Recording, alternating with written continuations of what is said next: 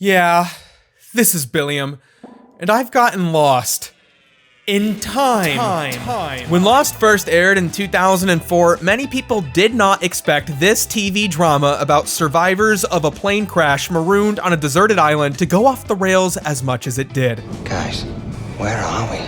From its first episode, many viewers had trouble suspending their disbelief when they saw a polar bear come out of the same jungle that had a giant monster trampling through it 10 minutes beforehand. The giant monster I could understand, but the polar bear? This is a tropical island. It was immediately clear this show wasn't aiming for total realism, and because of some dialogue choices, many viewers gaslit themselves into believing the entire show was leading to the single all-encompassing M. Night Shyamalan-style twist that these characters were actually in purgatory the entire time. Little hot for heaven, isn't it? Thus explaining all of the weirdness. That was never the case. And although J.J. Abrams' mystery box talk seems to describe Lost's creative process as presenting mystery boxes without knowing what the answer is inside of them, J.J. Abrams was not the creative lead of Lost. From the beginning, the show's head writer Damon Lindelof held strong to his belief that any mystery presented on screen needed to have a planned answer ahead of time. Damon pushed back when JJ wanted to include the infamous hatch door in the pilot episode of the show because they hadn't figured out what was going to be inside of it yet. And when they did put it on screen, they actually did know it was going to be a button that you had to push every 108 minutes or the world would be destroyed. There is no single encompassing twist to explain the why of this island. Instead, viewers were asked to be patient as clues would unfold. During the first act of the first 4 seasons, we slowly learn more about those polar bears, a subject to progress the mythology. It's an Ursus maritimus. Wait, Ursus? As in bear? As in polar bear. In season 2, we learn like most invasive species, people brought the bears to the island. In season 3, we see the cages they kept the bears in to run tests on them, before seeing their ultimate purpose at the beginning of season 4, subjects for experiments related to space-time. Because the island makes time travel possible. It could be coming from anywhere. Or any time. I'm joking. For the first 3 seasons, the lore of this world had been a backdrop for what was ultimately a character-driven network TV drama about strangers building a community together while trying to survive and ultimately find rescue on a deserted island. But by the end of season 3, we were told the story is not that simple. We have to go back! Throughout season 4, the show dropped its traditional format of showing a character's backstory through flashbacks every episode, and instead began a narrative of flash forwards, in which only 6 of the survivors of Oceanic Flight 815's wreck have made it off the island. And in the 3 years that have since passed, the escaped survivors, dubbed the Oceanic 6, have found themselves in a conspiracy of lies, meant to protect themselves and those they left behind from the powerful people interested in the island. We're gonna have to lie. Lie about what? Everything, all of it. Lost's 4th season progressed the narrative at an expedited pace, as the island storyline leads up to this botched escape, and the flash-forward story leads Jack, our main character, to team up with the villainous Benjamin Linus to bring everyone back to the island. Going back will be a difficult task, considering the island itself moved. That's right, the island disappeared in a flash of light just in time for Jack's sons Saeed, Hurley, Kate, and Aaron, the baby, to escape. The island has transported, having only been hinted to go somewhere strange. Time travel is something Lost had wanted to include in its story as early as the first season. There are multiple sources confirming this. The head writers confirmed this. Writers who only worked on the first season confirmed this. Planning documents from the first season confirm this. We have referenced this plenty in the previous video, and it's going to be referenced incidentally a lot in the next video, but the story of Lost itself has dropped hints along the way. In season 1, Charlie implies a psychic knew Claire would crash on the island if she boarded the plane. He suggests he knew the future and pushed her to the island. In season 2, we find out the hatch sits on top of a magnetic anomaly, which at this point seems to be the source of much of the weird happenings on the island. At one point, the anomaly is implied to distort radio waves through space and time.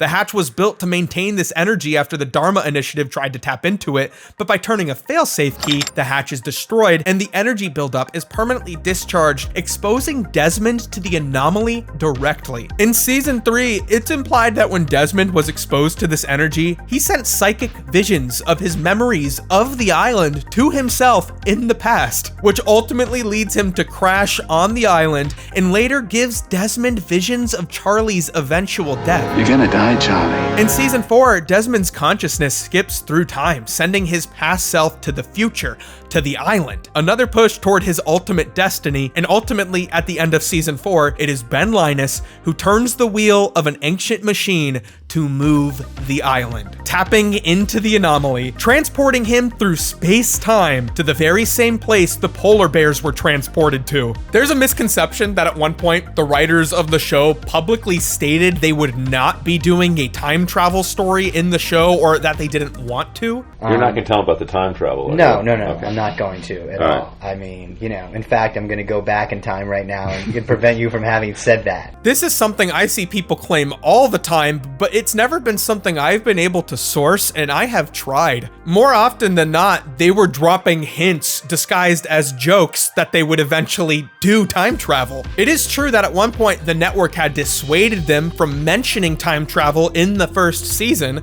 but by the time it was actually introduced in the story, it became like the essential element to the show's final arc. The end of season 4 revealed that in the future, one of Lost's central characters would die. John Locke, the hunter turned spiritual fanatic obsessed with the island and his grandiose sense of destiny, had gotten off the island to visit the Oceanic Six before he died, which will ultimately convince some of them to return to the island. In this video, we're going to be covering Lost Season 5, which is arguably the most lore-heavy of all the seasons, carrying a lot of narrative momentum over from Season 4. Season 5, the penultimate season, takes the hardest psychedelic turn in the show's story, a permanent key change in a progressive rock song, a time travel ballad leading into the final chapters. It is a remarkably well thought out season of television that culminates in one of the greatest television cliffhangers of all time. And I will say that again, like a broken record. During a break in the season, which also occurred during the original broadcast, I'm going to explore the deepest secrets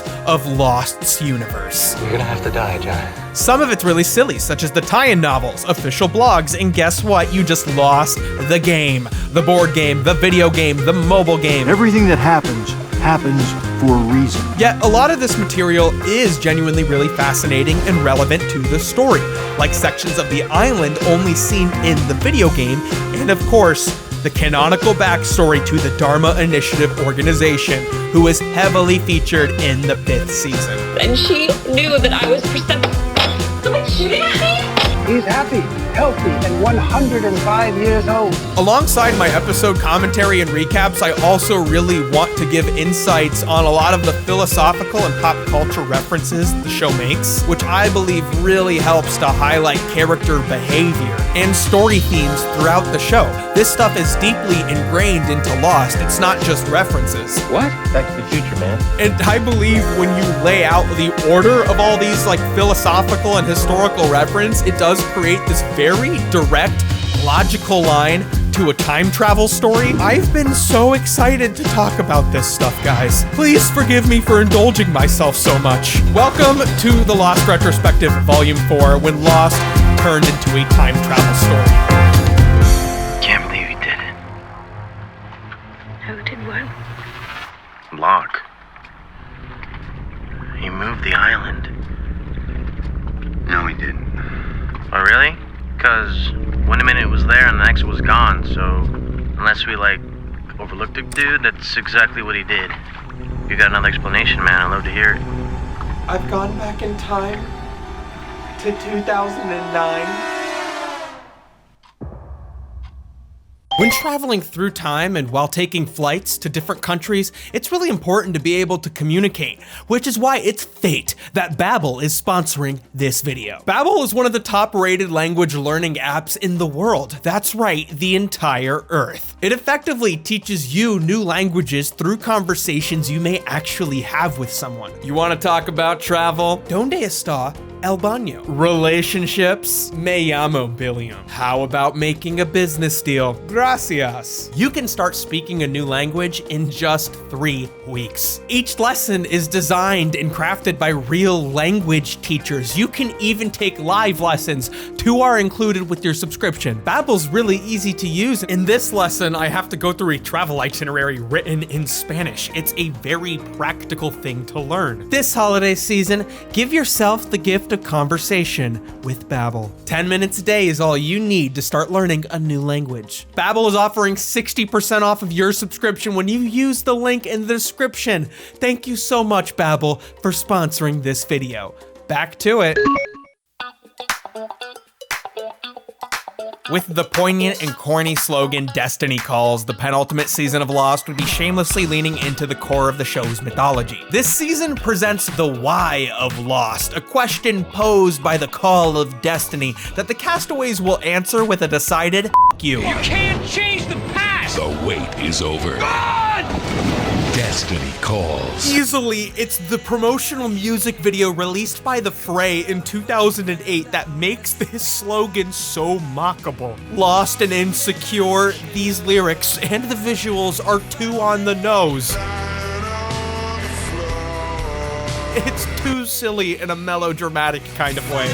Oh my god, find me. Like, oh, find me. Like, they're lost. Let's go get them. When doing their press rounds, Darlton's rehearsed response to the question, "Where did the island go?" was always a restatement of the question. Now that people have bought the DVD, will you reveal where is the island? I will not say the word wormhole.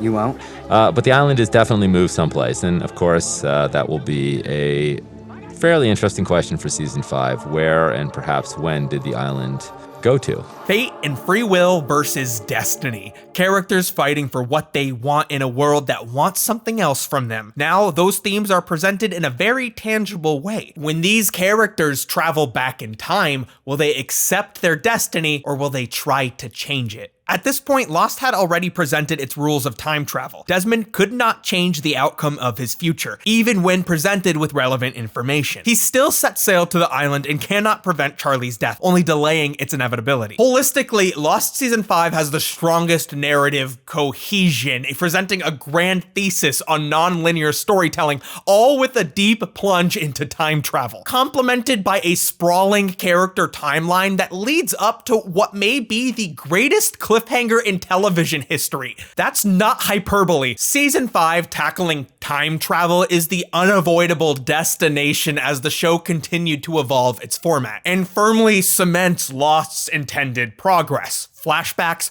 flash forwards, flashes or jumping in space and time, and then this season premiered with 2 episodes on January 21st, 2009, notably putting the show back in its original Wednesday time slot. Yet critics only referred to it as the second most important TV moment of the week, right behind the first inauguration of President Obama. You think Lost has unanswered questions? What's Obama's last name? In the opening scene, a man wakes up to his alarm at 8:15 in the morning. He puts on a record, Shotgun Willie by Willie Nelson, and he starts his day, the 3rd such season opening to begin this way. At this point in the show, we're suspicious of where we are immediately, but all the previous opening twists make you second guess every conclusion. He's on the island. He's not on the island. He is on the island. The man has a short routine, which includes feeding his newborn baby. Shotgun Willie's gotta hold his family down. And suddenly, the record starts skipping, then repeating the same line over and over again. He calmly turns it off, leaving his house, which we quickly realize is in the middle of the Dharma Initiative's village at its height. We're decades in the past, and we've already realized we're following the star of all of John's favorite movies. Dr. Marvin, Mark, Edgar, Candle, Wickman, Hallowell. I'm only now cluing into the fact that his pseudonyms have this Candlewick, Candle Wax pun. I don't know why. Maybe because the Dharma Initiative eventually burns out. But someone barges through the door addressing him by his real name. Dr. Chang? Dr. Chang is needed at the Orchid Station. When he arrives, it's still under construction. Deep tunnels have been drilled to access the anomaly that will move the island. The anomaly which could destroy the island and perhaps the world. Their LiDAR scans reveal the frozen wheel embedded deep within the geology of the island. The crew wants to detonate some blasts to open the corridor, but Chang sees this man who has died of a familiar nosebleed. It is too dangerous to blow up the energy. Under no circumstances. And then he confirms to this random worker that they need to access this energy to move through time, travel through time. It's going to allow us to manipulate time. He tells them to continue drilling, but then on his way out, he bumps into someone too awkward to stand up for himself. He bumps into Daniel Faraday, out of place and out of time. Chang continues walking, having no idea of the significance of who he just ran into. The 5th season does us a favor and quickly satisfies our curiosity about the fate of those who were left behind, while simultaneously showing the pieces of the Oceanic Six's fated return to the island fall into place. Ben has found Jack as a hollow version of his former self, making him susceptible to Ben's instructions. He says they have to bring everyone back. The two of them arrive in a motel where Jack shaves his beard that he's grown while stranded off of the island. He starts to feel purpose again. Ben has taken John's body from the funeral home, and the two are still both feeling the impact of his death. Ben explains they last saw each other under the greenhouse, under the orchid. Ben claims he has no idea what happened to John or anyone else after the island moved. But you know who gets to find out? You. They won't know, but you will. Lucky you. 3 years earlier on the island, Ben has just turned the wheel. The light flares up and dies back down, but instead of having the perspective of the island disappearing, we're still there. And everything seems to be the same. The island is still here. Daniel, just offshore, watches from the Zodiac boat. He claims they were in the radius of the Flash. He arrives on shore where everyone is confused. The beach camp has disappeared. Sawyer runs out of the tree line with no shoes, no shirt, and no shits given. Daniel is too stressed to offer an explanation about the time travel, but Sawyer demands an explanation. A demand for an explanation so strong they did reshoots after the episode was done to fit it in. For me to try to explain whatever's happening. Oi! This is really one of the rare circumstances where we actually went back and we reshot some material for this episode. Think of the island like a record, spinning on a turntable. Sawyer is the proxy for the audience right now. He is basically demanding an explanation and a shirt later on. And he gets neither. Whatever Ben Linus did down at the Orchid Station, it may have dislodged us. Dislodged us from what? Time. He is the proxy for the audience who basically is like, that's ridiculous. You can't time travel, Damon. So that's why our camp is gone. Because the island is moving through time? Yeah, either the island is or we are. What? So we thought, as sort of an antidote to that, we would just have Sawyer without his shirt on for the entire episode. They've skipped through time just as John had taken his place as the leader of the others. But once the flash of light is gone, he's found himself alone all over again, with no one to tell him what to do. A small bit of irony for somebody who's always yelling, "Don't tell me what I can't do." Anyone! John's screams are awesome. Do you miss your immortal advisor, Richard, John? You can admit it. John starts to clue in about the time travel when he sees the yellow Beechcraft fly over his head. He'll discover it later in time during the events of season 1, but once again he finds himself at its crash site, at the same cliff he was once unable to climb. Can he do it this time? John is quickly shot and falls to the ground where he sees the walking calendar himself, Ethan. But who is he? Your name is Ethan. Well, he's alive, so this must be before he died, toward the beginning of the series. As Ethan confronts him, John knows he's in the past for sure. John wants to convince Ethan to drop the gun, but he's never been too convincing. Ethan is about to shoot, but John notices the island's light begin to charge, becoming blindingly bright before it quickly dies down, and John finds himself in the middle of the night in a different time. Like the season 3 episode title, Flashes Before Your Eyes, light literally flashes before the characters' eyes as they physically move forward and backward in time. Just like how the audience's perspective is always shifting during a flashback, the characters now find themselves in a position of having to figure out when they are. About f***ing time. How about you do some of the mental work, Sawyer? What? The adventure will continue for a little bit before the characters make their way back, and in the meantime, instead of the dividing point in the story being one character at different points in time, we follow characters who have been separated in space and time on their journey to eventually reunite with each other. Listening to Faraday, Sawyer and Juliet and the rest of the group begin looking for a landmark to help them figure out when they are. They want to find a constant. They arrive at the hatch, but at this point in time, it's already been blown up. We're currently after the season 2 finale. John once again finds himself afraid, alone, and left for dead after being shot. Suddenly, someone familiar emerges from the jungle. It's Richard. Just as John thinks he's loosened him, he returns with instructions. Richard tells John he doesn't have time for questions. He's going to flash in time at any moment. Somehow he knows. Richard gives the compass to John, the one he had presented to him in the episode Cabin Fever. It will help him go where he needs to go. Richard says he has to bring everyone back. The only way to save the island, John, is to get your people back here. The ones who left. Except there's a catch. How am I supposed to do that? You're gonna have to die, John. John has to die. The light flashes and John once again finds himself alone in another time. He has his compass, his direction that he's craved for so long, but he doesn't want to do it. If Richard told John, you can't live, he would have thrown a fit. But the fact that he says, you have to die, John's like, oh shit, okay. In the future, Kate's world is ripped out from under her when lawyers stop by with a court order demanding proof of Kate's relationship with Aaron. Once again, Kate finds herself playing a role, rejecting reality. Someone always knows the truth, so she takes Aaron to run away. Say bye-bye, baby. The story work done in the previous season's flash forwards carries a lot of momentum into this season. Not only are the players on the board, but they've already made their first moves. Sun has confronted Charles Whitmore, and now he wants to finish the conversation. He orchestrates Sun to be taken and detained at the London airport. Inside a security screening room, he demands a higher level of respect, or rather decorum and discretion from her. He explains the Sun, if people were able to connect the two, it might threaten to expose Whitmore, and therefore the island. What is this date, he thinks? What are their mutual interests? To kill Benjamin Linus. That's my favorite thing. After some time, Sun has placed Ben, who detonated the bomb, as responsible for the death of her husband. You just killed everybody on that boat.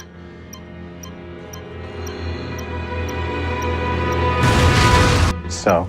He is a hustler, he's no good at all. She works with Charles to take Ben out, but not out on a date, out of life. She wants to kill him. Running from danger, Saeed and Hurley make their way to a safe house that Saeed booked, but when they arrive, it's already been compromised. He busts in and is attacked immediately, but Saeed is iconically slamming one of the assailants down onto an open dishwasher and into an upright knife. Holy shit, Saeed!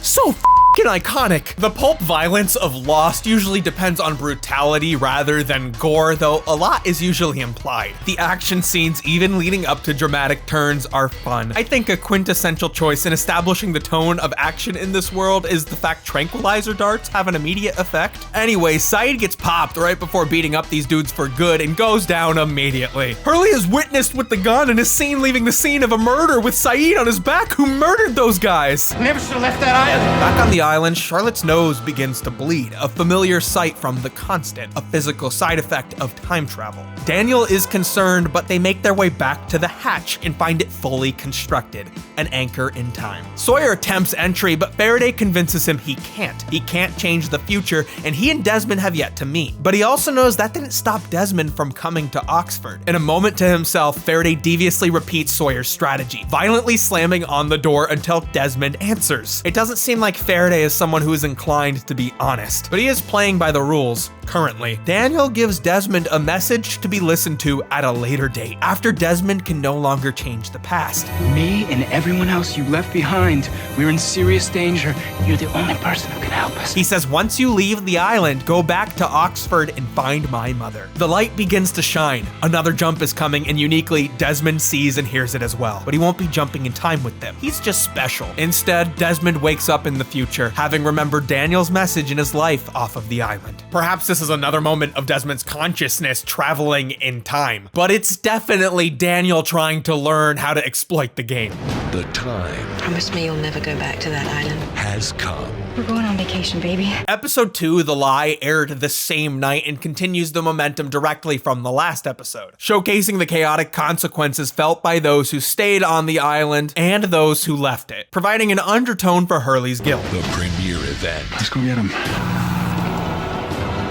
is only seconds away. You can't change the past. Like a broken record off of the island, we witness the same events from different characters' perspectives multiple times, as the story is confined to a 3-year period from the end of 2004 to the end of 2007. And as a consolation to the flashes in time on the island, the show has employed something to help the audience keep track of when we are. Whenever the story jumps in time off of the island, typically it's accompanied by a title card showing us when we are. One of the moments in time repeated is on Penny's boat, the Searcher. The survivors spent time negotiating the terms of their lie, another factor that will lead to the dissolution of their relationships. Everyone, except for Hurley, believes protecting Widmore's existing story will keep them out of his crosshairs. Hurley wants Penny to talk to her father, but she says that's not a solution. Hurley looks to Saeed for backup, but Saeed wants to lie. And someday you're gonna need my help, and I'm telling you right now, you're not getting it. but of course, Hurley could never hold the promise of a grudge. Now, Hurley is suspected of murder and finds himself needing to take control of the situation. When a cop pulls him over, it turns out to be another dead friend, actually appearing on screen this time, unlike Mr. Echo. Ana Lucia gives Hurley some advice. Do not pull over for a cop. Then suddenly she's gone. What a fucking troll. She should have bonked him on the head once or twice. Hurley hides out with his parents and his dad chooses to trust him enough to leave and covertly get Jack to help Saeed, all while the police keep watch outside. This leaves Hurley home alone with his mother, and in a place he feels safe, he finally breaks the truth. We lied, Mom. It was on this crazy island. And then there was a smoke monster. And then there were other people on the island. And they started attacking us. And we found some hatches, and there was a button you had to push every 180 meters. Didn't have anything to do with the hatches. That was the Dharmaville. They were all dead. The others killed them. And then we teamed up with the others because some worse people were coming on a freighter. Desmond's girlfriend's father sent them to kill us. So we stole their helicopter and we flew to their freighter, but it blew up. And we couldn't go back to the island because it disappeared. And we floated there for a while until a boat came and picked us up. By then, there were 6 of us. This clip feels like it was written to go viral. Hurley breaks down each crazy twist with perfect sincerity and shows us at the end of the day, it's really not all that complicated. But it's only not complicated because he skips over all of the flashbacks. I mean, Hurley doesn't even know about the flashbacks, but if he did, I'm sure he'd tell his mom about all of it. And then Jack started stalking his ex-wife, and he was so upset about her new boyfriend that he went to Phuket, Thailand, and forced this woman to give him a tattoo. When Kate has nowhere to turn, a friend reaches out. Sun has arrived in LA. Sun tells Kate that she realizes Kate had to choose to leave Jin behind, and that was a hard decision. But Sun explains she doesn't blame her, despite bringing it up. Okay, I'm sure that means a lot to Kate. After hearing this, Kate leaves her child with this woman who just received a little package, a gun. She's going to kill Ben while babysitting. God bless America. Meanwhile, Ben flushes Jack's easily accessible pain pills down the toilet. Are you looking for your pills, Jack? God bless America. Jack's real upset about it, but he tries to play it cool. I flushed him down the toilet. I was just gonna do that myself. Yeah, I figured you were. Ben goes to put John's body on ice when Jack is contacted by Hurley's dad to help Saeed. And Ben goes to Hurley's house to keep him safe. But Saeed just told Hurley not to trust Ben. He doesn't even know any of this is going on. Currently, Hurley is microwaving a little Hot Pocket. A moment of peace. But then, Ben sneaks his way into his kitchen. Please do not get shocked by this out-of-character Hurley moment. He throws his Hot Pocket at Ben. Hello, Hugo. He could have killed him, melted his face off even. Hurley gets out of there, purposefully getting himself arrested to escape Ben and listen to his friend Saeed. A lot of critics incorrectly viewed Hurley as the simple comedic relief of the show, and therefore saw this episode as the weaker of the two that aired that night. But looking forward to the end of the show, this is a very important step for his character. He's always been in an advisory role to Jack because he's always had good ideas as what to do, which begs the question, why can't he take control? Why shouldn't he be making decisions? I mean, he did get himself arrested. Those left behind are confused, circling in time and the island, hoping to find another landmark to anchor themselves to. And that's when we finally get another one of the still present background extras speaking up. Neil Froger officially making his in-series debut this episode. Where's Craig? Where's Frogert? Guest star Sean Whalen's ability to just come into this show and become so hateable so quickly is incredible. Fire? Who cares about fire? Any minute the sky could light up, and who the hell knows what could happen this time? And right before you want to hop on your little blog and write a complaint about this character, he's killed off. He is murdered with absolute precise timing by a flaming arrow hitting him dead center in the chest. Froger is an avid Hurley hater, so there's humor in having his intro and death in the show be an anchor to Hurley's story. Awesome bit part. After the first flaming arrow hits Neil, a barrage of them comes in, killing the rest of the background extras and splitting up the group. Sawyer yells, "Meet up at the river," and they split up, leaving many of their fates unknown. Unfortunately, while researching Neil, I accidentally learned a little too much about the lost background extras. Specifically, the difference between Scott and Steve, which I really did not want to learn, but I'm really glad I did. So Scott, not Steve, was killed in season 1. And despite what Darlton said, Steve was actually on the raft with Faraday at the end of season 4. But at the beginning of season 5, he's gone, replaced by Neil Frogert. Turns out the actor who played Steve left at the end of the 4th season, having been with the show since the very first episode. Fan theory. So Daniel Faraday explains he and the other people on the Zodiac raft were able to teleport with the island because they were within its radius. We must have been inside the radius. However, like Desmond, sometimes the rules work differently for some different people. I personally believed after the island and everybody who warped with it left, Steve was somehow left in the middle of the ocean, having been left behind. Rest in peace, Steve. Sawyer and Juliet meet up in the woods. Sawyer is still barefoot, finally feeling the rough jungle foliage when he pierces his dogs. Suddenly, they hear rustling in the woods. It's several young men in battered US military uniforms who aim at Sawyer and Juliet before they're saved by John Locke, a dead man walking. At the end of the episode, a woman analyzes equipment inside a station. She looks at a screen that reads "Event Window Detected" and walks up a spiral staircase, revealing a church above where she approaches Ben, lighting a candle, a votive, most likely in honor of Alex. The woman is someone we've seen before. She guided Desmond toward the island when he had visions of the future all those moons ago. Now she guides Ben, telling them they only have 70 hours to convince everyone to return to the island. 70 hours for our needle to skip all over.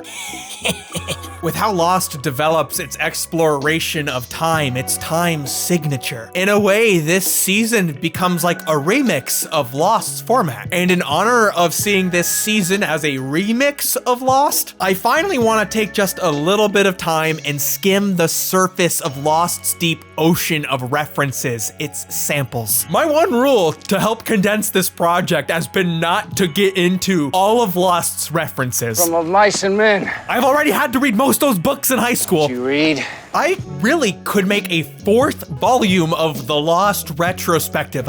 Okay, so I recorded this one. I thought this was gonna be 3 videos. Theoretical 4th volume, just discussing Lost's references and how you could analyze the show through sort of a comparative lens of the things they mention in the show. From literature, history, philosophy, mysticism, religion, music, and science, Lost throws many obscure tastes onto this island-themed charcuterie board to create a mythology complicated enough that it begins to taste like our own. Now, I want to go back and look at a few more pieces of media and moments in history Lost has referenced and made homage to, and what it means for the series. This stuff is impossibly dense. Even as I'm finishing up the outline for this whole thing to be finished up, I'm finding new things. Like, I just learned about the Rubber Room, which was an underground bunker NASA created, and it looks just like the hatch. It has the domed room, the blast doors with the steel inputs. The layout is similar, and I'm sure years after this is posted, I'm still gonna be like realizing things about it that I never realized before. I mean, hundreds of people worked on this show. They all know things. I'm one guy. And then there was a smoke monster. And then there were other people on the island. And they started attacking us. And we found some hatches and there was a button you had to push every 100 minutes or... Well, I was never really clear on that. But...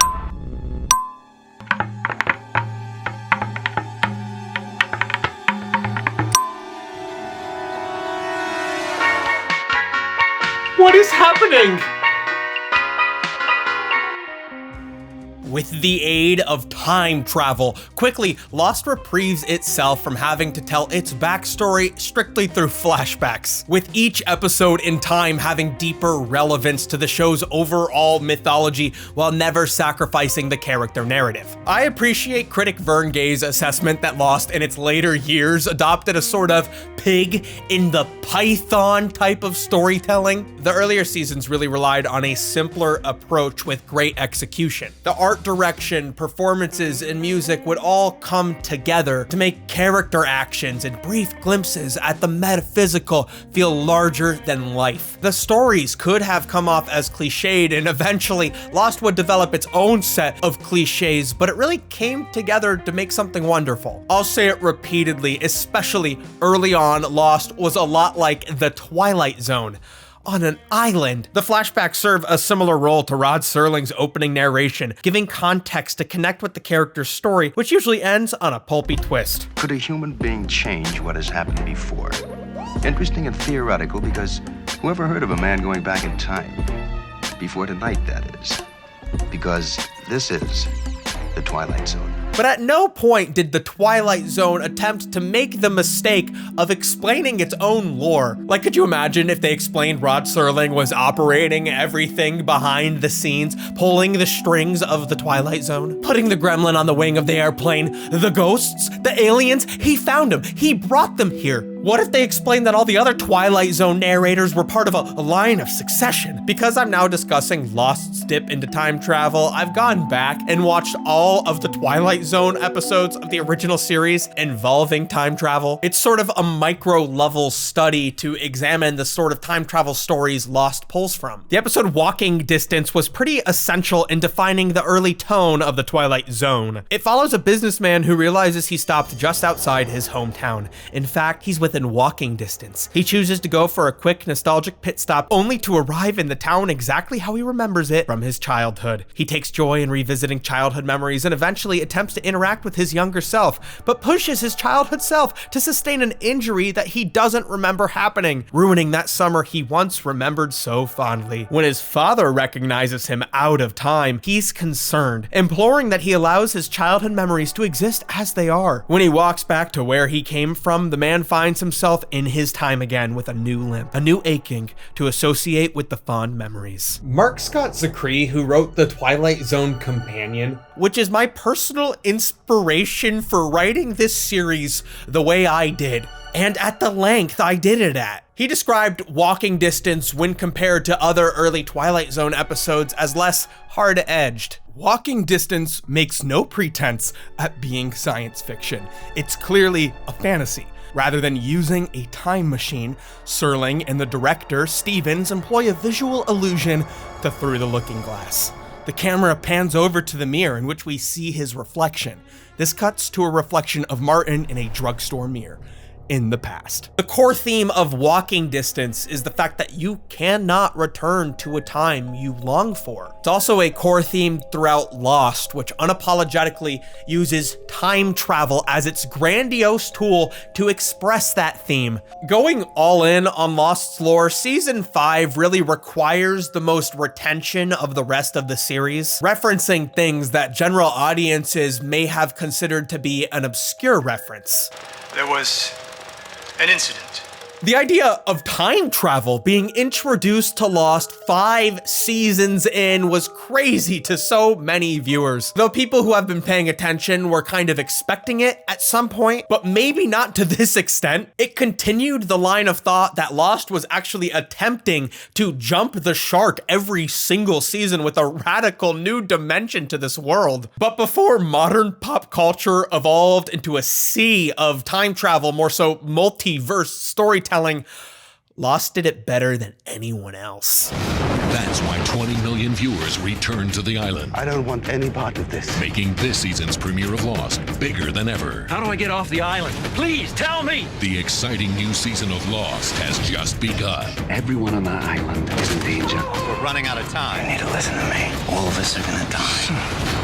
Episode 3, Jughead, begins with Desmond running into a village looking for a doctor. Worrying about Desmond and Penny or Des Money's safety this season remains a key piece of tension. Nothing can happen to them. However, it's happy news as Penny gives birth to their son. In the years away from the island, Desmond has built a happy family, only interrupted by Faraday's request from the past. Find my mother for help. And in doing so, he will uncover unexpected threads between the two of them. Desmond tells their young son about the island they're sailing to. It's the United Kingdom. Des Money's home. This island is home to its own monster, Charles Widmore, Penny's father, who could threaten the happy family they've built. Penny is worried Desmond will run off to answer this call from Daniel Faraday, but he promises her he won't get roped in beyond delivering a message. First, he has to find Daniel Faraday's mother, but I'll spoil it. In the past, Daniel's mother finds him. You just couldn't stay away, could you? Meanwhile, the Islanders have found themselves in the 1950s, met by two members of the Others in disguise as US military. Juliet keys into their deception when they start speaking Latin, a clue about the Others' ancient history. What language is that? Speaking Latin. And how is it that they know how to speak Latin, Julia? Same reason I do. Because they're others. Afraid they've revealed too many secrets, one of the dudes is killed by the other who runs off, and I'll spoil it, that little psychopath is Charles Widmore, who has just arrogantly led John back to his people. You think he knows this island better than I do?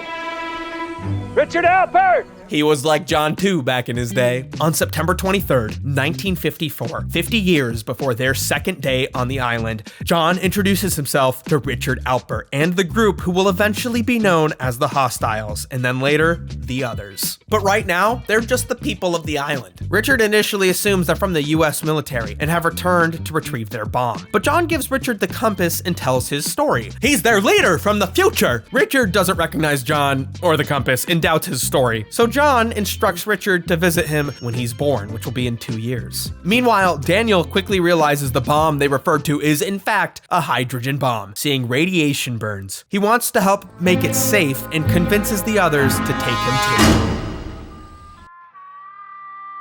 In the 1950s, the United States military conducted thermonuclear hydrogen bomb tests throughout the small islands of the Pacific. These bombs were exponentially becoming more powerful than the atomic bombs that had been used on Japan in World War II. Since 1950, the United States has admitted to losing 6 nuclear bombs, including 2 in the Pacific. Testing group Castle Yankee had detonation tests canceled due to the quickly developing scale behind these weapons. One bomb, codenamed Jughead, was never detonated, and Lost asks, what if they left one of these loosened bombs on a moving island? The US Army was previously teased to have a presence on the island back in season 2. They left behind a knife, which was later used by Ana Lucia. You see the Tang stamp? You don't see these anymore. Yet here it is. On this island. Yet, the knife is much smaller than the other weapon they left behind.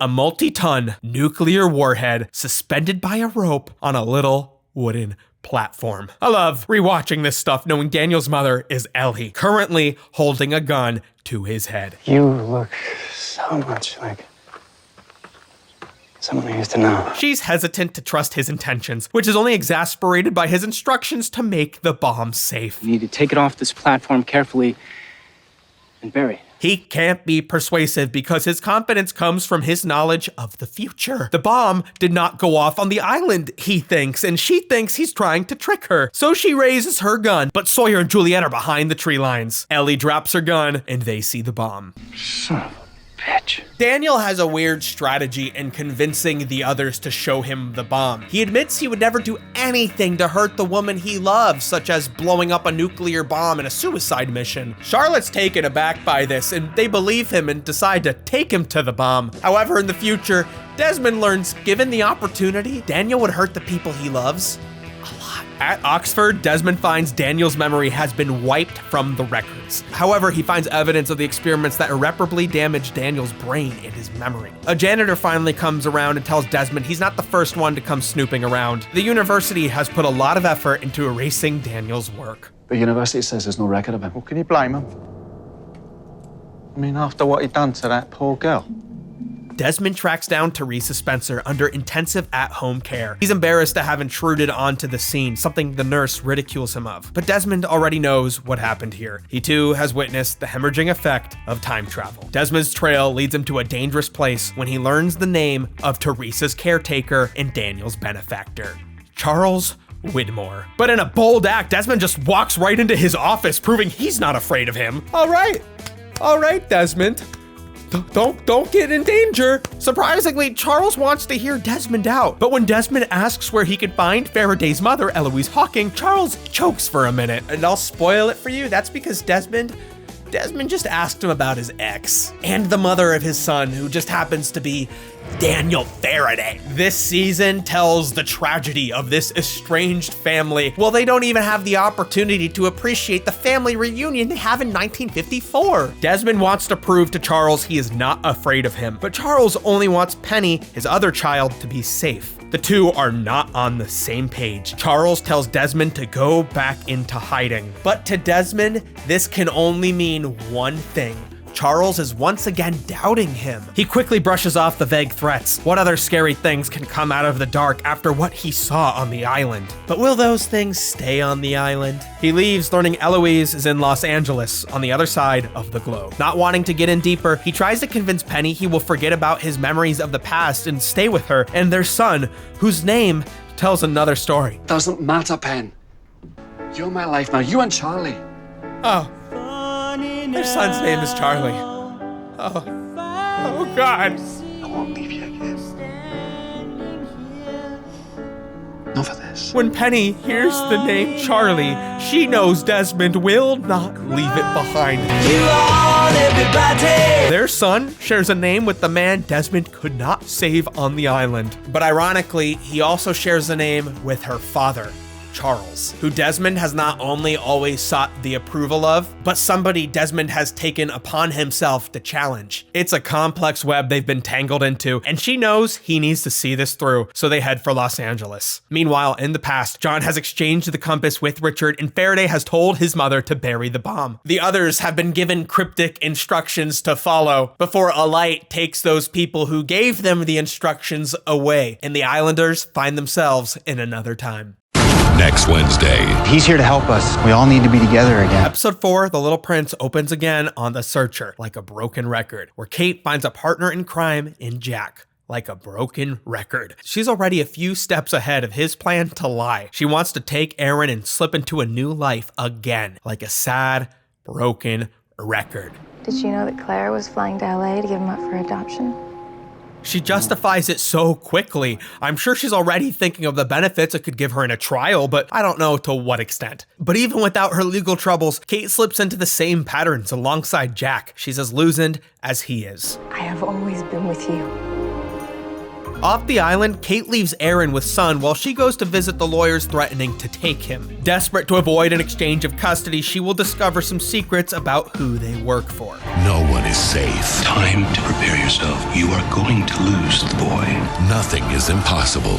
I have to make them come back, even if it kills me. Meanwhile, on the island, Charlotte has once again collapsed from being unstuck in time. And finally, Daniel struggles to explain to them what's going on, reiterating the problem as just really bad jet lag. Really bad jet lag doesn't make you hemorrhage, Daniel. Nonetheless, John has a plan to get the record turning again. Give the frozen wheel under the orchid another spin. Fix the broken record. They head out, finding themselves in a familiar time. And going back. Are you sure you want to do this? We can go home. Is just the beginning.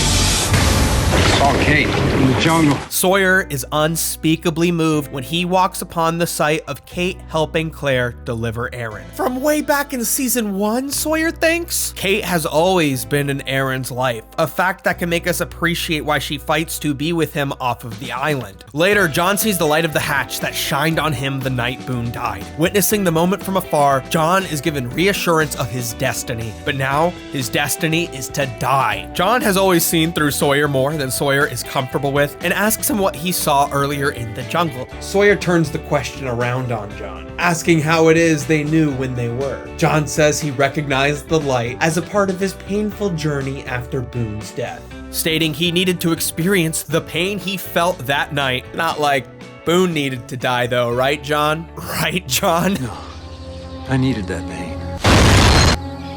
Get to where I am now. After another flash, the castaways have found themselves in a time just a little different from the one they recognize. Their camp has been built, but it's tattered and the food is all gone. They'd be more comfortable if Miles and Juliet hadn't also begun experiencing some nosebleeds. Sawyer finds something unfamiliar, a clue for later in the season, a bottle labeled Ajira Airways, and an outrigger, which they take paddling around the island toward the orchid, all to give that wheel another spin. While out on the boat, Sawyer is calm enough to open up to Juliet about seeing Kate and Claire. He's a little fucked up about it, actually, a little bit more of an honest admission to what he said to John earlier. That was 2 months ago. Time travel's a bitch. They're interrupted by the sound of a bullet zipping by. Another outrigger follows behind. An attack as random as the shark from season 2. They paddle faster, attempting to out-paddle the other paddlers, and suddenly they're saved by another flash. Thank you, Lord! They find themselves at another point in time, in the middle of the ocean, in the middle of a storm, in the middle of the night. Take that back! Having to quickly paddle back to shore. Juliet and Sawyer continued their conversation later, and then asks why he didn't say anything to Kate. Sawyer has an incredibly poetic answer. What's done is done. Damn, King.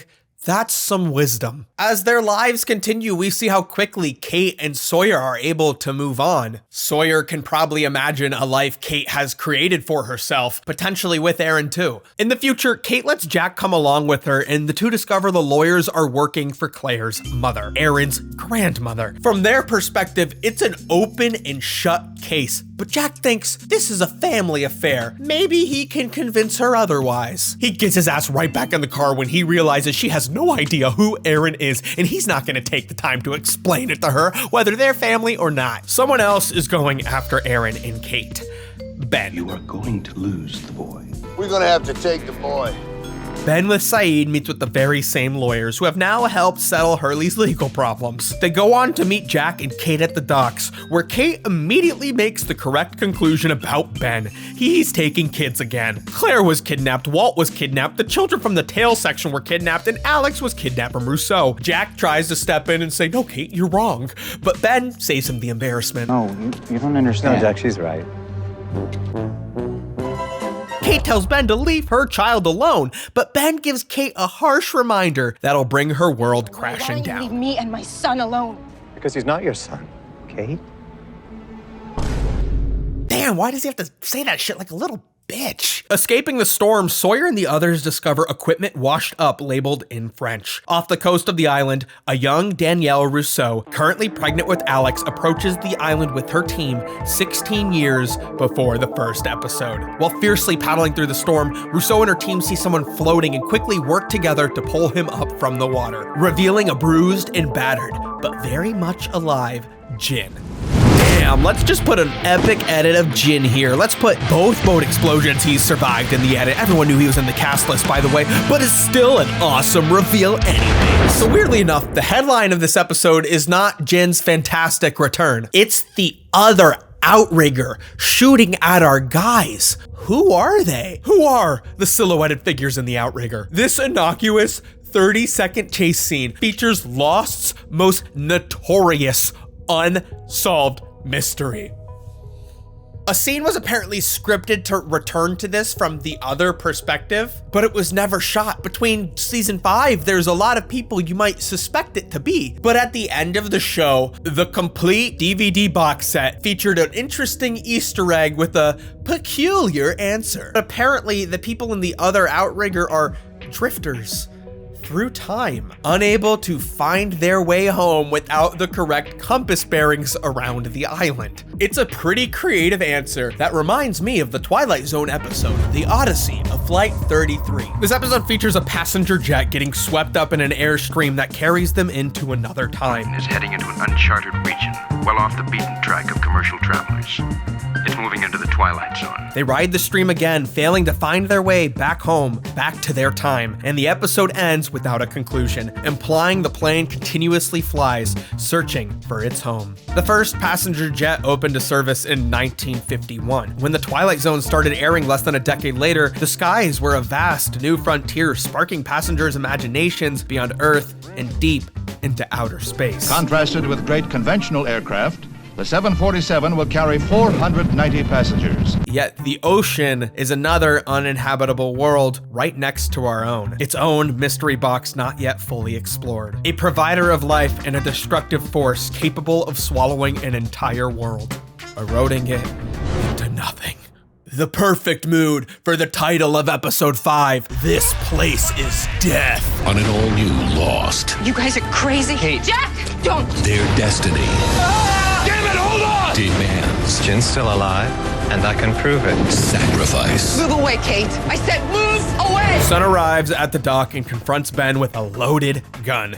Maybe she's the one who broke the record. Did she break the record? Ben is only saved by his claim of her husband's survival. Interesting he should know. Anyways, Ben promises to give Sun evidence. Meanwhile, Jin, just like when he was found by the tail section, is once again found by strangers. A young Danielle Rousseau and her distrusting team. Mira Furlan, who portrayed Rousseau, did not wish to continue to travel from Croatia to Hawaii to film her scenes, so Danielle Rousseau was killed off. But Melissa Farman, 35 years younger, does a great job filling in and visualizing the journey of the character before her appearance in season 1. Daniel Day Kim has always done a great job as portraying the contextual work Jin does to overcome a language barrier, which sells how quickly he considers the possibility of time travel when he hears the name Danielle Rousseau. I am Danielle Rousseau. Jin has difficulty describing the complexity of his backstory, and the details seem to contradict. But Rousseau argues for trust in Jin, giving him the benefit of the doubt. They've intercepted the radio broadcast reading the numbers, read by Jorge Garcia as an Easter egg.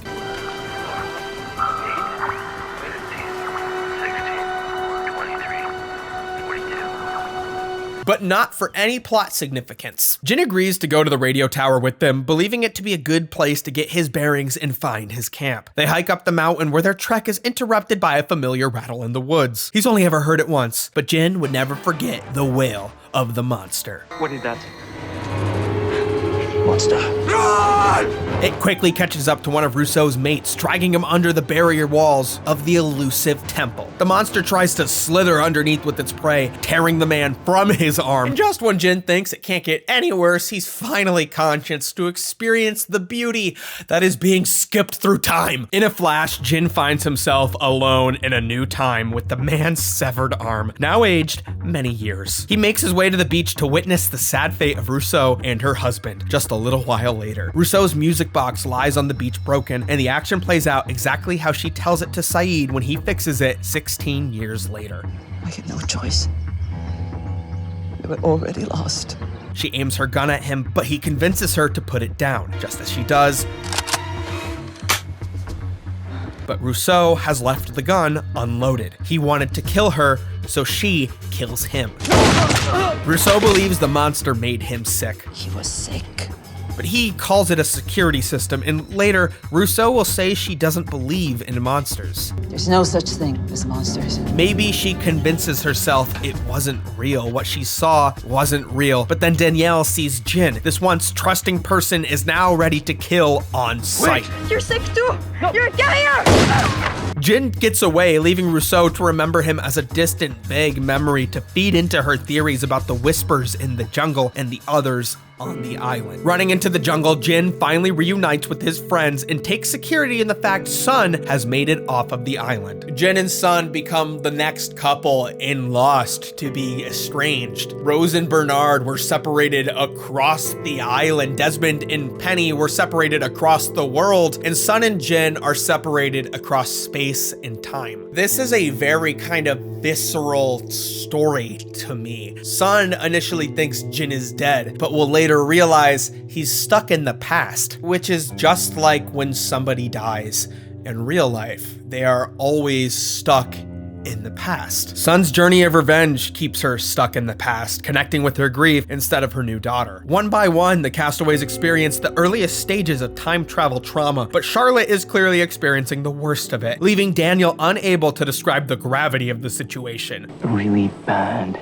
jet lag. John has a plan to turn the wheel again, so they head out, getting closer to the source of their dislodgement in space-time, causing the flashes to occur more frequently. Daniel watches as he fails to protect Charlotte against the annihilative trample of time, so she pleads with Jin to protect Sun from this place. No matter what, don't let them bring her back. This place is dead. Girl, have you had any water today?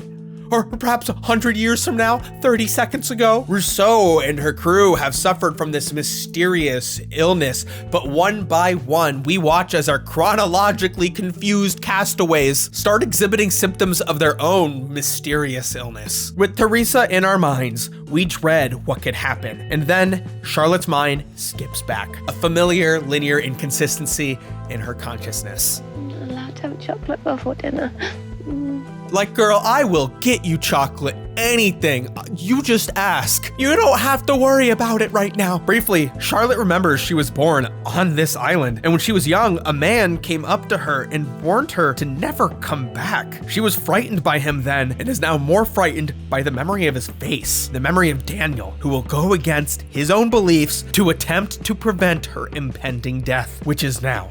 After the next flash of light, her body is gone, because she is dead. At the Orchid, which definitely should never be rendered in CGI again, the other set looked way better. A flash of time quickly reveals it wasn't worth rebuilding the whole set anyways, because now we're at a moment in time before the Orchid was even constructed. In its place is a well, which originally led to the frozen wheel. John's intuition lets him know this. So John's gonna go down the well and return with all of their friends for a new season of Lost. It'll be just like the good old days. But Jin has heard enough of this plan. So notably, Jin and John have had maybe one scene together before this in the entire show, and it was back in season 1. It's wild to think about that. Jin has been kept the farthest away from John's bullshit, so when he hears he wants to bring Sun back, he just says no. I'll see you when I get back. No! Stop! You don't bring Sun back. In fact, he makes John promise not to bring Sun into this, and even gives John his wedding ring for proof of his death. John promises Jin he will convince her not to come back if she comes to him. But off of the island, John will not get the opportunity to fulfill his promise. John descends down the well, but slips and falls during a jump in time. The light dies down, and Sawyer jumps in after him, but the well has already been filled up, and John is deep underground, with no access to the outside. John has broken his leg and is greeted by the reproachful ghost of Christian Shepherd. He tells John that Ben wasn't supposed to turn the wheel. He was. Everything bad that has happened is because of John, and when John asks for help, Christian takes joy in saying no, and then takes joy in the idea of his death. I suppose that's why they call it sacrifice. Terry O'Quinn's scream is as desperate as ever. John feels so pitiful, asking Christian for help. I want to reach out and help him. Yet John moves forward on his own, making his way to the wheel, painfully giving it another spin. But not before Christian tells John to say hello to his son. Who's your son? We don't see Sun much with her child, but we get a good sense of her parental responsibility when Kate asks where Aaron is. He's in the car. He's just gonna watch Sun murder Ben. Kate gets out of the car, and then Saeed tells Ben and Jack to leave him alone. He won't have any of this going back to the island nonsense. Nonetheless, Sun accompanies them to their next location, the church, where Ben shows Sun his proof, Jin's wedding ring. Somehow, he's gotten ownership of it from John. And this means Ben had lied to Jack about John seeing him, but Ben has a master's degree in semantics. You said John never came to see you. That's true, Jack. I went to see him. Sun believes Ben. Jin is alive, and she is the second to decide to return to the island. Jin's effort to protect her mirrors his old desire to control her. And at the church, they cross paths with Desmond, and they all go inside to meet Eloise Hawking, who has a plan to guide them back to the island, which Sun will go to rescue her husband. Her tragic expression of freedom against her husband's controlling nature. As Lost gets closer to its conclusion, the seemingly endless landscape for story possibilities begins to narrow, because we realize the world does in fact operate with some sort of internal level of logic and purpose. It has imaginative boundaries, unlike The Twilight Zone. With a more open format, The Twilight Zone frequently went back to time travel as a lens to explore the sadness of nostalgia, one of the many repetitious themes repeated in the show's 150 plus episode run. Of course, there are tons of bangers. One time travel episode guest stars Buster Keaton, who gets to time travel from his silent film era and get another 30 minutes of screen time. When he takes a time travel hat to the future. When he loses it, that half hour is cut to 15 minutes and is sort of this commentary on appreciating your 15 minutes of fame, I suppose. In another Twilight Zone episode back there, 4 intelligent men talking about an improbable thing like going back in time. A man finds himself in the past and tries to stop the assassination of President Abraham Lincoln, but he accidentally tells everything he knows to John Wilkes Booth, aiding in the assassination. But when he returns home to the future, he finds small changes have been made. As explained, some things in history are more written in stone than others. By the 4th season, The Twilight Zone doubled its episode length, going to a full hour-long program, with many of the episodes still feeling redundant, but now they were so drawn out. Learning from the mistakes of The Twilight Zone, Lost decided to always maintain its dual narrative structure, not wanting to draw out the fantastical storylines on the island. You can't have 40 minutes of Hurley running around the island with his imaginary friend Dave. You need some flashbacks where they're running around off the island too. Okay, maybe that's not a great example. In the Twilight Zone episode No Time Like the Past, a man deliberately builds a time machine to go back in time to prevent a number of historical tragedies instead of just one. And each time he fails.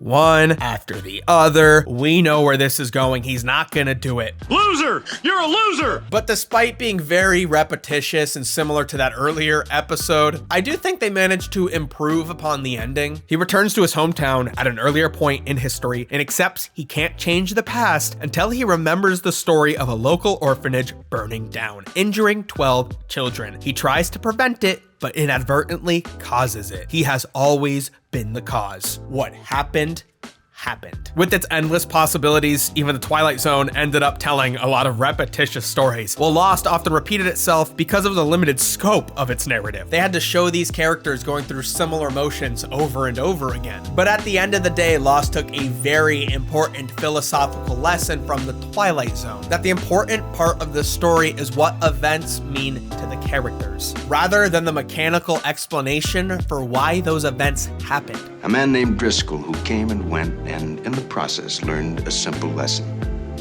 Perhaps best said by a poet named Lathbury, who wrote, "Children of yesterday, heirs of tomorrow, what are you weaving? Labor and sorrow? Look to your looms again, faster and faster fly the great shuttles prepared by the master. Life's in the loom, room for it, room." Tonight's tale of clocks and calendars in the Twilight Zone.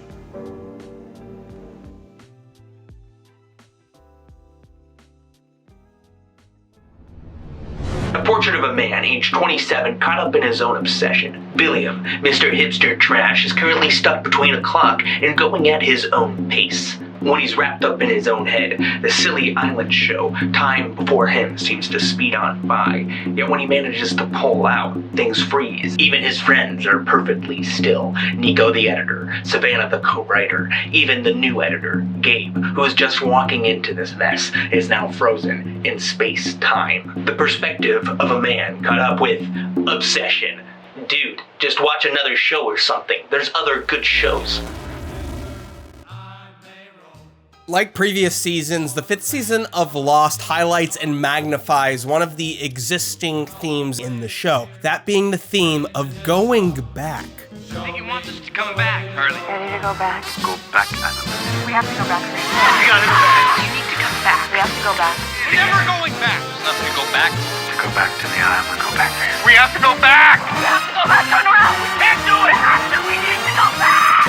By the time the next 3 episodes are finished, the characters will have returned to the island. During this journey, I want to examine what going back often means for these characters. Often, it's only with self-loathing that these characters look back on their past, making the greatest obstacle on their journeys to self-redemption being their own self-judgment. With the backdrop of time travel and the characters returning to a place they're familiar with, they're directly faced with these crossroads of trying to fix the past or make a new start. Now, I'm no philosopher, but I'm a graduate of Lost University, and that's the truth. Good luck. See you at graduation. But as of now, I think it's time for you to get off to class. So namaste and good luck. The presence of philosophy in Lost is overwhelmingly direct, both in a way that flaunts the bookishness of the writer's room, and more importantly, encourages the audience to remind themselves or introduce themselves to the ideas referenced. Dostoevsky. You don't have any Stephen King? The first episode of Lost following the pilot is tabula rasa, a Latin phrase meaning clean slate. In the episode, Jack explains to Kate that they are given a new start on this island. They experience a metaphorical rebirth and are given a clean slate. A monologue of which to this day has continued to convince haters of the show that they were just dead the whole time. Doesn't matter, Kate.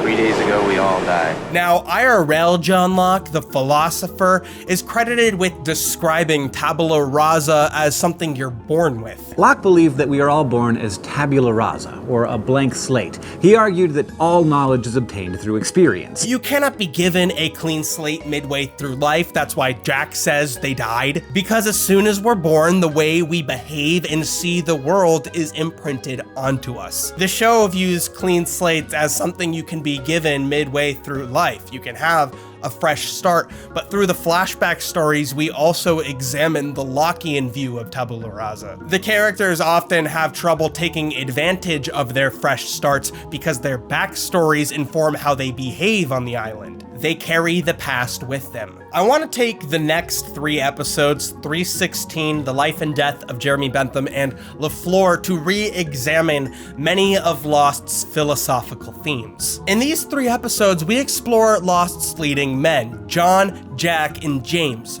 Sawyer. Initially, it's only John, through being healed, that is able to embrace his clean slate, his fresh start. Then Sawyer realizes he's taken the opportunity to make a good life for himself. And finally, Jack realizes the opportunity he was given only after he lost it, loosened it. But he's determined to recapture the past, to get it back. Their destiny. You're all going back to the island, willingly? Will be. I'm going with you. Their final destination. You might want to fasten your seatbelt. ABC's Lost. In episode 6, 316, Jack's eyes open. After years, he's finally found himself back on the island. His once exasperated gasps are now a sigh of relief. He takes it all in. Reaching into his jacket pocket where he once found his empty liquor bottle, he now finds a torn note, which underlies his feelings about returning. I wish. His wish has been granted. Immediately, Jack feels needed. He runs to help somebody yelling in the distance, excitedly reminded of his glory days. Arriving at the top of the waterfall, Jack gets to swan dive in to heroically aid Hurley and Kate, who have landed in the water below. It's a wet dream. Emerging from the baptismal waters, Jack believes he's had a second awakening on the island. An awakening that will help him to feel whole again. They've made it back. But as Jack will learn, he won't be able to recapture his old life. As the title tells us, all of the pieces for their return have fallen into place in just 46 hours. Our broken record will repeat these 46 hours, filling in the gaps of our characters' return. Son, Ben, and Desmond arrive at the lamppost station, located underneath a church where Eloise explains how they will be making it back to the island. According to Eloise, the station itself was designed by a Dharma Initiative scientist who correctly predicted the island to be moving in both space and time. The lamppost is built on a related pocket of energy to the island's anomaly, and one of the many around the world, such as the one visited by Rose and Bernard in the episode SOS. The lamppost station set is one of Lost's best, with the giant swinging pendulum in the center being a real set piece. The actors had to complete their blocking around it, giving the machine it's attached to this mystical, otherworldly feel. Eloise goes on to say that with predictive mathematical models and this giant pendulum marked with chalk, they've been able to detect windows in time when the island could be located and traveled to. Its science is claimed to be in this world, but again, it feels ritualistic, only further complemented by the superstitious instructions. To go back to the island, they have to recreate the original flight as much as possible. They have to bring everyone back. Desmond hears they want to go back and he says he's done with this nonsense. He gives the message to Eloise Daniel had requested and leaves, but not before telling his old friend to get out of this game and that neither one of them are players in it. They cannot win. These people, they're just using us. They're playing some kind of game and we are just the pieces. Jack is ready to follow until he's told that in the place of the body of Jack's father, they will be taking the body of John Locke. Therefore, with superstitious reasoning, Jack will have to give John something that belonged to his father. It's a step too far-fetched for Jack, who always saw his father in John, for better and for worse. Yet, Jack receives a final message from John Locke, his suicide note, which lets Jack know that John will have the last word in this argument. While taking in the last hours of his normal life, Jack gets a call to go and help someone. Yeah, this is him.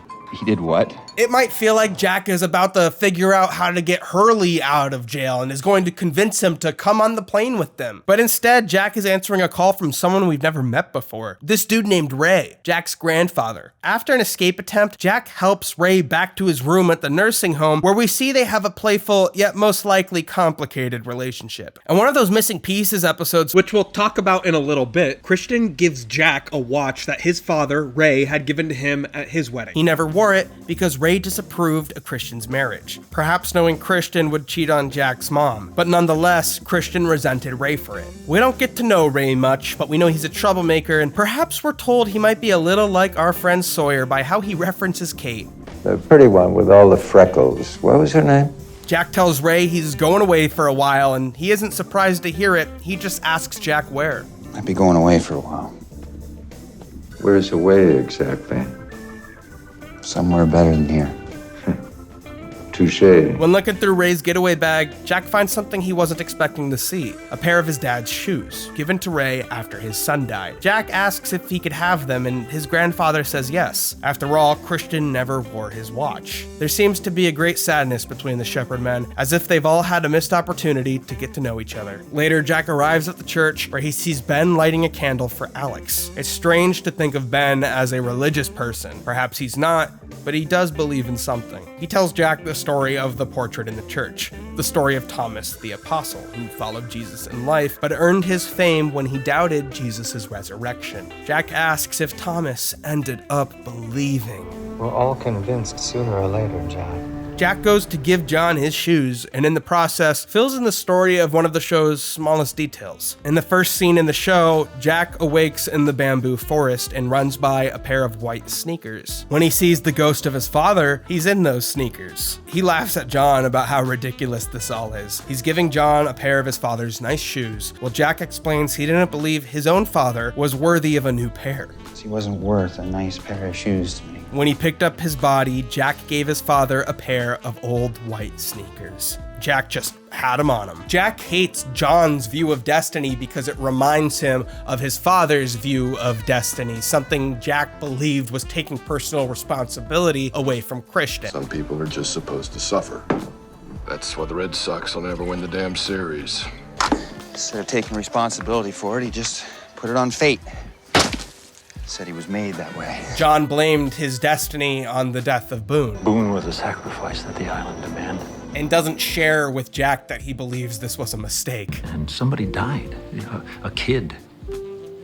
Because he was stupid enough to believe that I knew what I was talking about. John and Jack could have been friends who had a profound impact on each other's lives. Perhaps Jack could have been the son John never had, and John, as Jack is literally finding out right now, could have fit the shoes of his father. It's so on the nose, it hurts. It hurts so much that Jack gives John's letter back to him. Jack is ready to go all in and doesn't need to be convinced anymore. And here, you can have that back.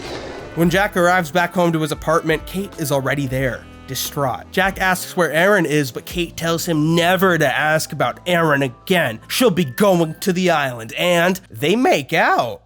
Whoa. She's getting in the spirit. There's gonna be another season of Lost. Kate and Jack arrive at the airport where things seem to be coming together. Not only is Sun at the gate as planned, but Saeed is there as well, being escorted in handcuffs, rut-row, just like Kate before. Hurley shows up at the gate having purchased the remainder of the tickets to limit the non-stop background extras. He makes sure the airline doesn't sell the empty seats. After boarding, Ben rushes onto the plane, arriving just before the gate closed like Hurley had before him. He called Jack bloodied and distraught earlier, having done something he wished he hadn't. Yet despite whatever this altercation was, he's made it, despite Hurley and Saeed fearing his presence. They make it to their seats and the plane takes off, whereafter we hear an announcement over the speaker from the pilot. Frank Lapidus! They know that guy, and Frank walks out. Clean shaven, looking sharp and thinking sharp too. When he sees who's all aboard, he gets suspicion about the flight.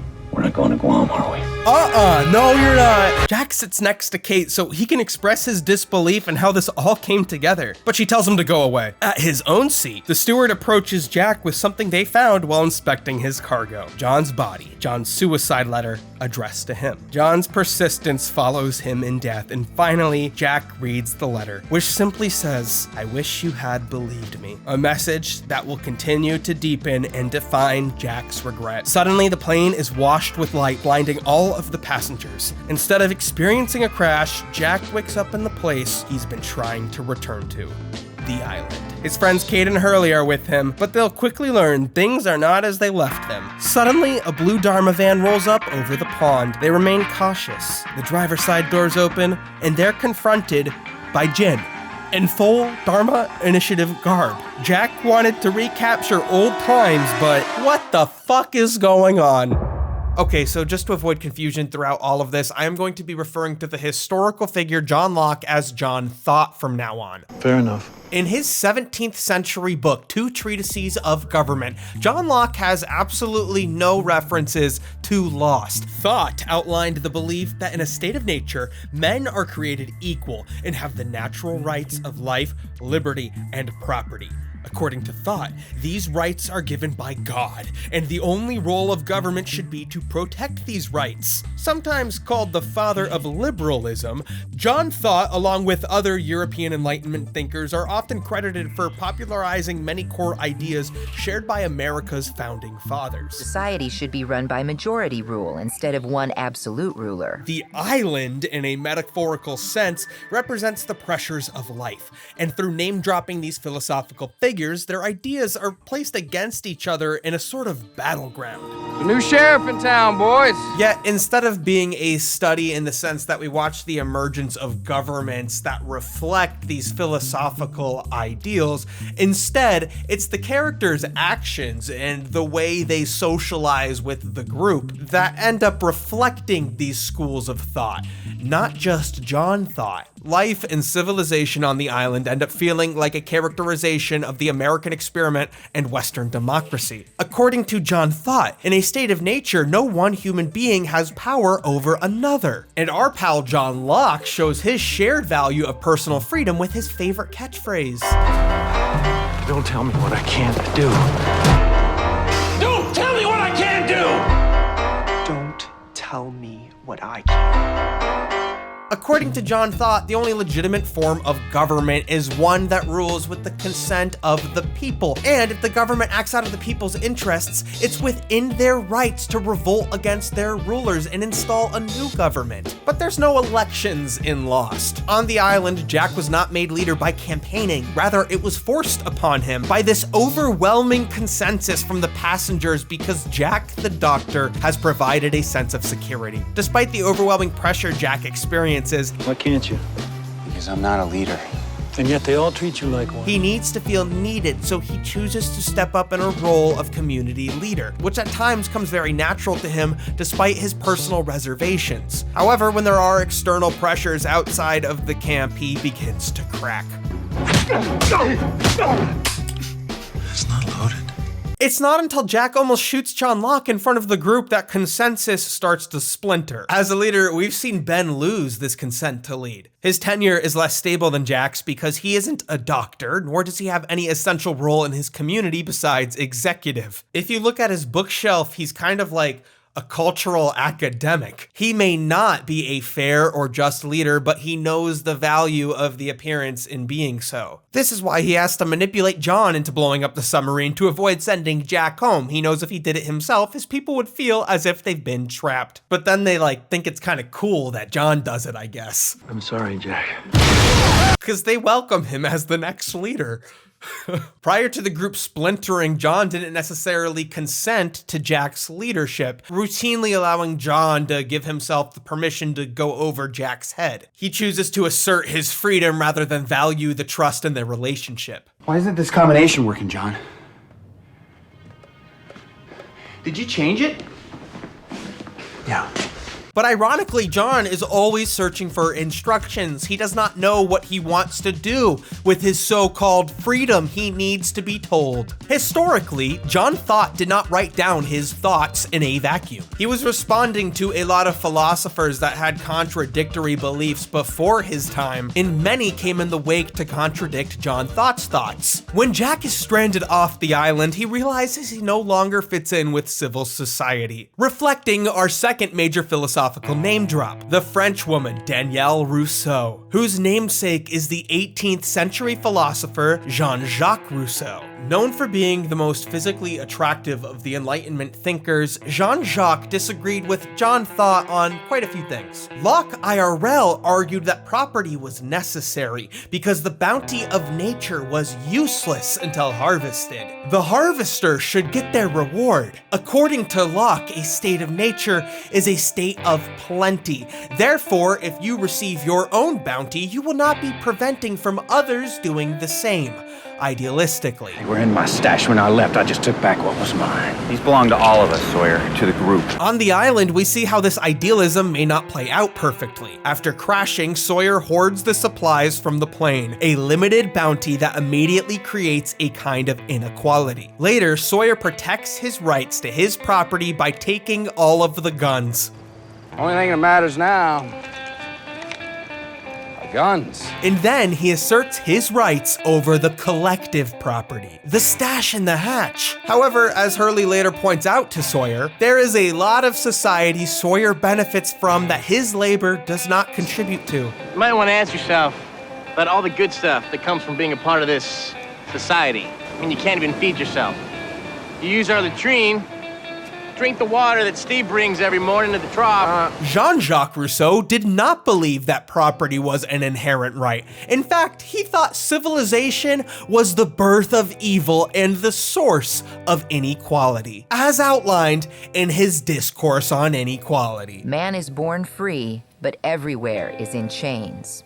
Rousseau believed that people are better off living in a state somewhere between completely wild and completely civilized. The first man who, having enclosed a piece of ground, bethought to himself of saying, "This is mine," and found people simple enough to believe him. Beware of listening to this imposter. If you don't have a stash, I mean, seriously, Doc, you don't want to do this. This distrust of civilization leads Rousseau to believe that men are naturally good, while society leads for men to act against their good nature. This is pretty directly reflected in the character of Danielle Rousseau, who feared the society on the island, the others. She then refrained from joining the beach camp when she met Saeed, before finally making the choice to stay on the island rather than return to civilization. She dies when running between communities, a choice that could have been avoided had she been more capable of returning to society. Man in a pure state of nature is something that can really only be understood theoretically. The state of nature is an ever-present possibility of human life. And the question is, how do you build up a society out of a complete situation of collapse? A theoretical ideal that John Locke himself strives for until he doesn't. Why are you so angry, John? Because you're cheating. You and your people. Communicate with the outside world whenever you want to. You come and go as you please. You use electricity and running water and guns. You're a hypocrite. We never really get the opportunity to see John take a clean shot at leading the others. But when he leads the homies, he takes a pretty firm power grab. Ironically, Mr. Don't Tell Me What I Can't Do becomes Mr. Don't Tell Me Not to Tell You What You Can't Do. You may think this is a democracy, Kate, because of the way Jack ran things, but this is not a democracy. Limiting other people's personal freedoms within his barracks on his island that he might just see as his personal property. Seems like we're finding some contradiction in this office cubicle worker's philosophy here. This leads us to our episode about the still bald and continually confused John Locke. Here's a little fun fact for you. The next episode, episode 7, The Life and Death of Jeremy Bentham, was originally written to be the 6th hour of the season, but it was swapped to 316, which I think was a pretty essential choice. The name Jeremy Bentham was first revealed in the season 3 finale through the Looking Glass. A reference to the English philosopher Jeremy Bentham, the name was initially used to be a pretty obvious yet not definitive clue as to which of the castaways had died off of the island. Why would I go to the funeral? Revealed, of course, to be John Locke at the end of season 4, also named after a philosopher. When the episode begins, survivors of the Ajira flight piece together their surroundings. They find themselves near the abandoned Hydra station. Caesar here rummages for supplies, finding a shotgun. Alana, who had Saeed in custody, asks him what he found, but he hides the weapon from her, sharing instead a flashlight. There's murmurs of people disappearing off of the plane, and she tells him they have an unexpected guest. Somebody who is not on the flight. They head to the beach where the other passengers surround a man serenely seated and exaltedly draped in an Ajira Airways blanket. As if it were a hooded robe, the man removes it from his head, greeting Alana and Caesar and revealing his face to be John Locke, who has been reborn again and resurrected following his return to the island. He's been reborn as John Lost, an incredible yet somehow not unexpected turn of events. John has always said he has a great destiny. I think this is the best mango I've ever eaten. John claims to not be wholly aware of his journey here, yet he's aware of his own death. I remember dying. Did he even die? Is this somehow a ruse? Or has John Locke come back from the dead? This episode mostly tells the story of when John left the island. We witness John's now mythologized prophetic visits to those who left the island, something we've been hearing of since the end of season 3.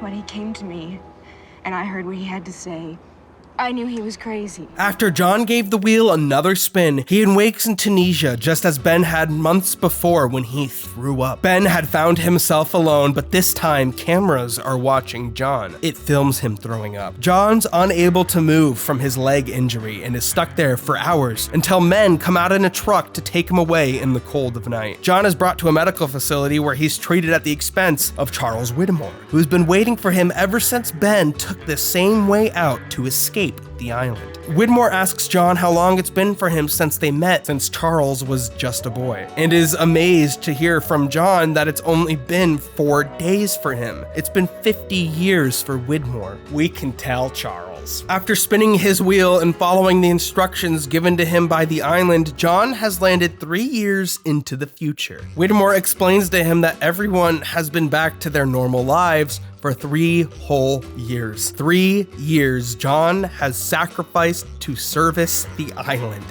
Just gone. John is hesitant to trust the man who sent a militia to the island, but Whittemore insists the militia was for John. It was John's time to lead the others, a claim John is hesitant to believe. Nonetheless, he has no choice but to accept Whittemore's help in recruiting the other homies back to the island. To escort him, John is accompanied by the mysterious character played by Lance Reddick, named Matthew Abaddon, who we've seen popping up in other homies stories, including after John broke his back all those moons ago. They've been watching him for a long time, many moons. The first person John goes to see is Saeed, who seems to be on his way toward finding peace with the many mistakes he's made and the death of Nadia. He's building houses in the Dominican Republic and rejects John's invitation back to the island, but invites John to stay with him to do some, quote, real good. Meanwhile, Saeed is still being watched by Ben, who discovers John is also off the island. The second person John goes to see is Walt, who's in New York City, baby. John waits for him outside of his school, and as Walt walks by, he seems to sense John and approaches his old friend. Walt is happy to see him, but not surprised, as he says he's been having dreams. He's been waiting for some of his friends to come and visit him, but they haven't. John elects not to tell Walt that he believes his father is dead, just as Hurley will when Walt goes to see him. Last I heard, your dad was on a freighter near the island. John realizes he can no longer involve himself in Walt's life because Walt cannot be involved in the island. John watched Alex die, and now John has been instructed to fulfill his destiny, to die. Why should he drag Walt into this? That's so for 2, Mr. Locke. Maybe I misunderstood, but I thought you had to bring everyone back. This is Walt's final appearance in the show proper. It is interesting that John Locke chooses not to drag Walt back into the conflict, but when you consider the philosophical angle to their relationship, it's apparent John is admitting a mistake. John Thought's essay on the poor law outlines his belief on how we should legislate regarding the poor. In this paper, Thought clearly outlines the benefit we could receive as a society if we sent children of the poor to working schools. Therefore, we could benefit from that sweet child labor. As per John Thought, the remedy, of course, would be to have children in working schools from ages 3 to 14, so they can provide for their community and be more industrious with their lives. And with overseers of the poor, the children would be obliged to come. I don't think it's any coincidence when Walt seems to be getting out of a school when John Locke finds him. On the island, John Locke wants to teach Walt the ways of his spiritual island life to help him reach his potential, which turns out to be really indicative of child labor, something made evident as the continual call to serve the island is referred to as work. You have work to do. You've got a lot of work to do. You got more work to do, Mike. John Locke was a hunter, and by teaching Walt how to hunt, he was teaching him that to capture his potential as an individual, Walt had to do the same job he was doing. He was convincing a 10-year-old to perform labor for his community now. You gave my boy a knife. You should have seen what he's 10 years old. He's been through more than most people in their entire lifetime. By choosing not to invite Walt back to the island for another adventure, John reconciles what he wants for Walt and what is best for him. Sort of like how the United States has reconciled with child labor, hopefully permanently. John has accepted that his destiny, like pushing a button every single day on a computer, in a hatch or in a cubicle, is to do a job. He thinks maybe he wants a better life for his friend. This child. Just going to school. He seems to be doing okay. The third person John goes to see is Hurley, who thinks John is dead. At first, he's calmed by John's presence. You didn't make it.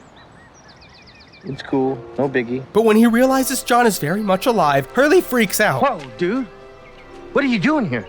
He recognizes Abaddon from his earlier visit and doesn't believe whoever he works for has his best intention. Hurley starts panicking, seeking security from his nurses. The fourth person John goes to see is Kate, who hears John out, but like the others, she rejects his request to return. Kate tells John she's a mother now, and having gained some perspective in her life, she feels comfortable telling John advice she thinks he'll appreciate. She says he never loved anyone and no one ever loved him. Dude, what the fuck? Anyways, John tells Kate she's wrong. He tells her the story of Helen. I'm fine, Helen. I just got the wind knocked out of me is all bad.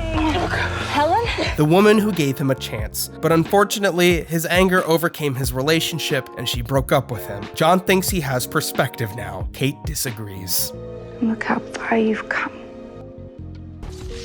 Previously, John had asked Abaddon to look up Helen, but he claimed he couldn't find her. A claim John doubts, so Abaddon reluctantly takes John to Helen, to her grave. She died of a brain aneurysm during the time John had sacrificed to the island. 3 years he gave to the island just to be told he has to die. Abaddon helps bring John to the car, but suddenly he's shot! John only gets a moment to see the violence, realizing they should have used Lance Reddick for a much better role. As he gets to the driver's seat and floors it, John does not want to die, but LA traffic has other plans. He's knocked out in a side collision. From death to life. My name is John Locke. What do you remember?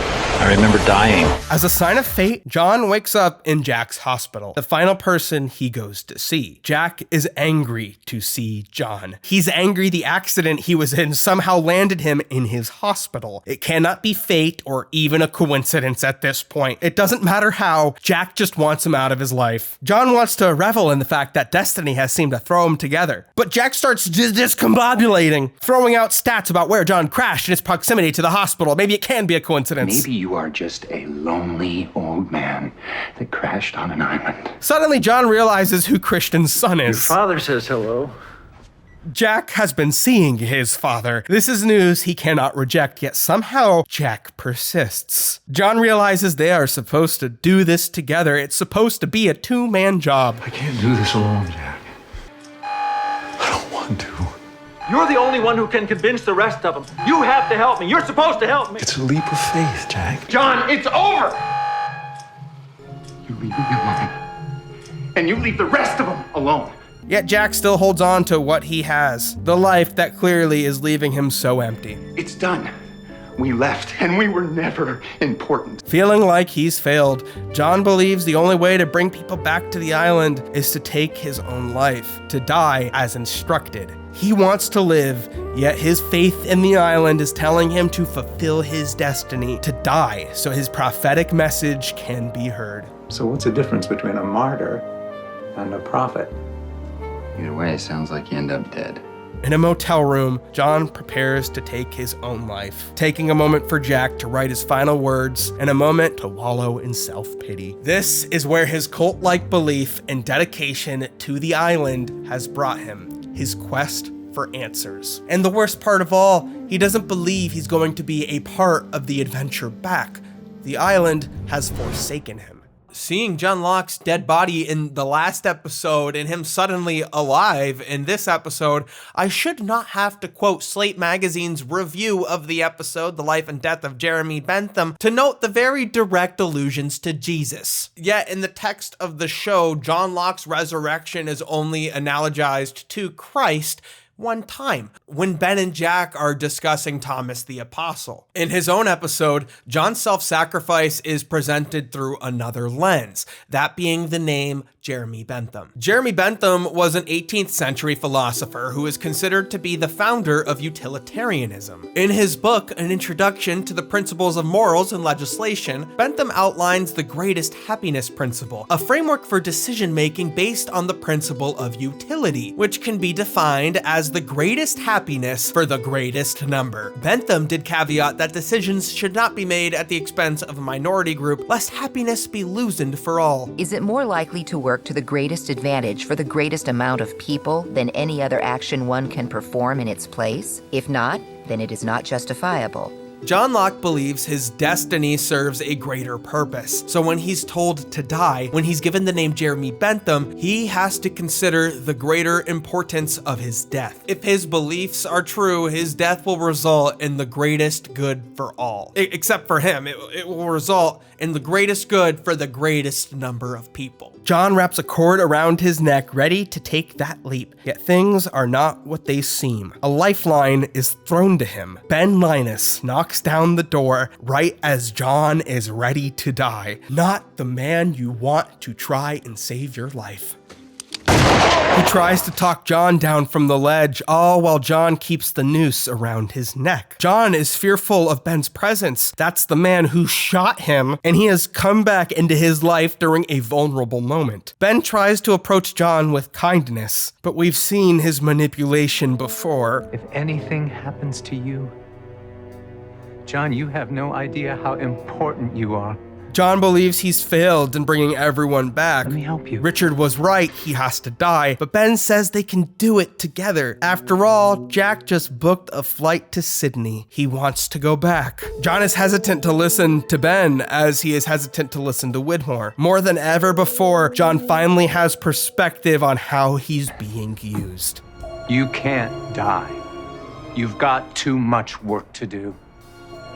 We've got to get you back to that island so that you can do it. He realizes Abaddon must have been killed by Ben, who says he had to kill him. John tries to believe him, but Lance Reddick was an incredible gift for the show, and it feels like they wasted him. He wants to give Ben a chance, but says Sun is off limits because of his promise to Jin, who Ben is shocked to learn is alive. John comes down from the ledge and talks with Ben as to what their next steps should be. Like, how do they fake his death? That's wild. John mentions how their next move is going to see a woman in Los Angeles, Eloise Hawking. And after hearing this, Ben quickly and decidedly strangles John with the very cord John was going to hang himself with, taking a moment to suffocate the life out of him, just as John was starting to trust him. The death of John Locke is one of the best written scenes in the whole show. His murder results from a complicated mix of Ben's emotions and strategy, portrayed dynamically by Terry O'Quinn as John Locke and Michael Emerson as Ben Linus, who would finally win an Emmy this year for his portrayal of Benjamin Linus, but not necessarily for this episode. John is led to his own death by someone he should not have trusted, just as Boone was led to his death by John. Ben convinces John so easily he's there to help, and I can't help but to feel maybe he entered the room with that intention. Yet, over the course of the conversation, we are reminded of Ben's jealousy of John's specialness, his personal political strategy, his desire to serve the island, and willingness to kill. Ben Linus's murder of John Locke is so complicated that ultimately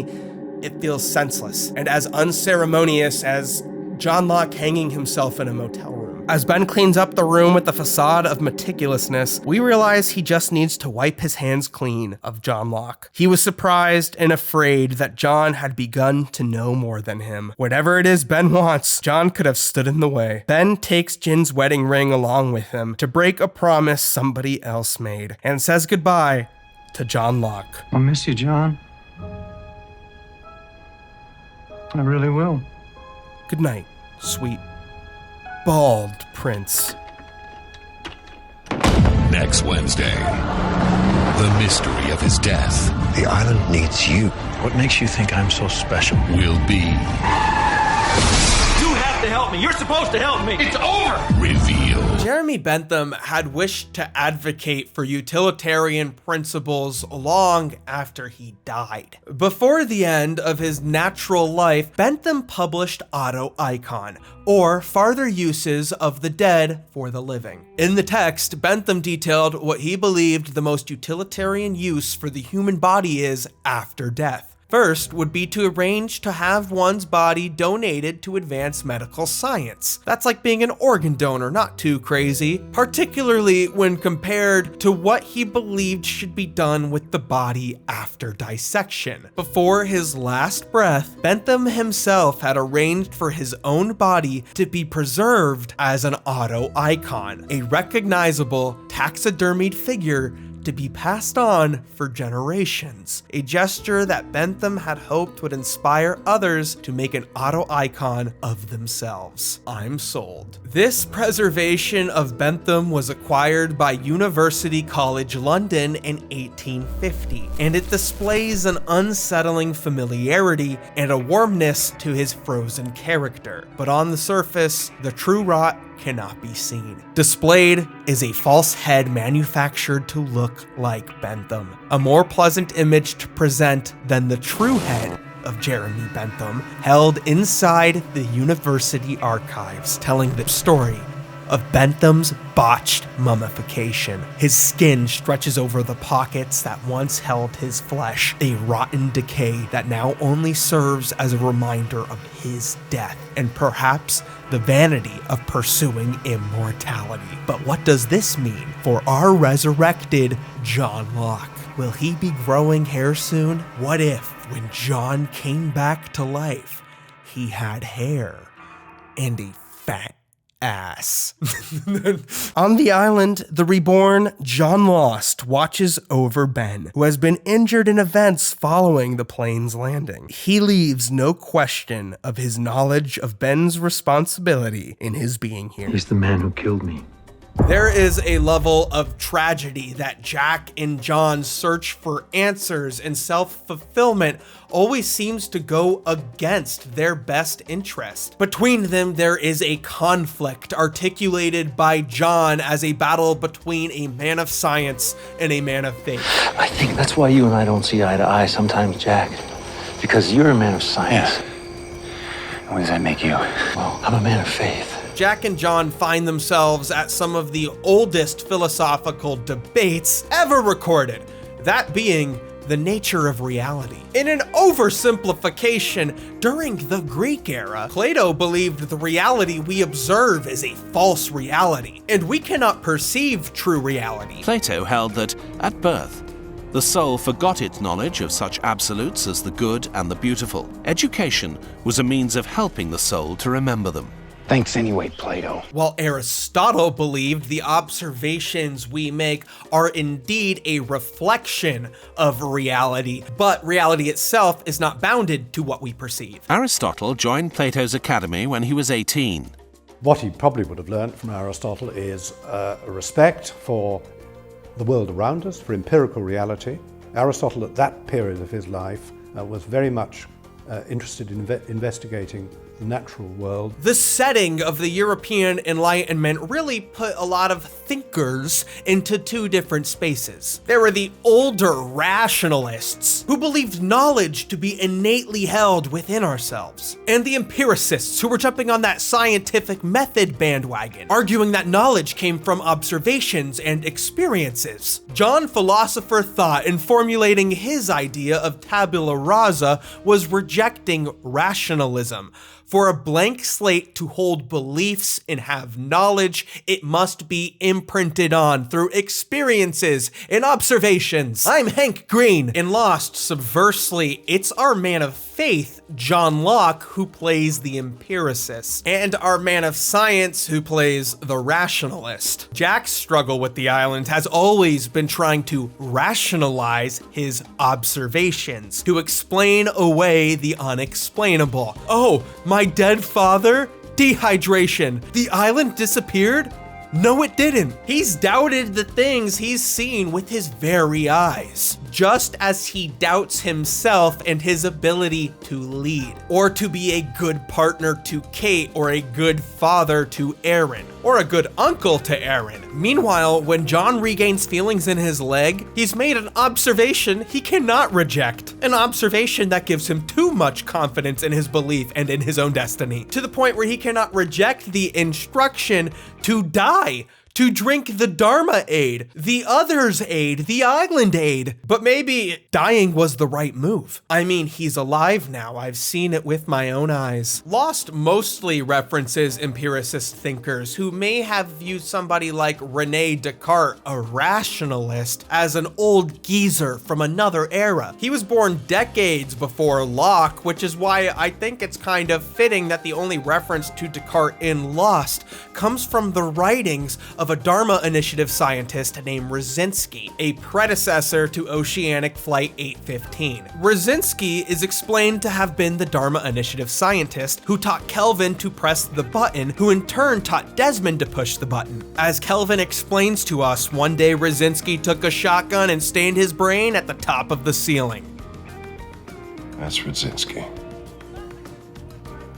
Before that, he left a lot of messages on the walls of the hatch, and we'll get into all of the blast door ramblings later in this video. We're getting to the end, people. But amongst them is Lost's single reference to Rene Descartes. Descartes argued reality in the self was something that developed outside our ability to perceive. The outside world was not true reality. That motherfucker back there is not real. Doubt is such a hallmark of Descartes' beliefs that historians have painted him as neurotically rejecting all of reality before coming to one sure conclusion. In his book, Meditations on First Philosophy, he declared, "Cogito ergo sum." I think, therefore I am. It's one of the most famous realizations in philosophy. I think, therefore I am. Then, through only thought and rationalization, Descartes would basically come to recognize all of the beliefs he held before, just through this new lens. In Lost, on the hatch walls, Rosinski would write, "I think, therefore I suffer." Doubt is one of the greatest conflicts in the show. The story of the button ends up being a story in doubt, which we will watch play out again sometime before the show ends. Rosinski's doubt is told through his neurotic rambling in the hatch, which would lead him to abandon the button that saves the world. He's abandoned reality, or rather life itself. That's Rosinski. Later, Kelvin, trying to leave the island in his ultimate plea to Desmond, is another attempt to escape reality. Screw the button, man. Desmond's feeling of betrayal and desire not to be alone leads him to kill Kelvin. Even later, Desmond would be brought to a similar crossroads, ready to take his own life and abandon reality. It's only the knock of John Locke that saves him. Desmond shines a light on John, and without meeting each other, the two independently realize life is worth living. Desmond's realization is rooted in other people, and John's realization is rooted in his already established beliefs that he's fulfilling his destiny. Desmond is like, people are cool. John is like, a light. I have been blessed for killing that boy. Boone was a sacrifice that the island demanded. Desmond Hume's namesake is that of the 18th century philosopher David Hume. We cannot know anything beyond what we can experience through our senses. An atheist and religious skeptic, he argued that the source of morality is to be found in human sentiments, rather than reason or religion. David Hume was a contemporary of Jean-Jacques Rousseau and a fellow empiricist following in the footsteps of John Thought. In his text, Inquiry Concerning Human Understanding, Hume refuted Descartes, stating that although our perception isn't completely representative of an outside world, our mind is programmed to give form to the external world. We perceive a level of reality, but it's reality. Hume described our limited ability to observe reality as the constant conjunction. We're always in a state after a cause and before an effect, and that it is difficult but not impossible to grasp the continuum of causal events. When they are given evidence against its nature, John and Desmond doubt the purpose of the button. The film From the Other Hatch, From the Pearl, states the Swan in the 108-minute protocol is only an experiment. These team members are not aware that they are under surveillance, or that they are the subjects of an experiment. Desmond is seen as trusting his senses, and like an empiricist, he follows John Locke into an experiment. They are going to test what happens when they don't push the button. Yet it is when Desmond finds evidence supporting a particular disastrous cause and effect that he changes his mind. I think I crashed your plane. He realizes his failure to push the button on September 22nd, 2004 is what resulted in crashing the plane. See you in another life, yeah? Lower your gun, or I'll blow his damned head off, brother! You. As the story unfolds, we recognize that everybody in Lost has their lives causally linked somehow. Just an interesting name to choose is all. Who'd you get it from? Who says I got it from anybody? Tom Sawyer, Lewis Jackson, Paul. Tom Sawyer. Her name was Claire. You never even knew she was your sister. Yes, of course. How is your father? Excellent, thank you. I can't take your boldness. But you have to.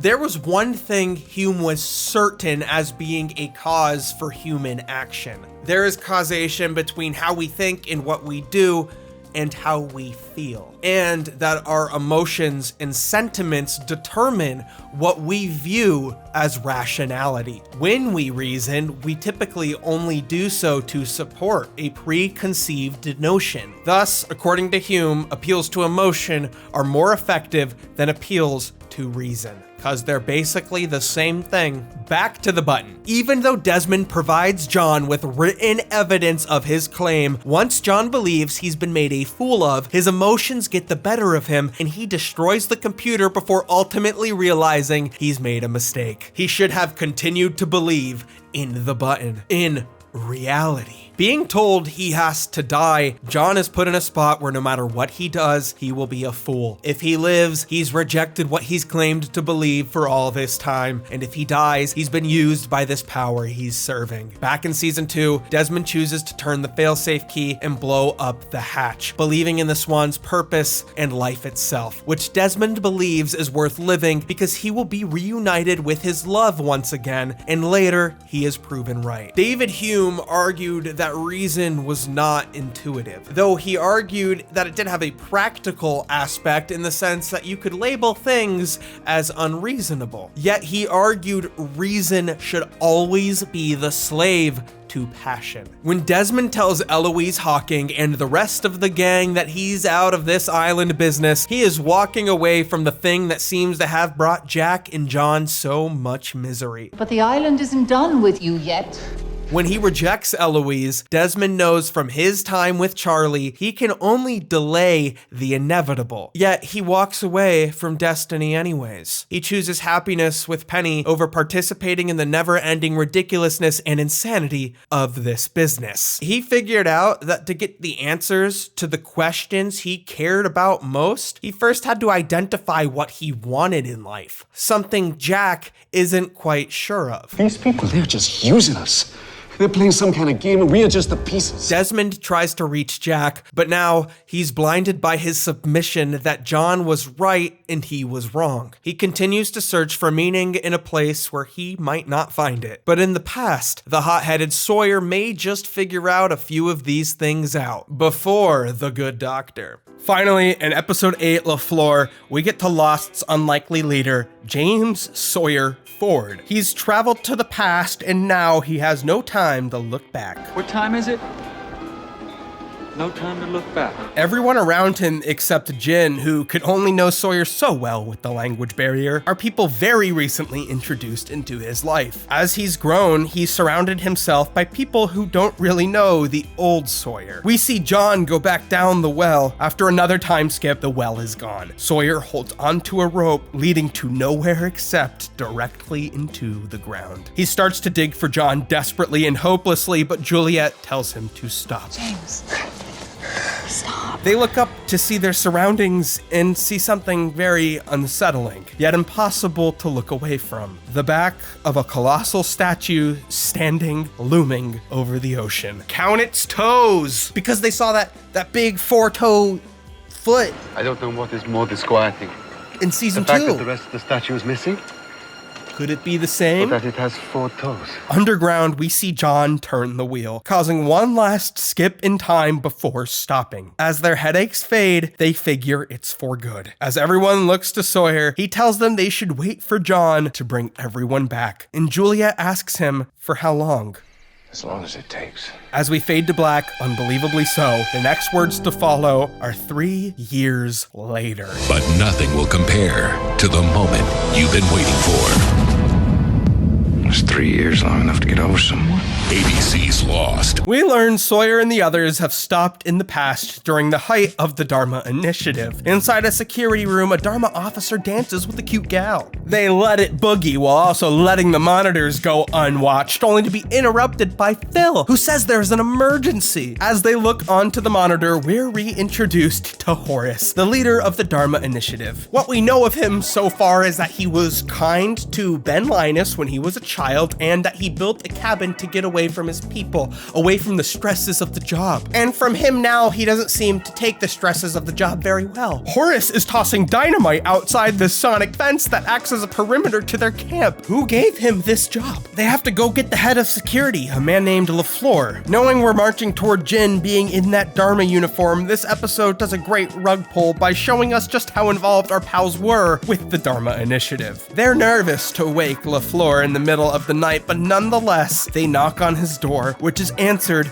by Sawyer, who's known as LaFleur around these parts. Son of a bitch. Sawyer has become the head of the Dharma Initiative security, working alongside Miles, who help Horace to get back home as discreetly as possible, as not to ruin his people's confidence in their leader. Sawyer and Miles have developed quite a rapport, and Miles trustingly goes along with Sawyer's request to keep this incident quiet. Since when does Horace drink? He doesn't.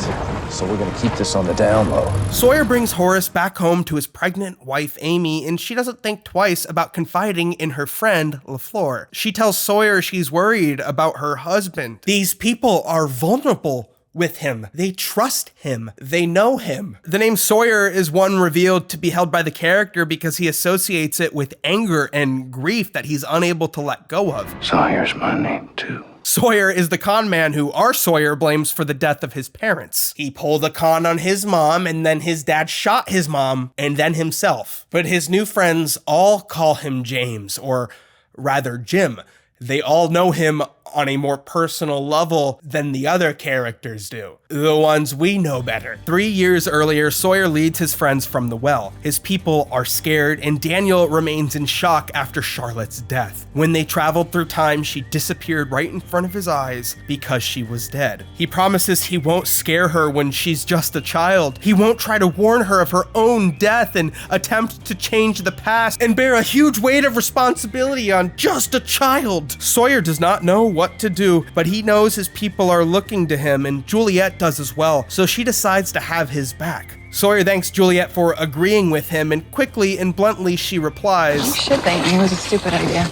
They're just walking back to the beaches again, but the two of them are working together well. At the sound of a gunshot and a woman screaming behind the tree line, the two of them draw their rifles. Miles tries to argue not to interfere, but Daniel tells them it just doesn't matter. They can't change the past. They can do whatever they want because they already did it. Doesn't matter what we do. Whatever happened, happened. Yeah, thanks anyway, Plato.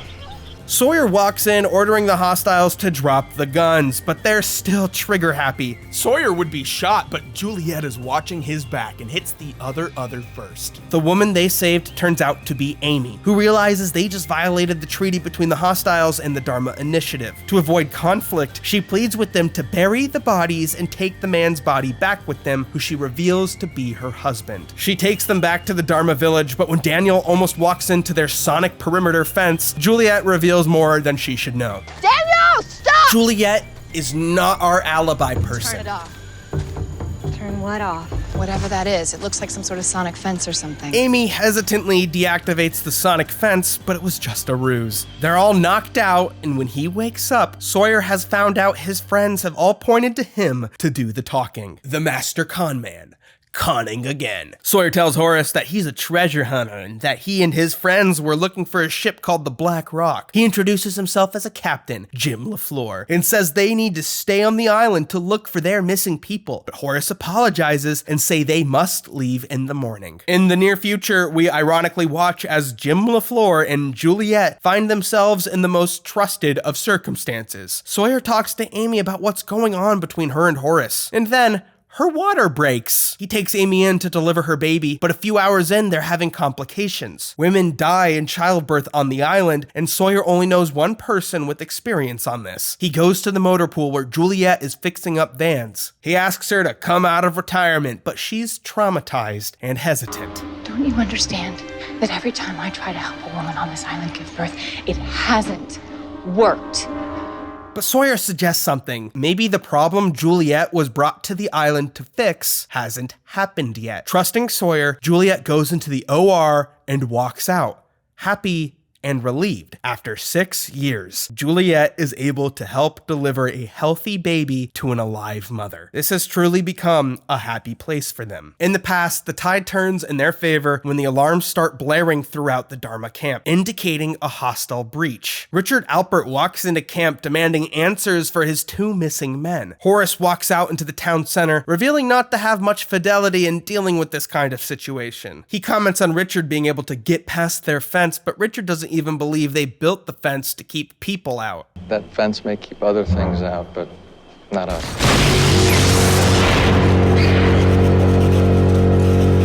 Horace knows he can't play it cool enough, so he goes back inside, and Sawyer, being much more physically imposing than anyone else here, walks right outside to talk to Richard. He introduces himself as Jim LaFleur and explains he's the one who shot his men. Richard is surprised at his honesty, and Sawyer continues to explain the scene he saw. And then Sawyer tells Richard he's not from the Dharma Initiative. Hey, my people, boss. He asks Richard if they ever buried the bomb. Richard tries to play it cool, but then Sawyer helps him out, reminding him of John Locke and their brief stop in their camp all those moons ago. Richard remembers, but tells Sawyer he needs an explanation for his people. Sawyer walks back inside the house, having made an unpopular decision. He's promised Richard they'd hand over the body of Amy's dead husband, which will tell a story of self-defense. Amy cries in protest, but Horace convinces her this is what's best to keep peace, and she agrees. Richard goes back to the others, and Horace thanks Sawyer, LaFleur, telling them that they can stay to look for their people. And all these years later, together, they've become a part of the Dharma Initiative's people. Horace here wakes up from his drunken bender, and LaFleur here delivers the good old good news, bad news. Horace is a father, but he missed the birth of his son. Horace is disappointed by this, devastated. So LaFleur tries to get to the bottom of what's troubling him, what's ailing him. Horace tells Sawyer he found something of Amy's deceased husband, an Ankh necklace, which made him feel insecure about their love 3 years later. He got drunk to sulk about a question he can't figure out. He asks his friend Jim, is 3 years long enough to get over someone? Immediately,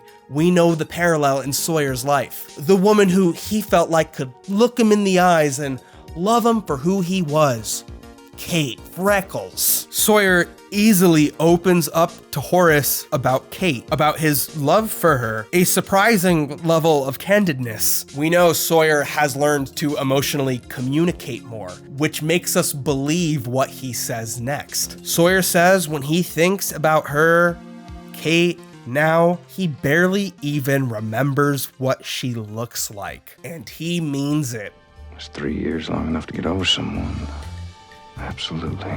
In the past, Juliet decides she's going to leave since Horace is giving them the opportunity, but Sawyer asks her to stay to keep him company. She says she'll give him 2 weeks until the next submarine comes, but just like how she ended up trapped on the island for 3 years, we soon realize she has now chosen to stay for 3 whole years. In 1977, Sawyer has never looked better, playing a new part, yet ironically feeling more comfortable in his own skin than ever before. He stops to smell the flowers, grabs one, and saunters his way over to his very own house in the Dharma village. After years on the island, he has finally made it a home. Inside, he sees Juliet, who, over the years and with time, has become the love of his life. A mature relationship we see without seeing the stages of them trying to figure it out. We just see how the seeds take root. A relationship with a quality that exceeds what either of these characters were capable of when they were introduced. Everything seems perfect because just like the trucks in Juliet's shop, it's all manageable until the day finally comes. The news they once hoped for now threatens to upend what they've built. Sawyer wakes up to a surprising phone call. Juliet asks him what this is all about, but Sawyer chooses not to tell her about the call he just got. Alone, he drives out to the North Valley of the island, where he's greeted by his old friends hopping out of Jin's vehicle, Jack and Hurley, and of course, Kate, who Sawyer has to take his glasses off for to get a good look at her after all this time, to see that face he's forgotten. And maybe, for the first time in a while, he's asking if he's really over her. ABC's Lost. All new 2 weeks from tonight at 9/8 Central. And now an all new Life on Mars on ABC. Previously on Billiam. Mystery Grill. A Wawa bagel.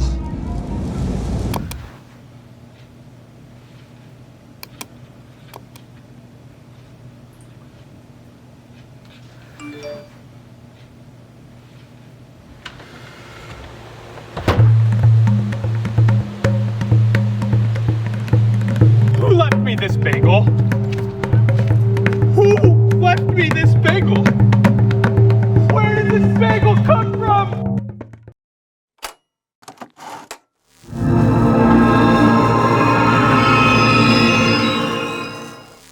The single most overwhelming part about doing this retrospective has been uncovering all of the expanded material Lost has alongside the TV show. Franchise expanded material can be very hit or miss. Generally, the question you have to ask is whether or not the person who originally created the franchise is involved with the expanded material. I think the most famous kind of this ancillary content is The Secret Diary of Laura Palmer, which was released between seasons 1 and 2 of Twin Peaks and later written into the show itself. Star Wars has always had an active expanded universe that used to follow guys guidelines written by George Lucas, accompanied by the occasional input or rule change. Stranger Things has a fucking prequel stage show in London, so if you want to get the whole Stranger Things experience, pack your bags and get those papers ready. The quality and importance of this material, I would argue, is not necessarily dependent on the input of the original creators. And that's kind of true for Lost. A lot of this stuff is really interesting and fascinating, and a lot of this stuff is bunk. We're going to be covering the novels, online alternate reality games, webisodes, and finally Lost, the games. The board game, the video games. Some of this stuff is really silly, and the parts of it that are important are actually really pertinent to the story of season 5, so I figured this would kind of be the ideal time to examine it all. Kicking us off, we have 3 original novels set in the world of Lost's first season. Released between November 2005 and May 2006, each of the books is formatted like an episode of the show. Chapter to chapter, we alternate between action on the island and then in a flashback, with each book following one of the non-central crash survivors who disappear into a sea of background extras. Kate, Jack, and then Walt and John are our cover stars, but in this story, they're the background characters. Written by Kathy Hapka, Endangered Species begins when Faith Harrington wakes up in the jungle after the crash of Oceanic 815. She quickly encounters a woman dazed in the forest, Kate.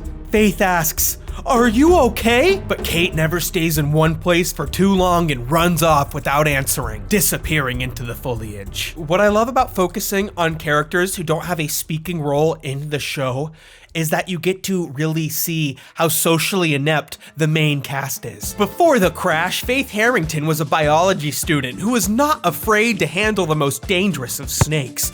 But on the island, she's a little shy around her fellow castaways. After washing her wounds in the ocean, Faith timidly asks Jack if her wounds need special tending. Jack responds, "Fortunately, I don't think you need stitches." Faith noticed that he glanced at the other woman as he said the last part, a shadow of a smile across his face. The woman smiled back, making Faith feel uncomfortably out of the loop. Were they making fun of her? Before the crash, Faith was studying under her professor, Dr. Agrelo, but her boyfriend Oscar informs her that Agrelo was involved in a shady chemical company. All of this drama ends with the 3 of them in Agrelo's office, where Oscar stabs him. Faith flees to the airport, boarding Oceanic 815. Drama bomb. Luckily for her, on the beach, she is usually comforted by Hurley, Claire, and John Locke. Although Faith denies his invitation to play backgammon. If this were my fanfiction, Faith would say yes, and the game would be Bakugan. Faith has to go find this extinct bird she thinks is out in the jungle, the Paradise Parrot.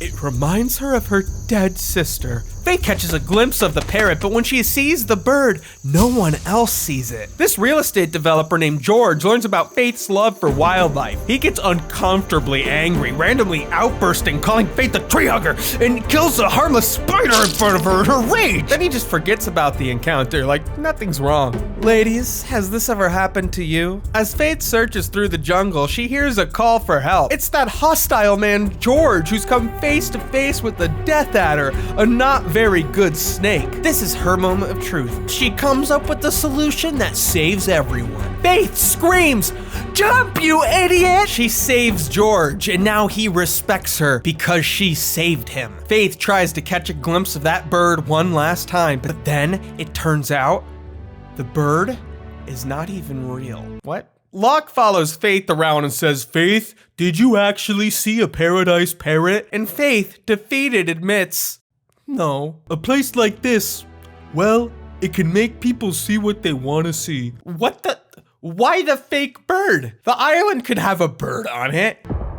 Next, also written by Kathy Hapka, is Lost Secret Identity. This story is not about Jack. Allow me to introduce you to Dexter Cross. After the crash, Dexter is strapped into his seat, stuck in the wreckage of Oceanic 815. Boone releases him. Dexter's extremely dehydrated and mistakes Shannon for a girl named Daisy. It's Dexter, your boyfriend! Daisy! Are you still upset? But something weird is happening to Dexter Cross. Before the crash, Dexter Cross was studying psychology, paid for by his rich aunt, who won money in an insurance scheme. She got crushed by a supermarket display. Once her compensation money started rolling in, she had no trouble paying for his college, but took control over his life. At school, Dexter meets his girlfriend Daisy and lies to her, saying his family was always rich, but he spills his guts while on Australian vacation, and being lied to only makes her angry. She storms off, and the next day on Flight 815, Dexter doesn't see Daisy. Is she even on the plane? Dexter says he's afraid Daisy is dead, but Boone thinks otherwise. He says, Dexter, you should care more about your dead girlfriend, but you are dehydrated, so I'll cut you some slack. He's just like, you're fucking lying. On the island, Dexter is confused when people keep suggesting they just saw him a moment ago.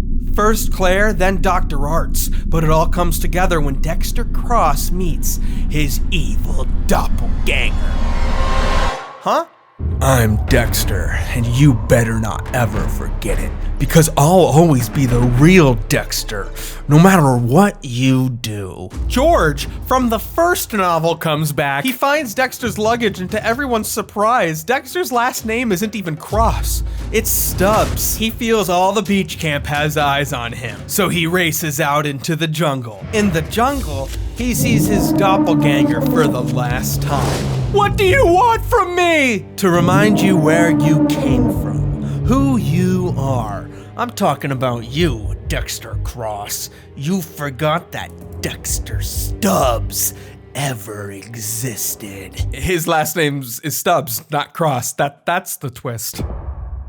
So now we get the kind of book that I think we would have gotten more of in the show if Lost just kept going on forever and didn't like have a clear direction of what it wanted to do. That's Signs of Life. This shit is like not good, but it's fucking awesome. Signs of Life was written by someone new, Frank Thompson. Someone is out there. Nick Hadley did some terrible things. All right, so this one's about a character named Nick Hadley. The first lines are, Jeff Hadley stared into the creature's eyes.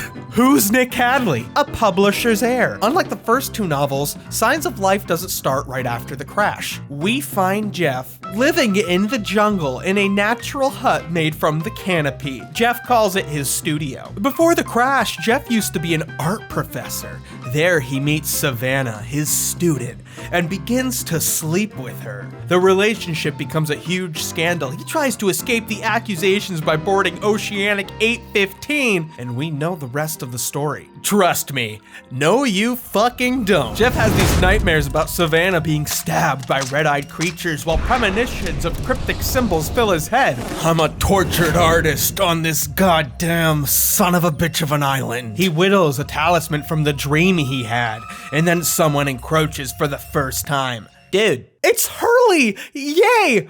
We get a whole paragraph with Hurley! Hurley stood behind him, his large frame dominating the space. He was built along the lines of a refrigerator, not exactly the body type one would expect to be able to easily slither through such a forbidding opening. When Jeff stood next to Hurley, he felt like Stan Laurel beside Oliver Hardy. Fat-headed fatty fan! This is on page 2, by the way. Hurley expresses something strange to Jeff. He's seen these symbols before. Jeff impulsively says yes to going hunting with Hurley, Locke, Charlie, and Michael, despite being a loner. But it's there where he learns that Michael is an artist like him. But moments later, the group hears a familiar metallic roar. It's the monster, and he chases them into a cave system. Locke lights his homemade candle, illuminating the cave and his crafty attitude. They gaze at the wall and notice a familiar symbol. It's Jeff's talisman. Finally, the other characters are cluing into the weird stuff happening to the main character in the book. Jeff runs back into the caves to see it, but then it disappears. These fucking books. He asks Locke what's up with these symbols and why everyone else is being so cryptic. Don't worry, we can fill you in on this stuff later. Although, I must say, you're probably better off not knowing. Well, whatever it is I need to go there. Something incredibly strange is going on and I have to find out what it is. I'll go there. I don't need your permission. You don't need my permission. but I'll stop you if you try to go. And believe me, Jeff, if I don't get you, the caves will. What does John Locke know about these caves and these symbols? And why was his threat so fucking hard? Jeff ignores the warnings and sneaks off into the caves, where he feels as if he has entered the place of his recurring nightmares, feeling the presence of the creatures with the red eyes and hearing their guttural bellows. Michael comes up from behind to say hello. And oh no, Michael is dragged off by the red-eyed cave demons. What the fuck? They also make a point to say this isn't the smoke monster. Savannah manifests herself to Jeff and tells him he must protect his friends. The creatures are going to stab Michael just like they did Savannah in the dream, but this is real life and Jeff has to be a hero. Jeff believes the talisman's purpose will ward off the creatures. But like everything in these books, it has no meaning. So Jeff just walks past the demons and saves Michael. The cave starts to collapse, but right before they escape, a demon scratches their back. Ouch! Back at the camp, Jeff is greeted by Walt, who gives him a drawing of Jeff carrying Michael in his arms while flying over the beach camp. Beautiful. And apparently, Savannah was a being from another dimension. I can't explain it anymore. I just know it's so tragic. These books are very strange, and that was not something lost on Darlton. In a June 2007 interview with The Hollywood Reporter, Carlton, away from his beloved Damon, gave his input on the disconnected brand image of Lost outside the TV show. Hughes said that being a showrunner now is much different than it was 10 years ago. You have to be more of a brand manager, he said. There are 37 ancillary parts to the Lost brand, from t-shirts to mobile phone applications to a planned video game. It led to a discussion of several missteps, including the tie-in novel Bad Twin, that Q said didn't meet their bar. Books were one thing. These things are very strange. But I think Lost's comfort space for expanded material was the internet.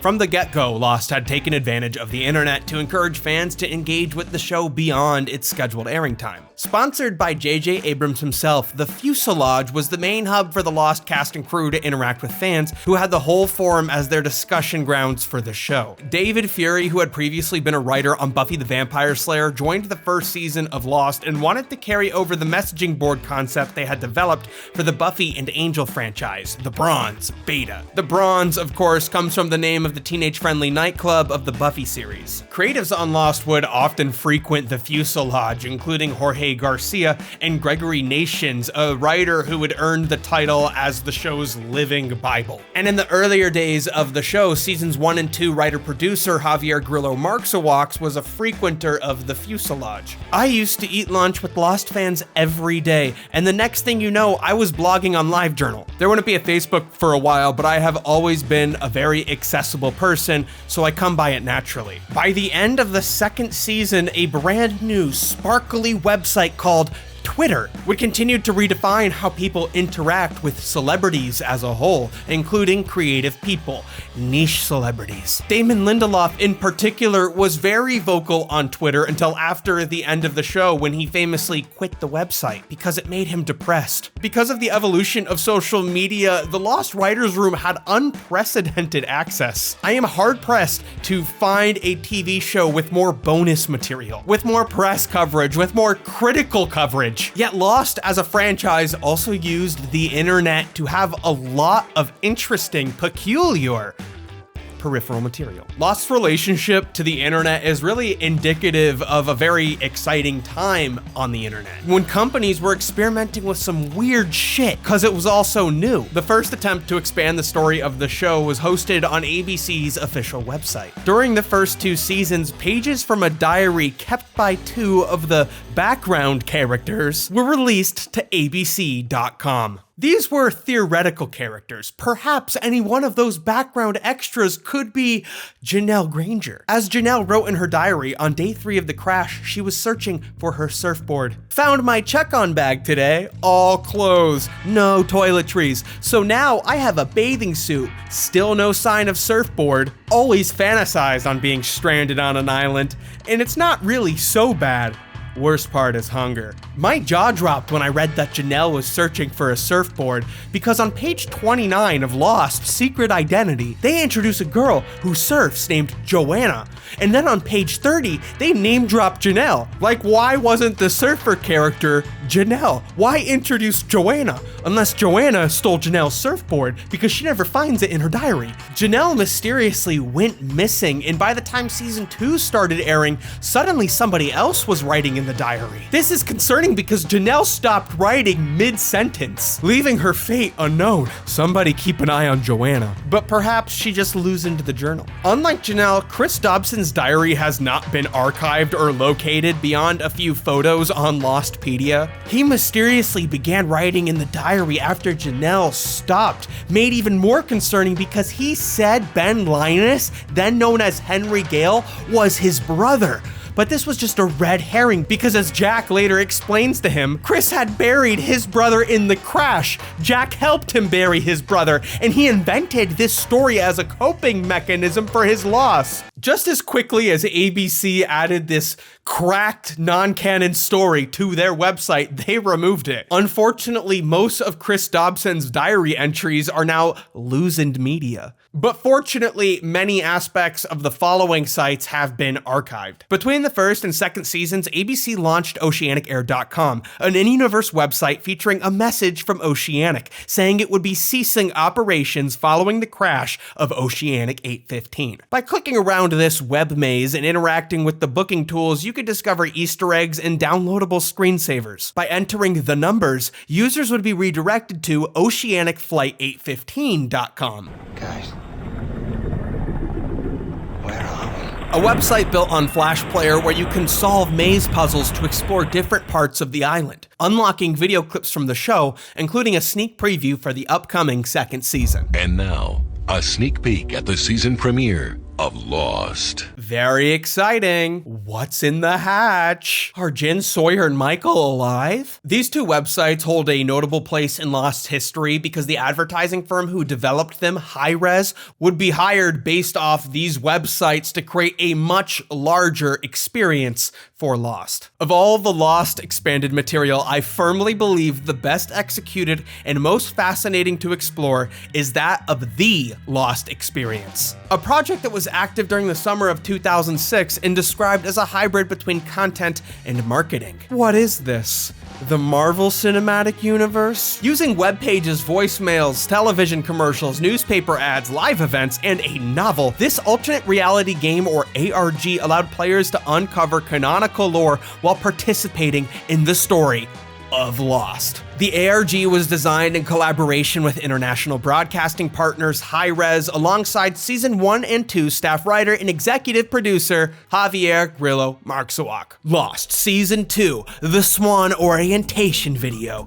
We discover the Dharma Initiative had been present on the island some time before our castaways crash landing, with the NGO behind their financial backing explained to be the Hanzo Foundation. If you watch the show, there are only a few details given about the Hanzo family. Alvar Hanzo is explained to have funded the Dharma Initiative. Tovard Hanzo has recently passed away, allowing Charles Widmore to purchase items from his estate, including a journal from the Black Rock captain, Magnus Hanzo, whose final resting place is on the island in the Black Rock, as explained on the Blast Door map. The biggest thing you can ascertain from these details is the Hanzo family has had a history of interest in the island. But I think you could watch the show half a dozen times and not even realize that all of these names are interconnected. But in just the text of the show, you could gather that there are industrialists who want to exploit the island's natural properties, its mystical properties. An island that could create horses out of thin air? You know that horse, Freckles? The biggest challenge Lost had in answering its many questions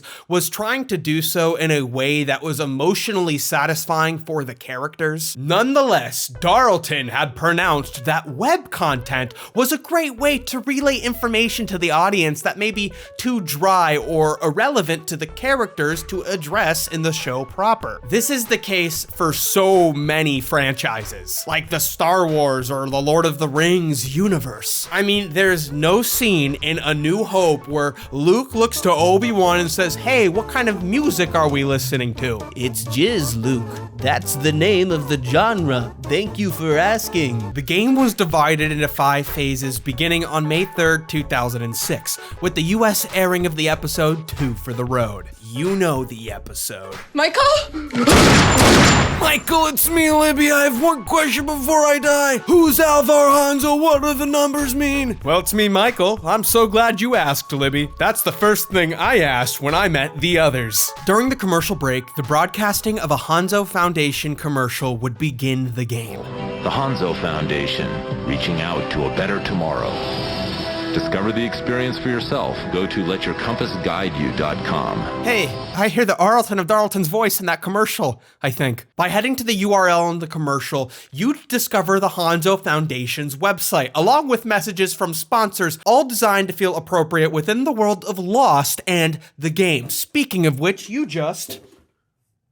The latest research in humanity's quest for advancement is taking place here at Hanzo Industries. As explained in a vintage film reel, the Hanzo Foundation's projects are aligned with things the Dharma Initiative was trying to accomplish, such as research in weather prediction models, parapsychology, and Earth's unique electromagnetism. Then we have these studies being done that complement the effects of the island, no doubt referencing the energy pockets around the world that are similar to the island, such as the one Bernard and Rose traveled to and the one that the lamppost sits on top of. A concept that was introduced in the 2nd season when this was being produced. The Hanzo Foundation is probably exploiting these pockets of energy, which leads to the conclusion they probably want to exploit the island. Welcome to the Hanzo Foundation. On your left here, please choose any of our programs to see exactly what we're working on. Exploring online, you may have stumbled across the story of Peter Thompson, a Hanzo executive whose cancer was cured through the Foundation's research, perhaps in a similar way to how Rose's cancer was cured. The inclusion of an immortal character like Richard Alpert was foreshadowed with Jupe,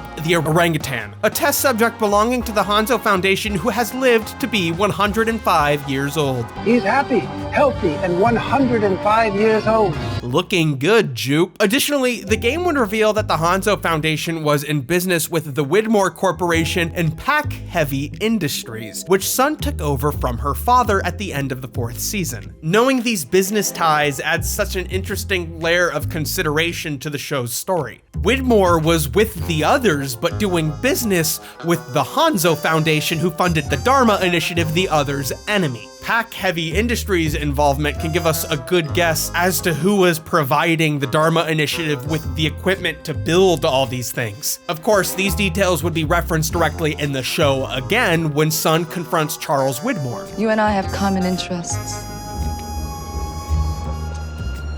When you're ready to discuss them, call me.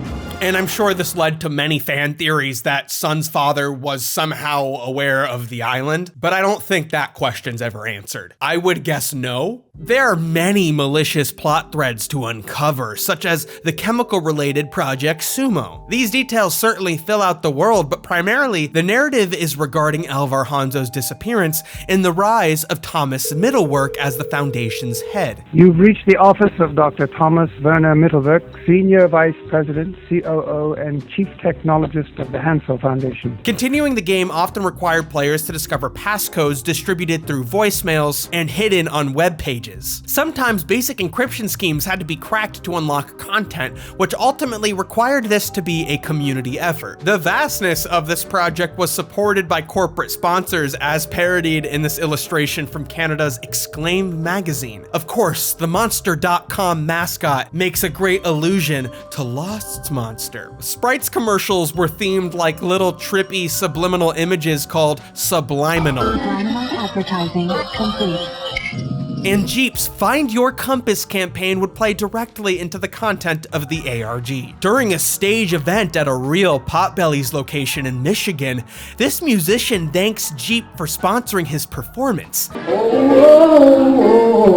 He then plays for a few minutes before suddenly a man takes the microphone yelling at all these people enjoying their meal. He says the Hanzo Foundation purchased a fleet of Jeeps. Rachel Blake informed me that they were planning on using the vehicles to transport harvested organs into Africa. Why did Jeep say yes to this? He doesn't have much time to get the word out. Oh my god, how did they find me? Which means you have to consider the fact that restaurant patrons were just enjoying their meals when the Lost Experience filmed this. Everything you need to know is in the missing organs zip folder. Everything!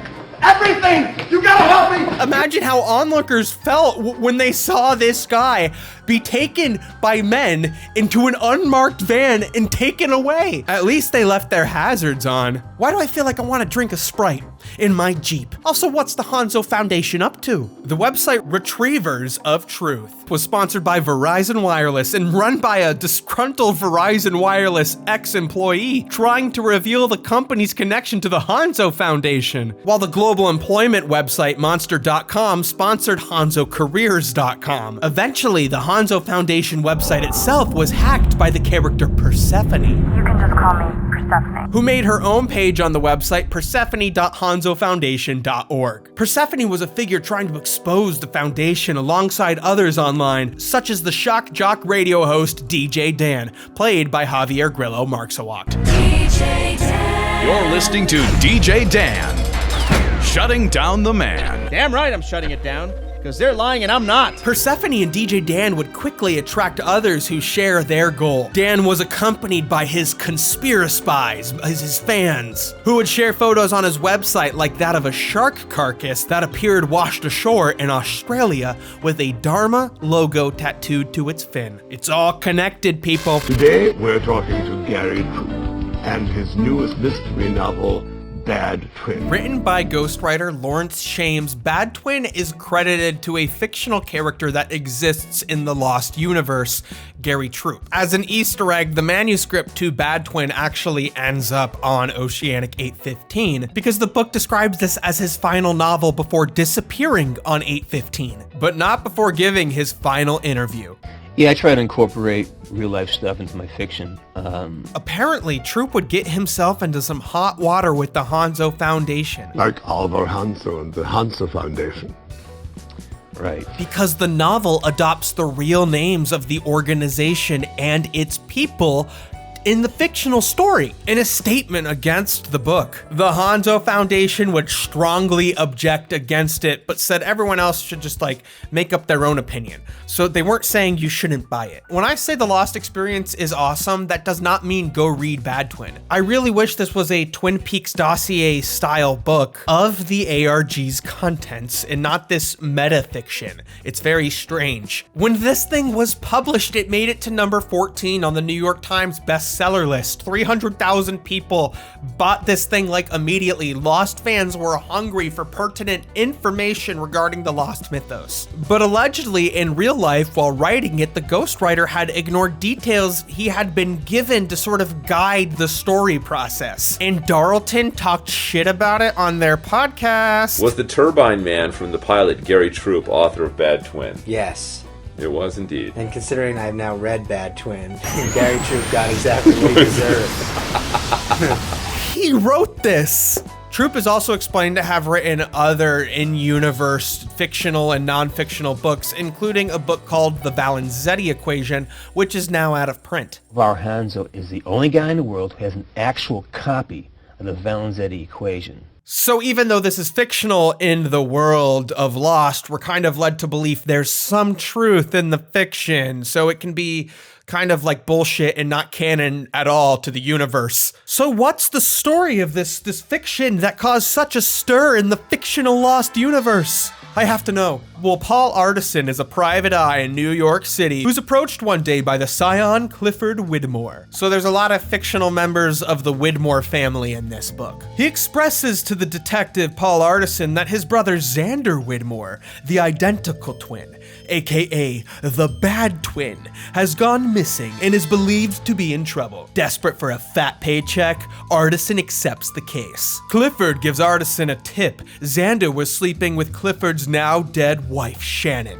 I've heard that name before. I was hoping for a mystery full of twists, but Bad Twin actually reads very slowly. Mostly because our detective character doesn't have anybody interesting to talk to interrogate. And there's supposed to be like an allure to this book and the Valenzetti equation, but they say that like Hyperion, Disney's company, published it, and I remember my like Percy Jackson books looking like this as a kid. So this isn't mysterious and weird. This is like Percy Jackson. Artisan interviews a stoner named Moth who sounds like he's from the 50s, unironically calling weed reefer. Or maybe he's really cool. He meets Clifford's horny old parents, Arthur and Vivian. Arthur sort of flirts with Paul and Vivian straight up tries to sleep with him. That is not what you want to happen when you're at your friend's house. Artisan flies Oceanic Air to Australia and he calls the flight attendant Cindy Sexy, who you may remember from the TV show. Tell me about Cindy.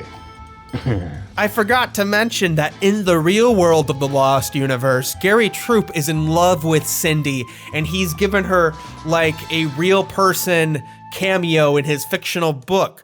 But perhaps it's not all fiction. At one point, Arthur Widmore calls Thomas Middlework stinky. Whatever, I don't trust him, I think he's sneaky. I much prefer having Alvar. Alvar is a gentleman. All that and the numbers are in the book here and there, but I guess that's why Gary Troop got disappeared. He called Thomas Middlework stinky. Artisan eventually finds the bad twin in Australia and the good twin is murdered in his New York City home. Just some family drama. It was Vivian Widmore's ex-husband. The metafictional Widmore family drama is insane, but the show gives such little opportunity for you to see any of the characters as surrogates for the characters in the books. Like you have Charles Widmore and his daughter Penny. That's like the Widmore family. The second phase of the game would begin with the Hanzo Foundation's response to their website being hacked by Persephone, effectively shutting it down. However, the website's source code was eventually revealed on a travel blog run by the character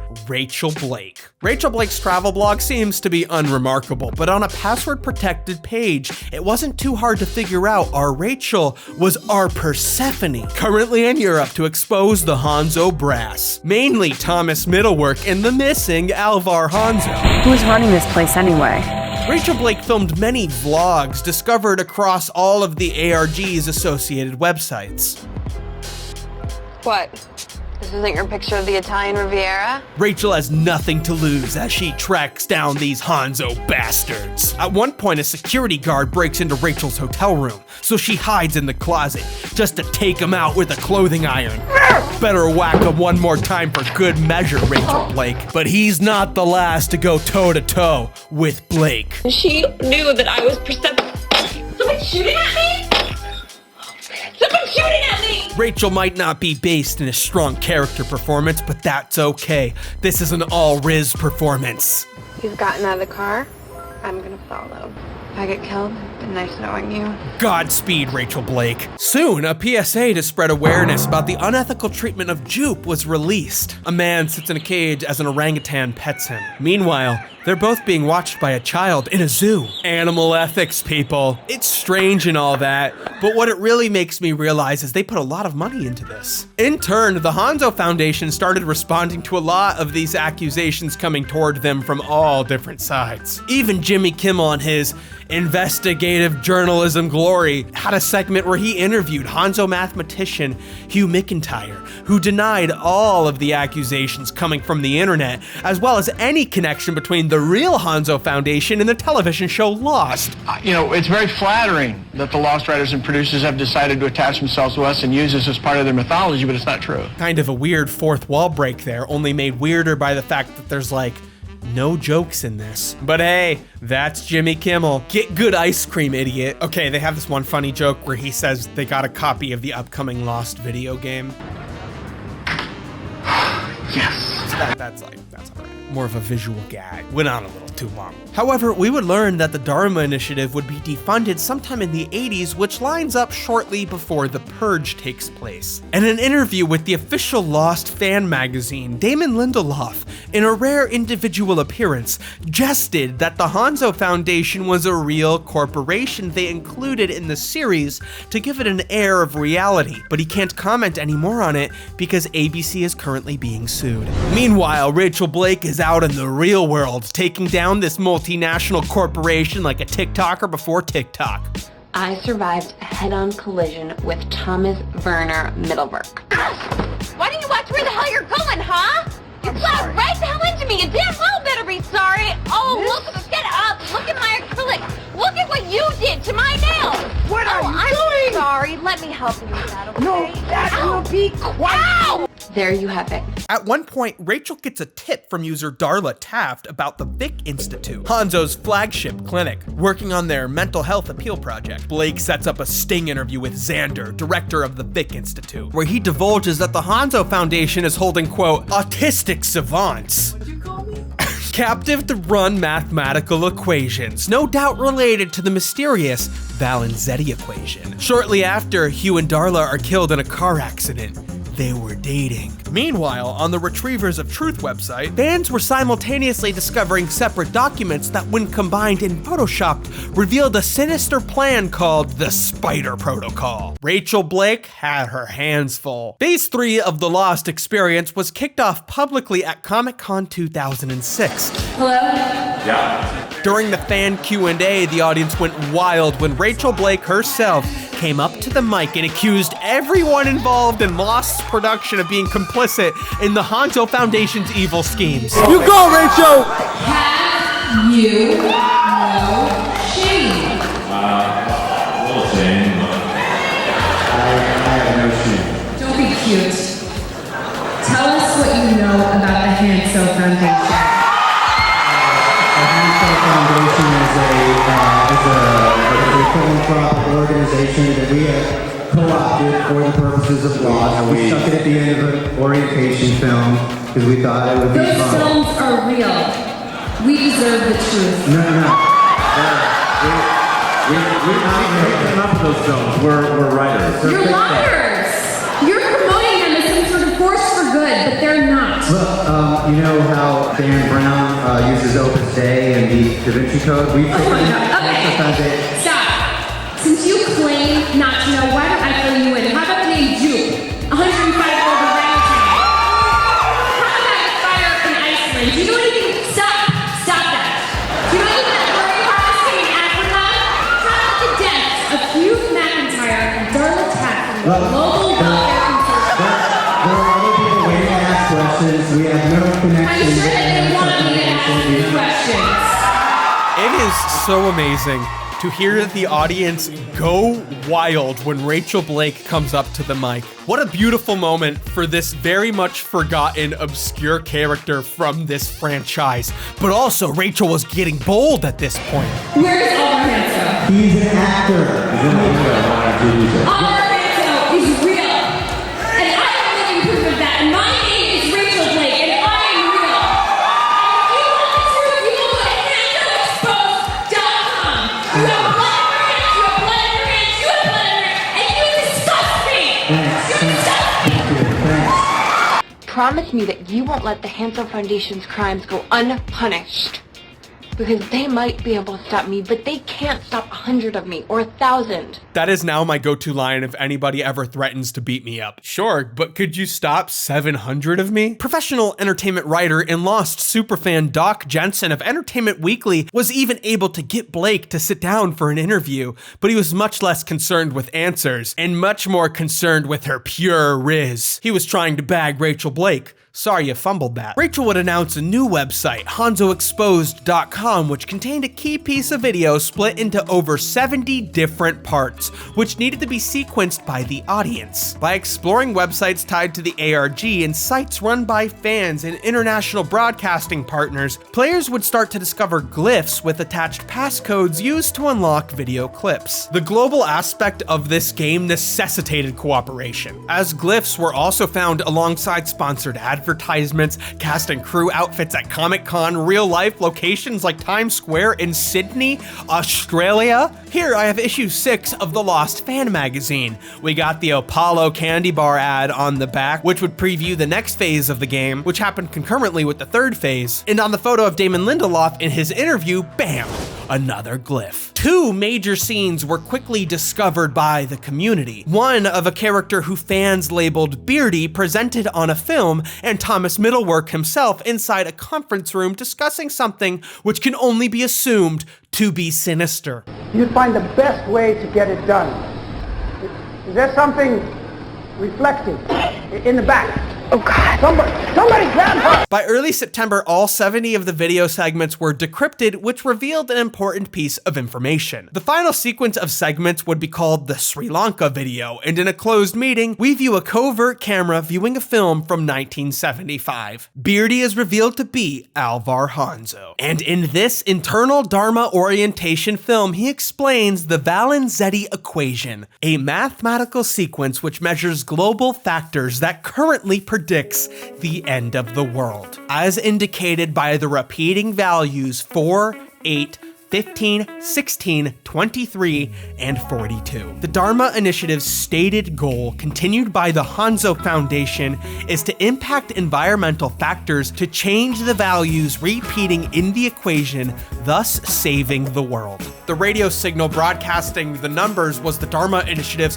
prophetic warning of global catastrophe, and if they were able to successfully change the values, they intended to broadcast the changed values. And by the beginning of Season 5, it's pretty obvious that time travel was a very important part in the plan to prevent this global catastrophe. The Valenzetti equation seems to be inspired by the Doomsday Clock, popularly used in the comic book series Watchmen. The Doomsday Clock is a number that represents how close the Bulletin of Atomic Scientists believe humanity is to man-made global catastrophe. When introduced in 1947, we were 7 minutes to midnight. We've been as far away as 17 minutes to midnight, and as of 2023, we're only 90 seconds to midnight. Doomsday is always right around the corner, my friends. Apocalypticism is not only a core feature to many religions and lost, but somehow, in real life, our eggheads have found a way to repeat apocalypticism with science, but with a sleek, new, atomic age vibe. A bit of irony, I think, lost layers into its man of science, man of faith conversation. The Spider Protocol, as discussed by Thomas Middlework in The Boardroom, is a scheme to change the values by killing 30% of the population in Sri Lanka, with the virus developed internally at the Hanzo Foundation. A human sacrifice meant to save the world. Like an ancient religion. To me, the Valenzetti equation is the ultimate cultish motivation for the Dharma Initiative to follow as a people. I think the idea they always had cultish vibes was indicated by the fact that they also discuss researching social planning, as well as the repetition of their mantra, Namaste. Yet the events of the series shows that maybe it's the actions of the characters we're following that ultimately change these values. The first flight is Oceanic 815, and it seems like for the subsequent flight, the natural selection would be 416. It's the logical pattern, but perhaps the numbers have changed without mass sacrifice. Population control's not the solution to saving the world. Thanos wasn't right. By late August, shortly before all the passcodes were found, Phase 4 would begin with the Apollo Candy distribution event. Go to ApolloCandy.com to find out where you can get your free... As advertised here on the back of issue 6 of the official fan magazine. The candy bar brand that has since been used in many TV shows after Lost is revealed to be owned by the Hanzo Foundation themselves. What does this mean for Once Upon a Time? In cities around America and some internationally, Lost fans could show up to receive one Apollo candy bar, a solid piece of dark chocolate with the URL whereisalvar.com engraved on the top. According to Lostpedia, a lot of these distribution events didn't necessarily run smoothly. Often there were last-minute changes in times and places, and there are reports of distributors not necessarily being careful to make sure that people who are aware of the game receive the candy bar, leading to reports of candy wrappers with potential passwords to unlock new content being thrown in the garbage. Nonetheless, before the airing of Season 3, the conclusion to all of this would be revealed. The final phase of the ARG came with the release of 2 conclusion videos, the first of which is the Norway video. Finally finding her way to Alvar Hanso in his home, Rachel breaks into his home, but it turns out she didn't need to. Alvar is being held captive by Thomas Middlework and is relieved Rachel's campaign led to her finding him because guess what? Rachel Blake's real name is Rachel Hanso. Because you knew the path would lead to your father. This is the answer I needed. Alvar is her dad? Holy shit!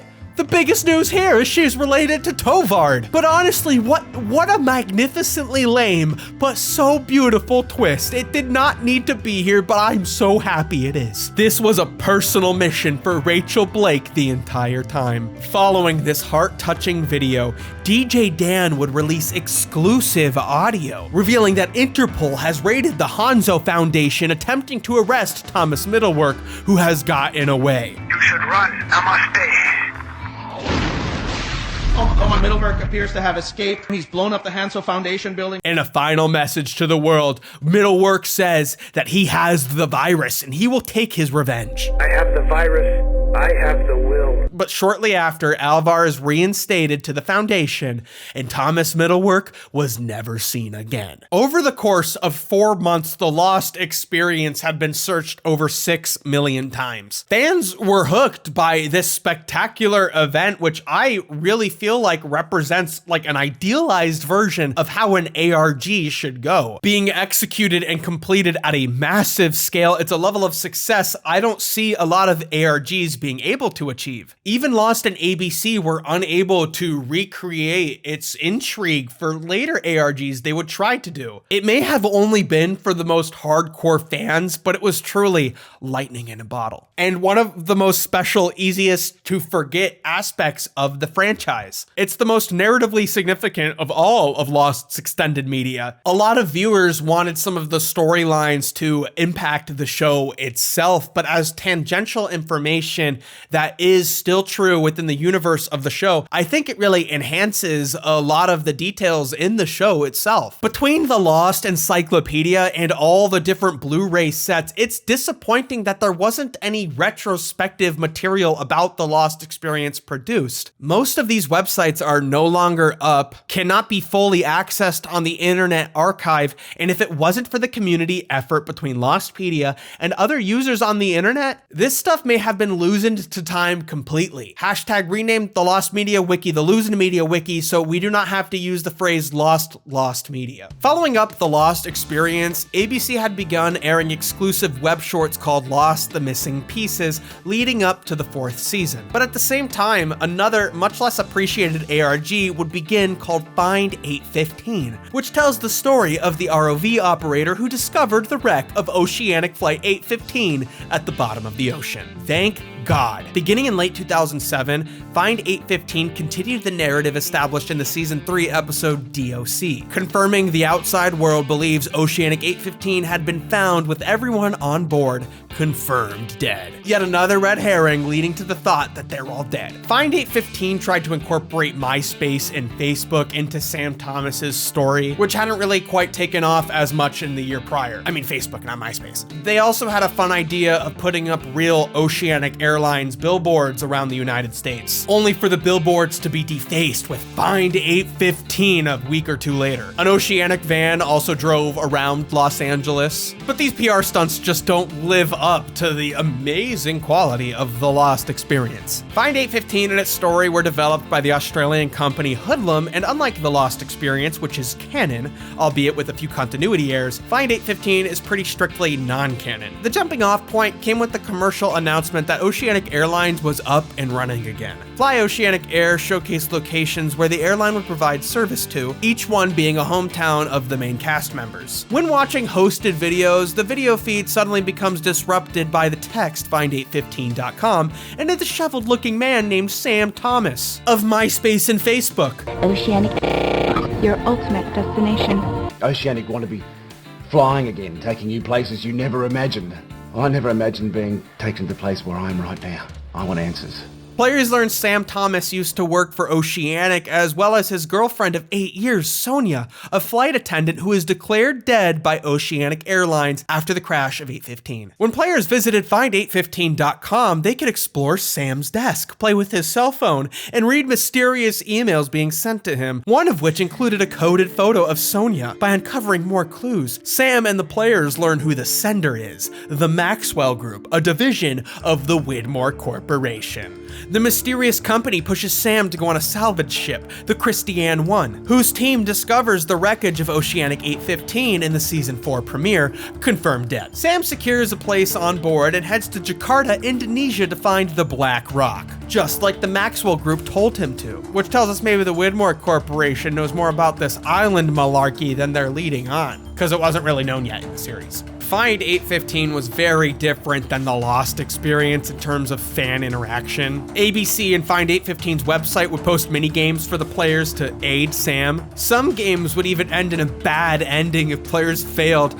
making Find 815 feel more like an FMV rather than an ARG. If Find 815 was released on Sega CD, people would pay $500 for it. The only two characters we see on the Christiane 1 are the captain and his employer, this sussy guy. Players can attempt to help Sam open this dude's briefcase before he comes back to his cabin, and if the players enter the wrong code, they get the bad ending cutscene.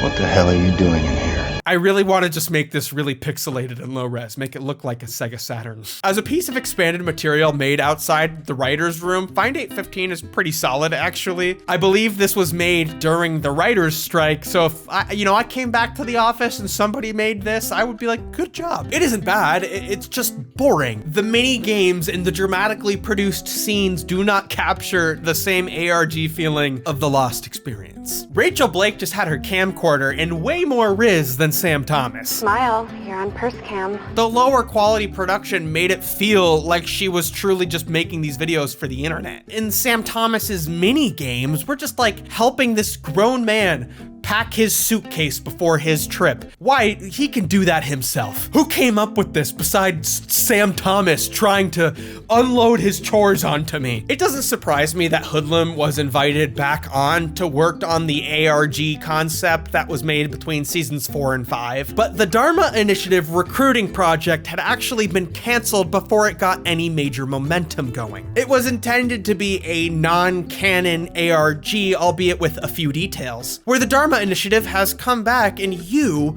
can apply to work for them. While the project did reveal the real name of Francois Cho's character as Pierre Chang, this video of Pierre Chang that aired at Comic-Con has some discrepancies with the final details of the 5th season of Lost, something which was described to the audience after the ARG was canceled. Find a way to save us, to change the past, and to...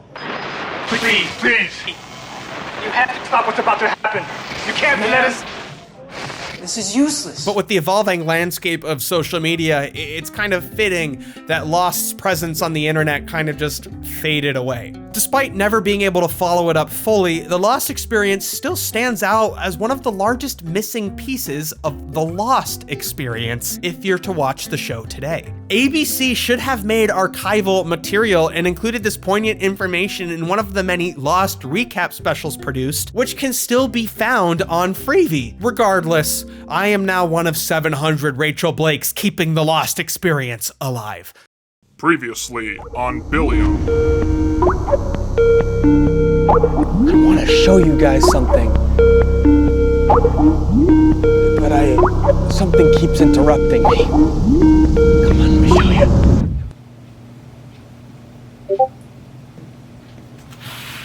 Fortnite? Not tonight.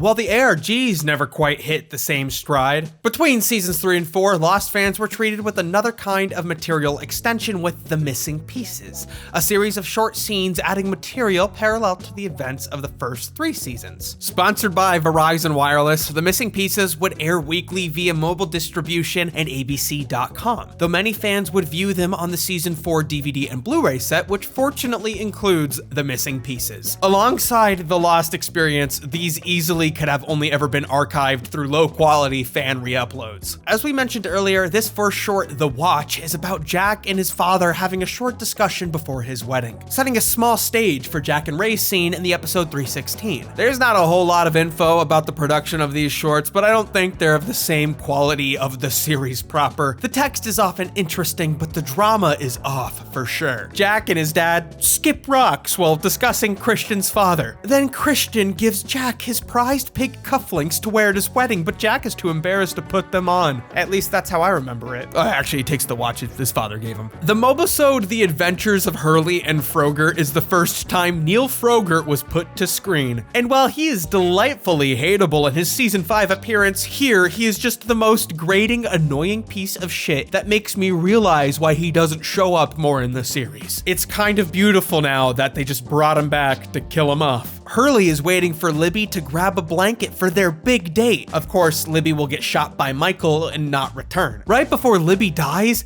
Neil is telling Hurley that if he strikes out with her to clear the way for him. If you can't close with Sweet Libby, it's Neil time. It's a really weird scene to add here because, you know, Libby might already be dead. It makes the lead up to the punchline of his character being his death just feel a little too long. Look, Tubby, you're holding up the line. I think his one appearance in the show, brief mention in season 2, and any potential appearances he might make in the 6th season is the perfect amount of Neil Frogurt. You can skip this one. Save your 2 minutes. In King of the Castle, we get to see a moment when Jack is spending time with the others before his homies discover he's been staying willingly to receive passage home. Jack and Ben play chess. Jack thinks he's on a clear course off the island, but as their game illustrates, Jack can't exactly predict Ben's moves. Ben says he'll be happy to send Jack home as long as nothing happens. The Mobisode The Deal leads me to believe that at one point they may have considered allowing Michael to survive the freighter explosion at the end of season 4. Aside from Walt, the Rafties who tried to leave the island at the end of season 1 are the members of the original cast who end up stranded on the island after the freighter explodes. We're gonna put an asterisk on Michael's name for a second since he's dead, but what I just said was accurate. In this short, Michael is inside his tent at the others' camp after he left on his own to find Walt. Juliet approaches him. She's the one who explains the deal presented to Michael to receive passage off the island with Walt in exchange for freeing Ben and delivering Hurley, Sawyer, Kate, and Jack to them. Michael doesn't want to help them, but they have a moment of shared sympathy together when Juliet tells Michael that she also had to make a deal to save her sister's life. In return, she has to stay on the island. What's the point in saving her life if you can't be with her? You do anything to save Walt. I don't dislike this scene, but honestly, what is its purpose if not to set the stage for Michael and Juliet having a relationship once they're both stranded on the island together? Sure, it could make him sympathize more with the others as a people, just enough to trust them to follow through with the deal. But to me, it's strange to rely on a dynamic in the show that didn't exist on screen beforehand for these little shorts, but it does thread the story more tightly together. In Operation Sleeper, we see a conversation that was kept from the screen to add tension. In the show, Jack's allegiances are questioned after he briefly aligns with the others, and then brings Juliet back to camp with them. Jack ultimately reveals a plan he and Juliet worked out behind the scenes, but withholds transparency about it, leaving us and the other characters to question his allegiance. Jack is kind to Juliet, choosing to trust what she says, never questioning if she's still working for the others. It's his choice not to push on this that leads Juliet to open up to him about it. In the middle of the night, she confesses that she is indeed a sleeper agent, but she would like to act against Ben,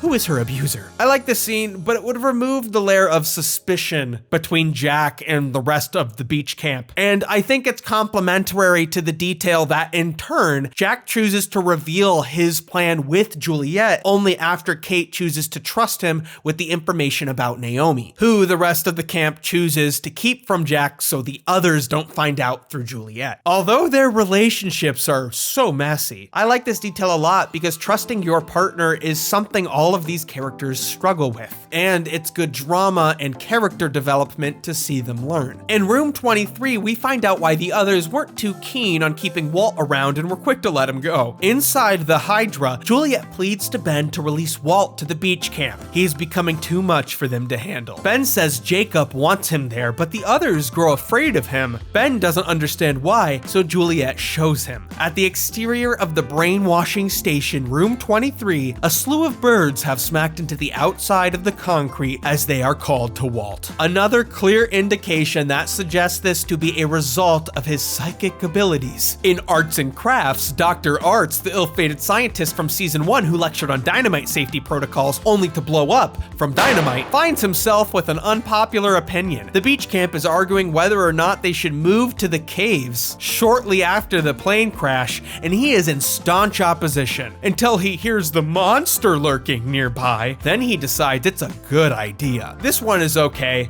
It's just fun to see Dr. Arts again. In Buried Secrets, Michael walks in on Sun burying a fake ID, the one she made to run away from Jin and her family in America. Michael and Sun have already had a few moments to get closer to each other, including when Michael saw her nude. Oh my goodness. When Michael discovers her, she admits to him she is going to leave Jin, and the two almost kiss. This could seem like it's out of left field, but it's rooted in something. At the beginning of the show, Jin dying was a very strong possibility floated around in the writer's room, but Jin's redemption soon appeared to them as the better storyline option. One planned plotline that Yoon Jin Kim had previewed ahead of the start of the show was the potential that Sun was going to have an affair on the island or leave Jin for somebody else. Nonetheless, I think this is a good stopping point for the extent of what that relationship looked like in the canon of the show's story. Of course, Michael and Jin would go on to become friends, and his self-sacrifice at the end of season 4 was most recognized by Sun and Jin, who remained his friends upon his return despite his betrayal of the rest of the homies. In Tropical Depression, shortly before Michael launches his raft, he asks Dr. Arts once again about the weather, something which he had been concerned about earlier. When the monsoon season hits, the raft goes with the wind. So when do we have to leave? Yesterday. In this Mobisode, Dr. Arts admits he doesn't know what he's saying and that he just wants to expedite the raft's launch and leave the island because he has it real tough. Arts admits to Michael he does not know much about the weather. He's just a science teacher. And as Michael tries to leave, Arts spills his guts, revealing his backstory to this near stranger. He was only in Australia because he got catfished, which of course he only discovered after traveling to Australia. Think any of us want to be here? No, I know nobody does. It's a funny one. It's good to see these characters again, and good on Harold Perrineau for coming back and filming so many of these. He's in as many of these as Jack. The Mobisode, Jack Meet Ethan, Ethan Jack, takes place on day 4. Ethan introduces himself to Jack after blending in with the rest of the crowd. Who the fuck is Ethan? Here, he's giving medical supplies to Jack and expressing concern for Claire and her baby. Looking at that girl. knowing you might actually have to deliver that baby here. I know that's what I'm thinking. Ethan tells Jack that his wife died in childbirth. Perhaps this Ethan guy isn't a bad guy. And if I were to guess just by the look of him, I'd say perhaps his role in another society is what pressured him to do the things he did. Perhaps in this scene, he's trying to recruit Jack's help, to see him as a friend. In Jin Has a Temper Tantrum on the Golf Course, Jin has a temper tantrum on the golf course, getting upset over a game and his inability to communicate, throwing a large temper tantrum on the golf course. Maybe we should take a break from golf for a while. Great work from Daniel Dae Kim. Oh, such good acting. The Envelope is a deleted scene from the episode Tale of Two Cities, and thus the writing credit is J.J. Abrams and Damon Lindelof. Or maybe J.J. just took time out of his busy schedule to do one of these little mobile shorts. Juliet is in the middle of her no good, very bad day, and she admits something to her friend, a character only seen in the first episode of season 3. If I show you something, do you promise not to tell anyone? Do you swear? Juliet opens her drawer to find an envelope which we know is filled with Ben's x-rays, showing he has cancer. Another layer of Juliet's breakdown. I like this scene, but I'm happy it was cut from the episode. The unopened envelope with all the drama and intrigue around it would have just seemed like a cheap mystery box to include at the beginning of the season. And finally, in So It Begins, we start with Vincent Cam. Fuck yeah! Holy shit, this is a Vincent flashback. Someone is calling to him. It's the ghost of Christian Shepherd. Huh? He says, I need you to go wake him up. Okay? I'm gonna need you to wake my son? Is he sleeping in? No, it's the beginning of the series. So we can ascertain these greater powers on the island have been pulling strings behind the scenes for a long time, including Vincent the dog. No leash needed. What does Vincent know? They've always been in the background. The missing pieces are a part of the show's canon. And while it doesn't really necessarily give you any hard information about the show, I do believe it helps clarify some things and weaves a lot of the things that had been revealed later on in the show back to story points that had happened earlier on in the show. I think the best benefit to it is giving us a little bit more time with these characters in this more casual setting. Something that was getting a little bit loosened as the show continued to progress its narrative. It's a fun experiment, but I would call them pretty inessential.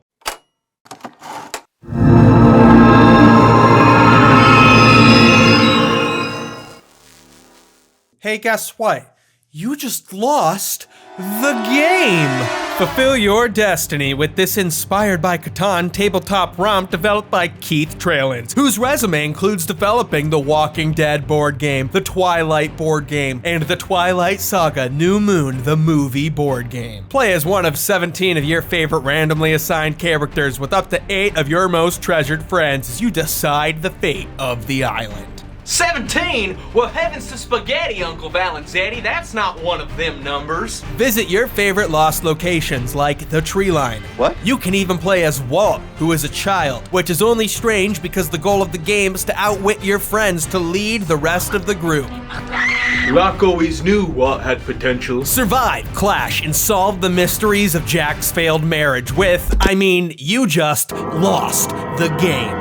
From Cardinal Games. Lost had quite a few video gaming experiences. The show was huge with Apple. I've talked about this already before, but when they introduced TV episodes as being purchasable on the iTunes store, Lost was one of their headliners. It had a flashy page, which included the Lost podcast, soundtracks, and of course, the Lost mobile game. Developed by Gameloft, a huge mobile game developer who published things like the obscure Sonic Unleashed mobile game, and even Disney Dreamlight Valley, a popular Stardew clone released earlier this year. Gregory Nations wrote a script for the game, and he was able to create an environment that was consistent with the show, but with a story that allowed the player to progress from level to level. I reviewed this game already. If you only watch my Lost videos, I kind of am really into old weird toys. Okay. Claire, where are you? I did a video about iPod video games, and I said something about Lost in that video that I can't believe I said. It's kind of like Twin Peaks, but on an island, and the abstractness comes from a lack of planning rather than a stylistic intent.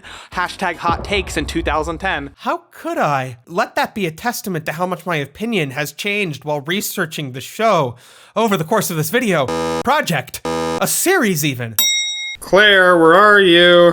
I'm gonna take your baby. I didn't even play the full game back then. My iPod kept dying, so for this video, I learned how to replace an iPod battery, and now I got to play the entirety of Lost, the mobile game, for the iPod. Although it was released on other devices, on the iPod version of the game, you use the click wheel to move Jack, sliding your finger around it to move the little guy in 8 different directions. As much as I wish this were on the Game Boy Advance or Nintendo DS instead, I do think they did a pretty good job of making the game control with the click wheel. The level design is easy enough to navigate, you don't have to stop moving too much, and to lift a heavy object, you spin your finger along the wheel. To interact with the environment, you press the center button, that's really it. You play as Jack the entire time, beginning with rescuing people during the wreckage of the plane crash. No way, 2D Gary Troop, see ya. In chapter 2, Jack goes to get medicine for Claire, which is 3 fruits. You get a knife to protect yourself from boar and snakes. I think intuitively you would expect the knife to be used to cut fruits down from the tree, but that's not how it works at all. You have to chop every blade of grass to find Claire 3 fruits to heal her. And when you return to the camp, Claire has been kidnapped. In chapter 3, we gotta get Claire back. Jack gets equipped with a gun and fucking shoots Ethan, whoever that guy is. Still have no idea. Hope that answer gets questioned for me.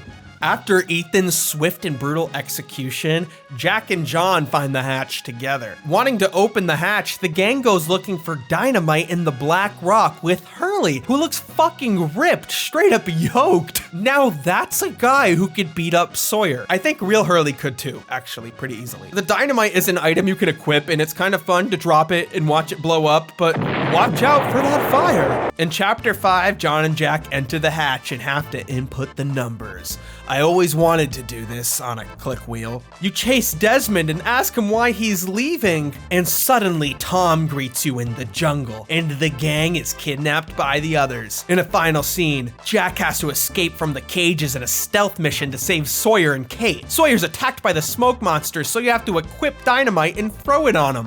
Whoa!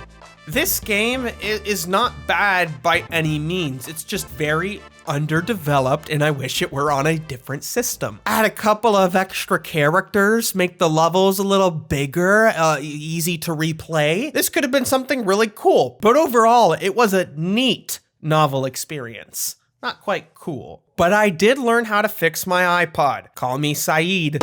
As early as the end of the 2nd season, fans had looked forward to there being a more serious Lost video game after Ubisoft was announced to have acquired the rights to the series. At Comic-Con 2007, Lost the video game was announced to the world and later released as Lost the Adomus for PC, Xbox, and PlayStation in February of 2008, 2 weeks after the end of the writer's strike. Would you believe I bought this game for the Xbox 360 back in 2014 because I thought I was gonna do a review of it for the 10th anniversary of Lost? Would you also believe it took me another 10 years to actually be motivated to pick it up and play it? Our pals Darlton had direct input in developing the story of the game alongside Ubisoft. You take on the role of a new character whose story is told tangentially to the first 2 seasons. The game opens up with the dramatic crash of Oceanic 815, and our main character here has amnesia, finding himself in the middle of the jungle after the crash, chasing the ghost of a mysterious girl and Vincent the dog! You cannot pet Vincent the dog! We are off to a bad start here. I feel as if an amnesia storyline is perfect for a Lost video game. Aside from Claire's brief stint with amnesia, I've often thought an amnesia storyline was something missing with the show's flashback format. Claire, it's okay.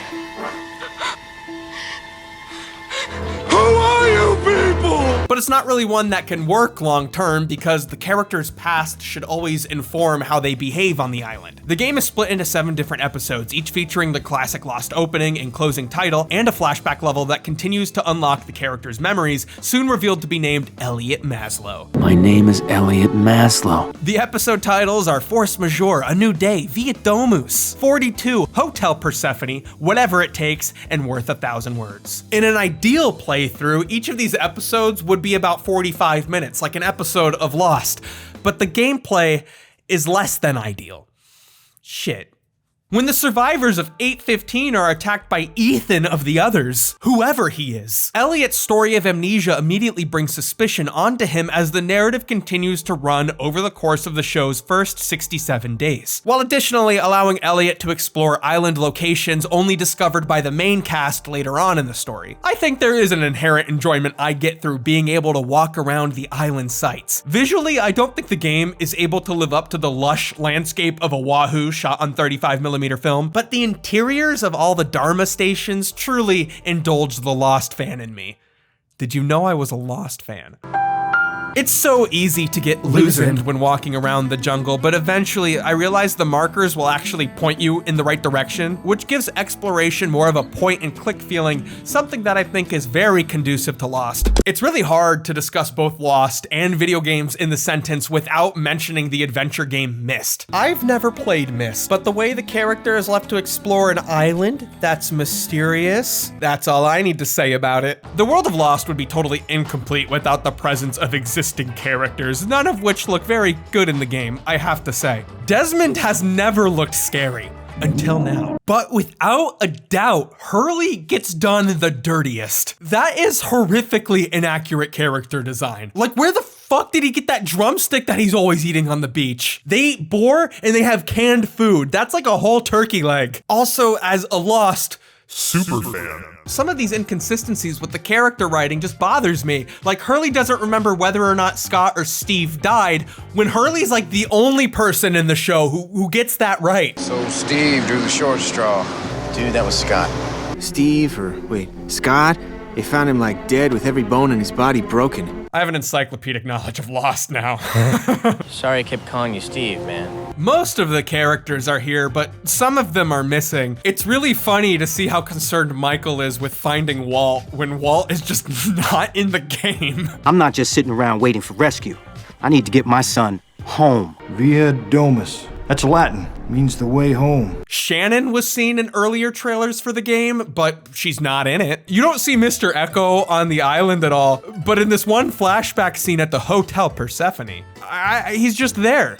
I don't know why he's there. I'm here, apparently, to steal my colleague's investigative story, but why are you here, Mr. Echo?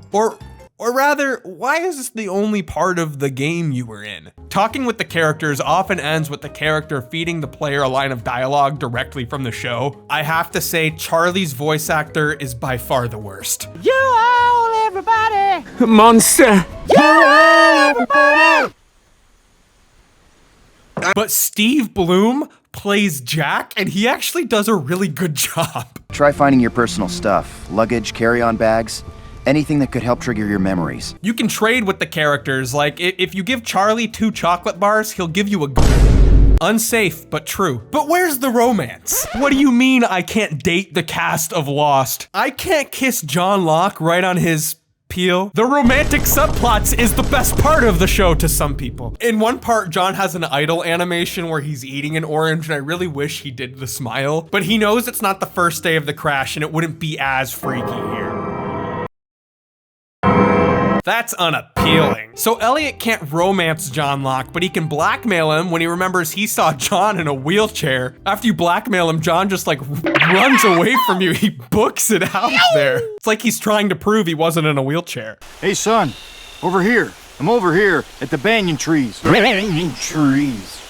Here, John Locke is at the height of his memehood. The banyan trees provide cover from the monster. It's also where John feels comfortable talking to Elliot. Don't walk too far, or he'll tell you about the banyan trees again. Over here. I'm over here. Hey, son. The monster's an immediate threat entering the woods. It came after my ass. but I figured running back to John would help. I engaged him in dialogue about the banyan trees, and he was so enraptured in telling me about them that he didn't even notice I was being killed by the monster. There's plane debris scattered ahead that leads to the cockpit. Try looking there. No! The monster chases the player around, so you have to hide in the banyan trees. And at one point, you even have to temple run on out of there, jumping over and sliding under tree branches. Though sometimes avoiding the monster is really easy, like here I just juked them out, smoked them. Additionally, the others act as an immediate threat that will shoot Elliot if he gets too close. But sometimes the monster is Elliot's friend and helps out. Once Elliot successfully finds his computer, he believes his memories will be on the hard drive. He gives it to Saeed to fix it, but there's one problem: no batteries. The only person who knows where computer batteries are is John Locke, but he left them in the jungle. Locke tells Elliot he needs to go through the cave system, which will lead him to the cockpit of the plane where he will find the batteries. If he wants a laptop battery, he must go on a psychic vision quest and chase the ghost of this woman, all for a laptop battery. I can get you your laptop battery, but you're gonna have to drop this tab of acid first. The caves are awful to navigate. There is not a lot of light and a lot of holes to fall down. At the start of the game, Elliot Maslow can only afford torches, but every time Maslow runs into bats, the torch goes out and Elliot is mad slow to light it back up. I hate this fucking shit! And when you think the lantern could be better, no. Fuel runs out and I still fall into holes. Ah!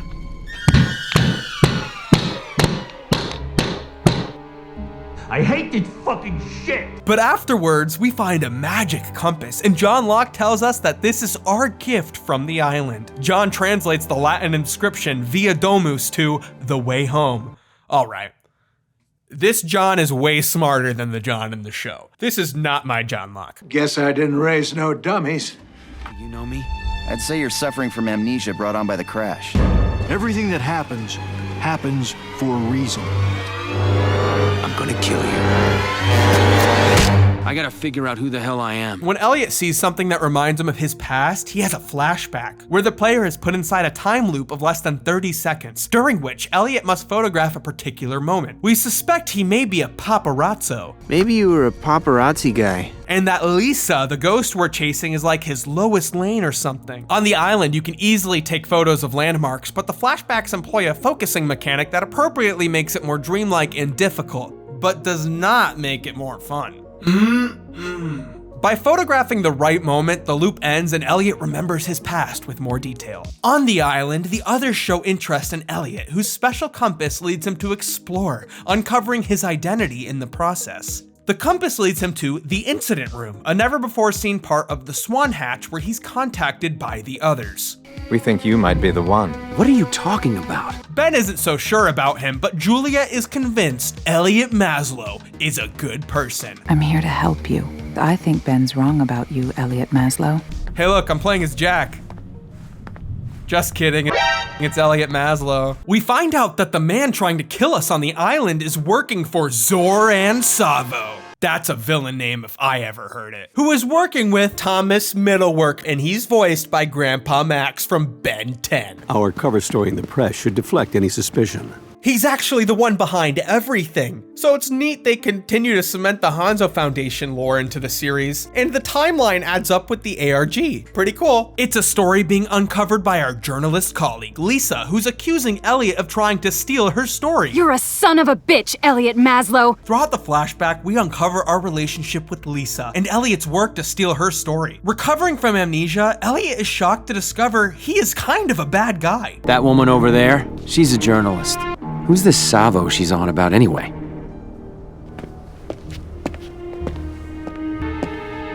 You, let's go. Hey, let me go. And we're shocked to play as Elliot and take the opportunity to do nothing but photograph Lisa as she's being killed, stealing her story in the process. Maybe Elliot Maslow is not a good guy. Maybe Ben's right. You're a son of a bitch, Elliot Maslow. The guy trying to kill us on the island is only ever named in the manual. His name is Beady Eyes. All right, cool. Beatty here is Savo's security guard sent to the island to hunt Elliot Maslow and crush Lisa's story. Beatty and Elliot finally face off at the Flame, where Beady Eyes questions patch-eyed Mikhail, the other Soviet communication officer. He knows the others are interested in Elliot. Okay, so you're supposed to open the door and shoot him before he shoots you? He got me, okay. I can do it. Okay, so you have to let him talk for a second and then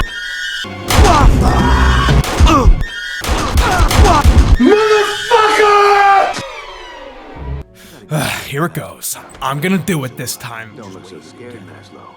All I want. I'll kill you. Fucking Beatty. Hardly knew ye.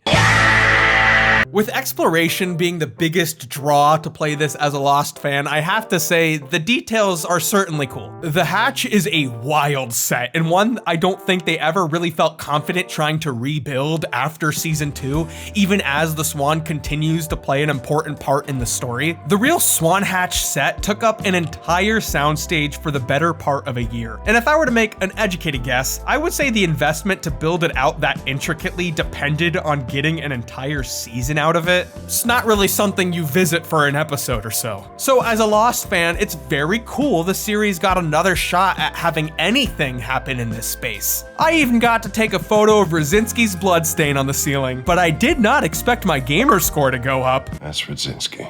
I got an achievement for that? What the actual heck? The one thing about the game that is canon is the locations, including rooms of familiar Dharma stations not necessarily seen in the show itself. The most relevant of which is the Incident Room, the existence of which is supported in the show proper through a few Easter eggs and, of course, the story of the Hatch itself. As stated in the show, the Swan was originally designed for another purpose, but the incident, whatever that was, required them to create the 108-minute protocol, a feature that is present in the game. If you're in the Hatch, the timer does actually count down from 108, and you will risk a game over if you don't enter the numbers and execute the sequence. But you can also just like leave it to Kate, who's chilling in the Hatch, even when all the black lights go on. She's just sitting there, she knows we're up to something, but she's not gonna be bothered with it.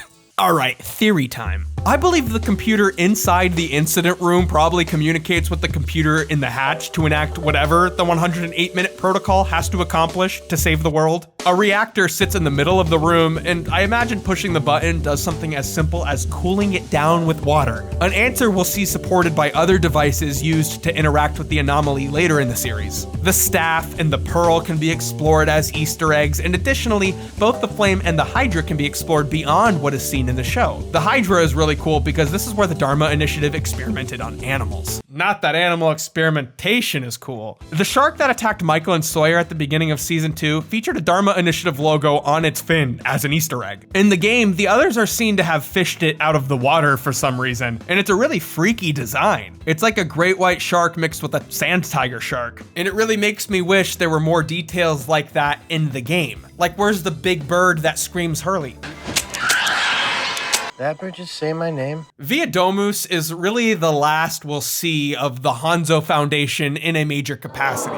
By the end of season 5, I think it's easy to understand the Hanzo Foundation as just a larger body that is perpetuating the work the Dharma Initiative is doing on the island. With the context of Charles Widmore's campaign to locate the island, maybe we can presume the Hanzo Foundation is also aware of something surrounding the island in the present. Also feeding into previously established mythology, Zoran Savo is purchasing toxic sarin gas for ESP research, the connection of which harkens back to Walt's psychic powers and the Dharma Initiative referencing parapsychology and the original orientation video back in season 2. Elliot gets captured by Ben and Juliet, and when he awakens, he's stuck in the same tank the others kept Jack in. You know, when they triggered him because Juliet looks like his ex-wife.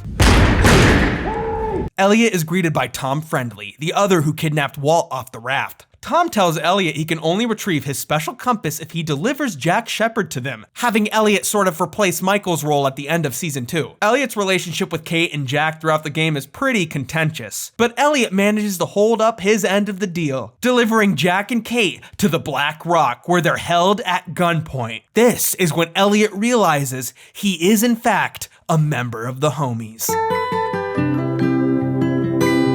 And also at this moment is when I went insane playing this game. Elliot needs to make a decision fast and shoot something quick to save Jack and Kate. Shooting Tom doesn't work, the other will shoot Kate. Shooting the other doesn't work, Tom won't shoot Jack. Shooting the dynamite doesn't work, Kate will die in the explosion. I even stood in front of Kate during the explosion, she still died. Randomly shooting things kills you, and you can't just leave either. That's a game over for abandoning the homies. I hovered my crosshair over every pixel in this stage, and I still couldn't figure out what I needed to shoot. You know what? That's not even the real Jack. I'm the real Jack. See, I'm playing as Jack. All right, no, I have to be Elliot Maslow here. I learned you do have to stand in front of Kate. I was just slightly off. 1 pixel even. Once Elliot stands in the perfect spot to save Kate from the explosion, he gets knocked out. And like I said, his relationship with these guys is just not there because Jack wants to leave him behind. I gave him a second chance and he still betrayed us. Sorry, I can't look like your ex-wife, Jack. Elliot learns that he betrayed Lisa, which played into her death, but John Locke tells us our destiny is not on the island. We have to redeem ourselves off of the island and tell this story. We all have our path, Elliot. Yours is back home. Good luck, son. My Dharma is the road. Your Dharma.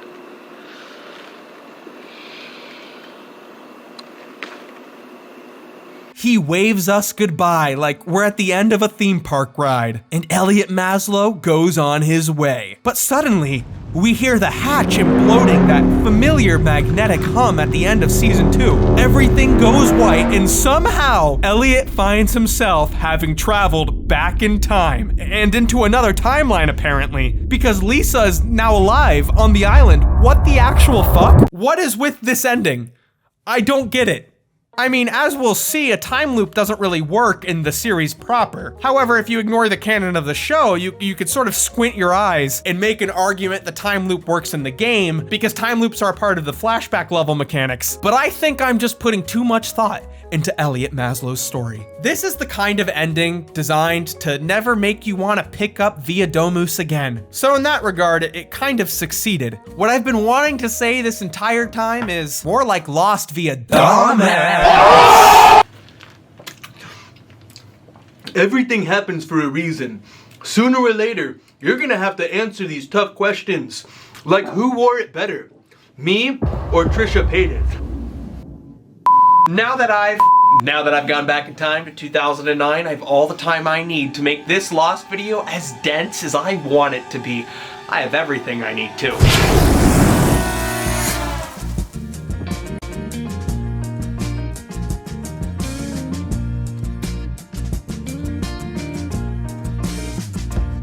The vinyl record is a perfect analogy for 4D space. We are a needle, a delicate sliver able to perceive a moment which we call the present. Yet, when the physical integrity of the record breaks down, the needle starts to perceive bits of the record's total construction. Like a broken record skipping on itself over and over again, we will once again watch as the castaways join with a new society and observe as the imprints on their once blank slates lead them to behave in expected ways, like a sad collection of broken records. It's all the same. 2 weeks from tonight, I can't believe it! No! they were as close as a group of survivors could be. You guys gotta stay put. Don't go nowhere, don't do nothing. But that was then. After a flash of light and through a dense layer of clouds, Ajira Flight 316 descends before pilot Frank Lapidus sees an entire mountain peak emerge into his view. With just a second to react, he's able to pull the plane up, revealing the entire island as it was 3 years ago, before they left it. From the air, they see the incomplete runway the others left unfinished, giving them just enough room for a rough landing, killing the co-pilot, Lank Lapidus, now dead, but nonetheless, Frank Lapidus successfully lands the jet on the island. Yet the still conscious passengers had a shared experience of watching others disappear after the flash of light. Where'd they go? They're gone. Gone. God damn it, Lapidus. What do they teach you in flight school? How do you lose 3 passengers in time? In 1977, Jack, Sawyer, and Kate's awkward reconciliation is avoided with Hurley's brute force love. So what's up with you guys in the old Dharma jumpsuits? You didn't tell him? No, I was waiting for you. And Sawyer takes it upon himself to explain the time travel, made more curious by the fact it's been 3 years for both groups. We're in the Dharma initiative. They came back to the island? No. We came back. It's 1977.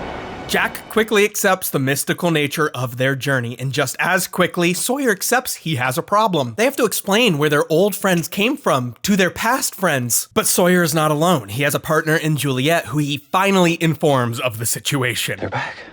I'm sorry, who's back? Jack, Hurley, Kate. She suggests they sneak him in with the new recruits coming in on the submarine, and then quickly concludes the life they've built is coming to an end. But Sawyer assures her that's not true. They can pull it off if they coordinate. They trust each other. Sawyer and Juliet's relationship is a very surprising reveal. It's not really a pairing suggested to the audience before this season. But with Sawyer ready to be a better leader and a better friend, he's suggestible enough to allow Juliet to help him better himself. It's unlike the other island romances in the show because, as Elizabeth Mitchell puts it with the official Lost fan magazine, it's a matured relationship. We see these seeds barely in the ground when they're first marooned together, and then skip 3 years into the future to when their love has taken root. At the surface, there's none of the insecurity of new love. It's really interesting. Jin is making a fuss at the communication station, the Flame, as he wants to locate Sun's plane. He bothers Rosinski to look, who is currently working on a model of the Swan Hatch. He's designing a trap that will lead him to take his own life. See that brown stain there? That's Rosinski. Eric Lange comes into the role fiercely aware of Rosinski's history within the show's universe, and he plays him as a miserable motherfucker. Get your hands off that. Thought you learned English. I said hands off. Bro, be more like Hurley. He sees how far Jin's English has come. Dude, your English is awesome. Rosinski insists he would know if there was a plane on the island, but Jin uses his superior physicality and upper body strength to make Rosinski check the radars again. The characters we've been following are much more physically imposing than the scrawny, nerdy Dharma Initiative characters, making them feel both out of place and out of time. And their biggerness makes them very bold. As Jin helplessly looks for Sun in the past, Sun looks for Jin 30 years in the future, where she notices Ben, the man who promised her to help find Jin, seems to be in a rush to get away from the plane. Something made more suspicious by how closely he watches his back. Why are you following me? That's one of the best camera pans I've ever seen. Ben shows Sun the outrigger he found on shore, from where he promises to lead her to Jin. But Lapidus follows closely behind, warning Sun not to trust Ben. She smacks Ben's head and takes the outrigger, leaving him with what he was trying to get away from. Thought you trusted this guy. I lied. Sun is never helpless as she is perceived. Ben has helped her enough by providing this nice boat, and she invites Lapidus along to search for those they left behind. They arrive at the Dharma barracks late into the night, finding an overgrown ghost town, uninhabited and quiet enough to hear the monsters rattle behind the tree line. Ben invited this monster in. Perhaps the sonar fences have been down ever since Alex deactivated them. It's a ghost town, and the two are greeted by the ghost of Christian Shepherd. Neither one of them recognizes him, and interestingly, Sun is the only member of the Oceanic Six not to attend his funeral. She's the only one without a chance to recognize him. Yet, he says he can guide them to where their friends are. Inside the rec room, Christian looks along the wall of photos featuring all of the annual recruits of the Dharma Initiative, where eventually he finds the class of 1977, which her friends and husband were a part of. From Jack, Hurley, and Kate's perspective, time travel is not predicated by painful bodily reactions, but instead by a whimsical needle drop. Blue Images ride Captain Ride, which undertones their magical journey, landing their mystery ship comfortably in the past. They now find themselves during orientation as new Dharma recruits in a fully inhabited Dharma village, with shiny vans, flower lays, and a lively, active community. Find a way to bring him in before we screw up everything we got here. People change. We got a hostile inside the perimeter. Choices are made. He's a spy. And loyal ties will be tested.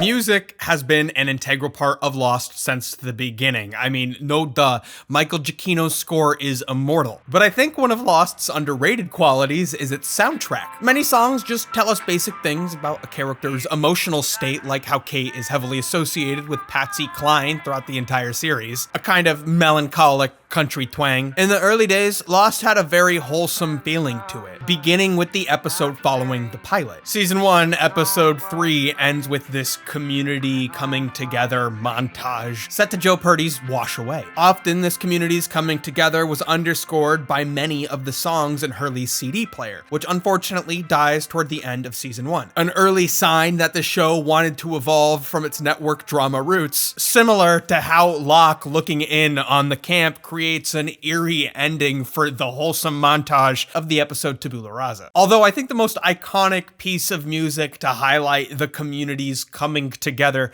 comes in season 3. Three Dog Night's Shambhala plays through the van radio. Hurley and the others find in the jungle and then fix up, comparing the community they built on the island to this mythic utopia. How does the light shine on the road to Shambhala? Daniel Faraday has scientifically said it shines different. The light. Strange out here, isn't it?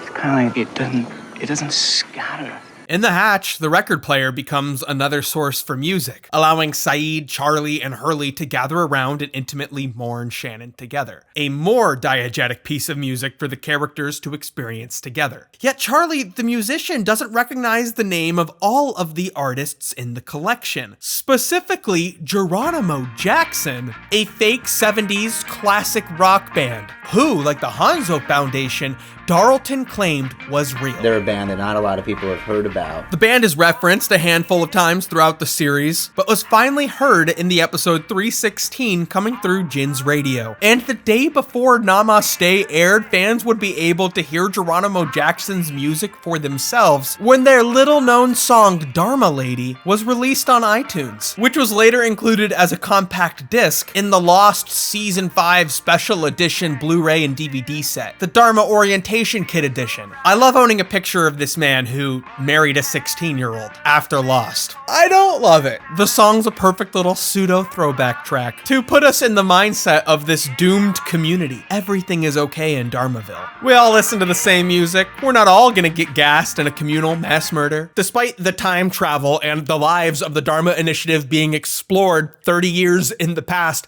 the show kind of maintains that linear video game style progression to the story on the island. By season 4, the conflicts of survival and war had awarded them these houses. The time travel just changes who is inhabiting those houses. With the show being on for 4 years, the castaways could have easily constructed for themselves this very corny Swiss Family Robinson style homestead. But the inhabitants of these houses constantly changing speaks to the history of violence and conflict on the island. We were introduced to these houses while they were inhabited by the others who took them from the Dharma Initiative, and then the castaways took them from the others, who were then run off the island by an unsettled conflict. Pretending like time travel wasn't a part of Lost for a second, it's completely logical to assume Juliet and Sawyer would have been able to build a robust community like this in the 3 years following their friends leaving the island. It's taken them 3 years to build this life despite the time travel. And now this safe haven Juliet and Sawyer have built for themselves will become the jumping off point for the Losties' final adventure. During orientation, Jack meets the star of John's favorite movie, introduced finally as Dr. Pierre Chang. Jack knows how cool John would think this is. Jack is meeting the guy who once instructed him to push the button to save the world. Just saving the world, he says. But now he tells Jack he's gonna do janitorial work, just like Ben's dad. Goodspeed told me you people were doing experiments changing the world. I didn't come here to clean up after you. And now this Dharma guy, Phil, played by the iconic Patrick Fischler, notices Kate is not on his recruitment list. One of them isn't in the manifest. He wasn't on the plane. But Juliet comes in to cover her, having created a fake manifest, learning from what got Ethan caught. Kate and Juliet will be working together in the motor pool, and now they mime introducing themselves, a distant yet friendly way for them to acknowledge and greet each other. It takes a lot of effort to pull this plan off, and strangely, neither Juliet nor Sawyer suggest that they say these are the members of the crew they've been looking for. Horace gave Sawyer and his group permission to look for them, but it's been 3 years, and they strictly want their old friends to join their new way of life. Namaste. Namaste. Jin has kept Rosinski at the radar. Suddenly, they see a nearby perimeter breach. Jin runs out and is surprised to find Saeed, in handcuffs. Saeed is briefly comforted by the sight of an old friend, but when Rosinski runs up aiming a gun, Jin makes the hasty decision to treat Saeed as an enemy hostile, protecting his own cover and leaving Saeed afraid and betrayed. While in custody, Saeed is approached by the chief of security, Sawyer, introducing himself as LaFleur. Saeed gives Sawyer just enough trust to go along with his instructions, to identify himself as a hostile as per the treaty. Otherwise, they can shoot him. He goes along with it and is taken into custody at the camp. We do not refer to ourselves as hostile, but yes, I am one of them. Juliet and Sawyer have found themselves in an uncomfortable position. Like so many times before, Sawyer has found himself falling in love with the people he set out to con. But this time, he's brought Juliet along. But she already knows how to pretend like everything is normal and okay. They know the Dharma Initiative is going to die. There is a morbid quality to their comfort in these lives. Yet nonetheless, they make friends such as Amy Goodspeed, who has just given birth to a baby. Have you and Horace decided on a name? Yeah, we have. We're gonna name him Ethan.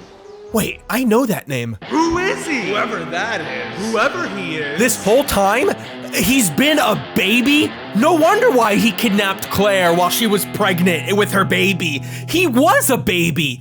And this baby will eventually drag Juliet to the island, where she's been the last 6 years. Over the last thousands of years time traveling. Juliet puts him down, with Ethan finally fulfilling his role as a calendar. He was born when they went back in time and died when they first came to the island. When Ethan shows up, it's actually so convenient to help us know when it is. Jack goes on over to Sawyer's house to have a discussion about Saeed, and he's surprised when Juliet, his ex, answers the door. It takes him a moment to piece together that he's in the right place. Nonetheless, he comes in to discuss strategy with Sawyer, who is not in a rush to come to a decision about this situation. Jack is upset that Sawyer is reading instead of acting, but won't even sit down to have a discussion about making a decision. Sawyer tells him that he reads so he can think to make a good decision, something he observes Jack often did not do. Sawyer tells Jack that he is not the same guy anymore. It's how I like to run things, I think. Somewhere along the way, he figured himself out before Jack did. It was back when you were called in the shots, you pretty much just reacted. See, you didn't think, Jack. And as I recall, a lot of people ended up dead. He's not even named Sawyer anymore. All his new friends call him James or Jim. They even sit down for beers, which Jack doesn't have enough chill for. Jack Shepard is a part of my Nightmare Blunt rotation. That's how I saved your ass today. And that's how I'm gonna save Saeed's tomorrow. Sawyer knows leadership never fit Jack well. So he tells Jack to go home and get some rest. All you gotta do is go home, get a good night's rest. Let me do what I do. Ain't that a relief? Which Sawyer thinks is a good thing for him. Yeah. Sawyer sees how angry and ready to go Jack still is. Sawyer wants to believe he's left that part of himself behind, but as he shows Jack out, he sees Kate, now the girl next door, and a reminder of Sawyer's old hangups. Inside the security center, Saeed sits and waits before eventually he's greeted by a curious child, a young Ben Linus, eager to leave his home at the Dharma Initiative barracks and join the hostiles. Are you a hostile? Are you one of them? One of whom? A hostile. Do you think I am? Do you even know what that word means?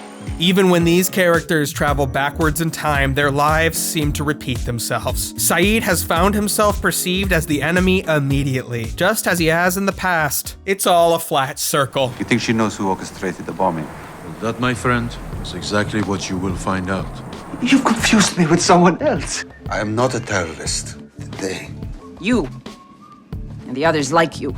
That's why you're gonna have to make them talk to you. You're the terrorist. Identify yourself as a hostile. Are you a hostile? You're a killer, Saeed.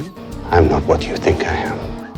Do you think I am? Despite these science fiction elements seeming like a big jump for Lost, to me it never feels too out of place because they use these huge concepts just to examine the same themes the show has always examined. Time travel plays heavily into the themes of fate and destiny, while all the characters we know clashing together later in their lives is used as a different way to examine the us versus them dynamics the show has always examined. Friends and relationships have cracked and drifted apart, and now the lines of who is us and who is them are blurred. Sawyer and Juliet have made a comfortable life for themselves, with friction only coming from the return of their old friend group. We don't know where Sawyer's allegiances lie, or how Sayid will respond to having this archetypal role once again thrust onto him, while somebody he may have called a friend at one point fits into another role he's seen come up against him so many times. Sterling Beaumont returning as a young Ben Linus makes this role very special, as no other character in Lost has their childhood so prominently featured. Besides Sterling Beaumont, the only actor to portray a childhood version of one of the principal cast members more than once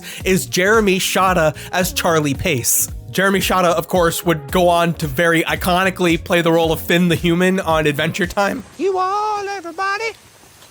You all, everybody! Lost has always been very selective about when they show a flashback to a character's childhood. It really doesn't happen a lot, and not every character has a childhood flashback scene. 5 seasons in, we get a scene from Sayid's childhood. He and his brother are instructed by their father to slaughter a chicken for food, to become men. We're led to believe Sayid is timid, but once the younger boy steps in to finish the job, we see the inclination for violence and know he is Sayid. After the island, Sayid meets with Ben in the cold of night. He and Sayid are dripped up, like holy shit, they look fresh as fuck. They've been cooperating to take down Widmore's men, and now Ben tells Sayid Sayid's job is over, leaving him without purpose or an outlet for his violence. What do I do now? I suppose you should go live your life. You're free, Sayid. Sayid tries to move on with his life doing charity work, but only takes one visit from Ben saying his friends are once again in danger to get him to go back to his old life. I don't like killing.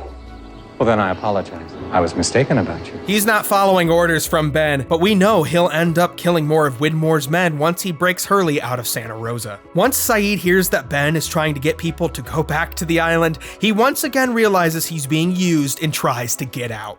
Sayid, where are you going? I don't want any part of this. If I see you again, it'll be extremely unpleasant for us both. I love in this episode how the flashback tells us that Sayid only remembers saying this to Ben, when in the original episode he also said it to Jack. And if I see you or him again, it'll be extremely unpleasant for all of us. At a bar, Sayid sits sulking, drinking a very expensive drink with his oceanic money. He's approached by the woman who will bring him to the island. She shows interest in him, but he warns her he is a sad man. She says she's into sad men. Sayid knows this means she'll be hurt. But Sayid has an inescapable pattern of violence and romance. Sayid brings her to his hotel room trying to smash, so she smashes him in the face, claiming to be a representative for the family of the man Sayid had killed on the golf course while he was working for Ben Linus, who Sayid immediately assumes Alana here is working for. But she doesn't know Ben. Who's Benjamin Linus? Sayid is pretty content with being taken into custody, but when he sees all of his old friends at the airport and even Ben boarding the plane, he realizes he is afraid of something. Returning to the island, where he will go back in time just to be placed in custody anyways, as was his expectation. While incarcerated, Sayid is greeted by Ben, the child who will grow up to be responsible for his incarceration, and responsible for the violence that got him caught up in all of this. Nonetheless, like his own father, Sayid sees the pressure Ben is up against when the violent Roger comes in and gets angry at his son. Perhaps he and Ben are alike in some ways. Perhaps if Sawyer found Sayid, they could have come up with a good story to incorporate him into the camp. Sawyer is the con man. But now Sawyer has to figure out how to protect somebody he never really had a strong relationship with from the people he's become so close to. How you doing? A 12-year-old Ben Linus brought me a chicken salad sandwich. How do you think I'm doing? Sawyer had once accused Sayid of being the criminal on the plane, responsible for the handcuffs. Now that accusation has become a reality. Sawyer tells Sayid to identify himself as the enemy, as a hostile. Sawyer needs Sayid to cooperate so he can protect the stabilization he has in his life. But Sayid just sees his life repeating itself. Sawyer cannot overcome that. Sayid will not cooperate. All right, last chance. You got anything to say? So Sawyer follows his protocol and takes him to their interrogator. With their positions swapped, Sawyer now stands over Saeed, who is tied to a very similar tree to where he tortured Sawyer during the first season. Once again, one of Saeed's victims has an opportunity to get back at him. Though fortunately inspired by MK Ultra, the Dharma Initiative have come up with some alternative interrogation methods, like mind control type things. A freaky little thing, an old man called Old Ham, concocts a mixture right in front of them. Saeed asks Sawyer who this Old Ham is, and Sawyer takes no pleasure in, but does not hesitate to tell Saeed. Who is that man? These are you. Old Ham is the absolute grimy bottom of the Dharma Initiative's hippie-stained life. His concoction reminds me of the one John made in season 1, to have Boone trip out and have a spiritual journey of some kind. But now, Old Ham has developed a truth serum, which he gives to Saeed. Sawyer sits back as Saeed tells his story. He says they came on a plane, Ajira Flight 316. They time traveled. He says before that, they came on another plane and then left this island. And if they need more detail, they can ask Sawyer. But the Dharma Initiative only knows James LaFleur. Who's this Sawyer? They think he's insane or the serum failed if he didn't give them detailed knowledge about the various Dharma stations. What is top secret information to them was casually discovered and discussed 30 years later by those curious enough to know. Just like how a lot of government information from back then has been declassified now. And their fear of him is only accentuated when he gives them this piece of information. You're all going to die, you know. You're going to kill. How does he know this? Because I am from the future. Oh, a prophet speaking the truth to an audience who will not hear or remember the message. Changing the future's pretty hard. Sawyer and the crew arrive at the barracks and put Saeed into custody. Everyone sees the chaos. And Sawyer and Juliet know, with the arrival of their old friends, their new life has ended. Everything is different. They live together, like not as roommates. I'm telling you to stay away. Everyone has changed. I'm sorry, Saeed. You're on your own.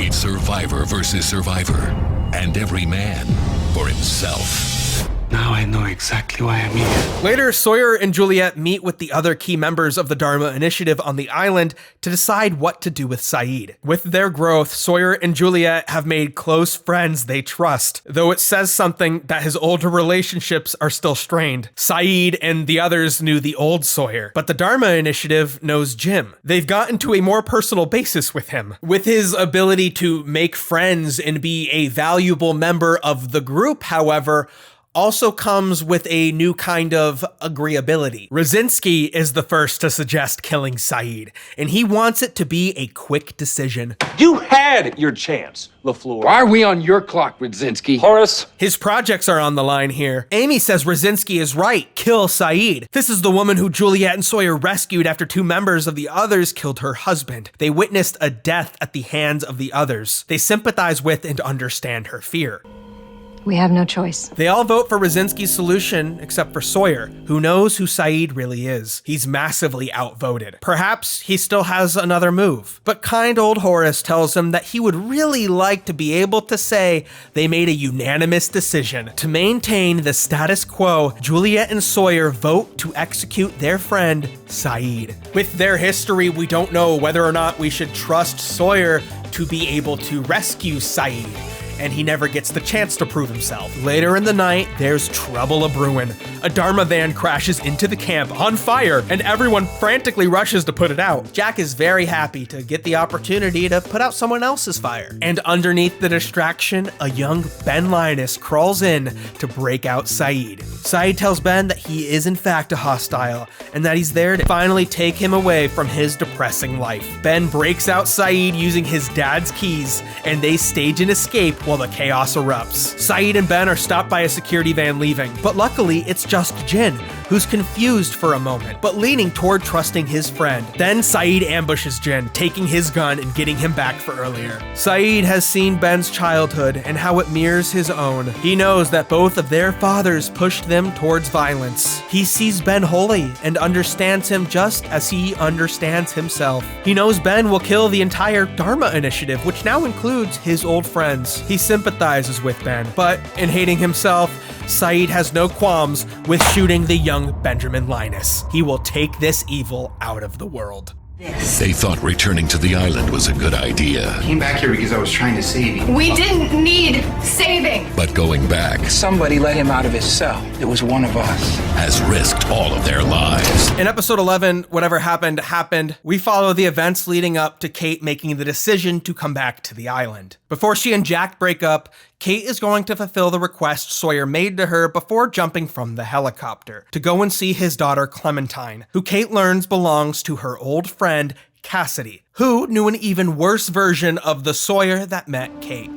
Sawyer sent me. Cassidy doesn't see Sawyer jumping from the helicopter as a sacrifice. She thinks he was running away, not only from her and Clementine, but from Kate. Cassidy tells her that Sawyer ditched her too, though Kate seems to be more inclined to give Sawyer the benefit of the doubt, having seen a more sensitive side to him, despite being hurt by him. She asks if Aaron is Sawyer's baby, and then immediately realizes he's not Kate's at all, seeing right through her story as a fellow criminal. So Kate ends up telling her the truth, just as she had when they first met. Following Sun bringing Aaron to Jack and Ben's meeting at the dock, Kate takes him away, going to the grocery store where she loses him. She frantically runs around the store and finally finds him being guided by a woman who was allegedly helping him, though we see how distrusting Kate is of that. Over the years, Clementine, Cassidy, Kate, and Aaron have all become close. Cassidy's like, whoa, Jack sounds like a piece of work. Kate's like, tell me about it. She tells Cassidy the story of her losing Aaron in the supermarket and tells her the thing that surprised her most was her reaction was believing it was about time. She expects it to happen to her. Later, after she makes it back to the island, Kate and Juliet talk. Juliet says she was nervous to tell her about Sawyer, and she's very happy Hurley took it upon himself. She didn't want anything she said to Kate to appear as if she was telling her to stay away from Sawyer. Juliet wants Kate to know they can be friends, and Kate seems to agree. I feel like she's able to see the growth in Sawyer from the person who hurt Cassidy to the person who's good for Juliet. And Kate's okay with letting go because he hurt her too along the way. Lost has this view of personal growth that I really appreciate, that says it's okay to grow and make mistakes in life, but it's also okay to decide not to talk to anybody or have a different kind of relationship with somebody because of mistakes they've made that affect you. Kate agrees with Juliet, they should be friends, and easily put the drama of their dudes behind them and tried to make the best of their jobs at the motor pool. Jin walks back into camp with a shot Benjamin Linus, and everyone is put under lockdown. You're telling us we're under house arrest? No, you're all free to leave whenever you want, but I'll shoot you in the leg. Having a moment, Hurley starts finally questioning time travel, grilling Miles with all of his questions. Miles tells Hurley they can't change the future, but they can be hurt because this is technically their present. Ben being shot is our first challenge to this idea. Can you change the future after all? Jack is told by Juliet she can't save Ben alone, they need a real surgeon, but he says he's not gonna do it. After what he just heard, he doesn't think Ben is going to die, and he doesn't feel like having to save him again. This would be the second time he did surgery on Ben. Hasn't this show been criticized for being redundant enough? What if when Jack originally did surgery on Ben back in season 3, he found like a note to himself from himself because he like slipped it in there after the surgery? Sawyer asks Roger where his keys are and immediately realizes Ben let Saeed out. According to Roger, LaFleur wouldn't have asked him if he didn't know the answer. Kate, feeling the parental pressure, tries to comfort Roger, who tells her that Ben's mother died and a boy just needs his mother. More pressure for Kate's mission. I guess a boy just needs his mother. When Juliet can't save Ben, she realizes the others can. She instructs Kate and Sawyer to take him to receive the outside help he needs. Sawyer sees the same innocence in Ben as he saw in himself as a child, and goes along with Kate to deliver him. Juliet stays behind to cover their story and yells at Jack, who she says she needed. I came back here because I care, Juliet. I came back here because I was trying to save you. We didn't need saving. We've been fine for 3 years. You came back here for you. There is no question of whether or not Juliet and Jack are gonna get back together. He does not have her back. While making their way to the others' camp, Kate tells Sawyer about Clementine, his daughter, and Cassidy, the woman he conned. Sawyer is touched to hear about Clementine, but with Kate and Cassidy having connected, Sawyer confronts what Cassidy thought about him and what he and Kate's relationship meant. You and me would have never worked out, Kate. I wasn't any more fit to be your boyfriend than I am to be that little girl's father. Sawyer says he and Juliet work because they've grown up in the last 3 years. And it's not hard at all for Kate to hear this. She knows he's right, and it's okay. Then, before she tells Jack, she first finds another friend to confide in with Sawyer. She tells him why she returned. Before leaving to return to the island, Kate goes to see Miss Littleton, Claire's mother, currently staying at a motel. There, Kate tells her the truth. She tells her that Aaron is her grandchild and is waiting in the room next door, and that she'll be back soon. Claire once held on to the belief that her mother is still alive after falling into a coma, choosing to keep her on life support. And now Kate asks Mrs. Littleton to have similar faith in her daughter. Claire is alive, and Kate is going to go back to the island and bring her home. She says goodbye to Mrs. Littleton and to Aaron. Coming to the island with a sense of altruism and a heroic purpose, it is an easy decision for Kate to give Ben to Richard Alpert to save his life. Richard recognizes Ben and Sawyer as one of the mysterious time travelers, so he takes Ben with him, but he warns them of side effects that will happen after saving his life.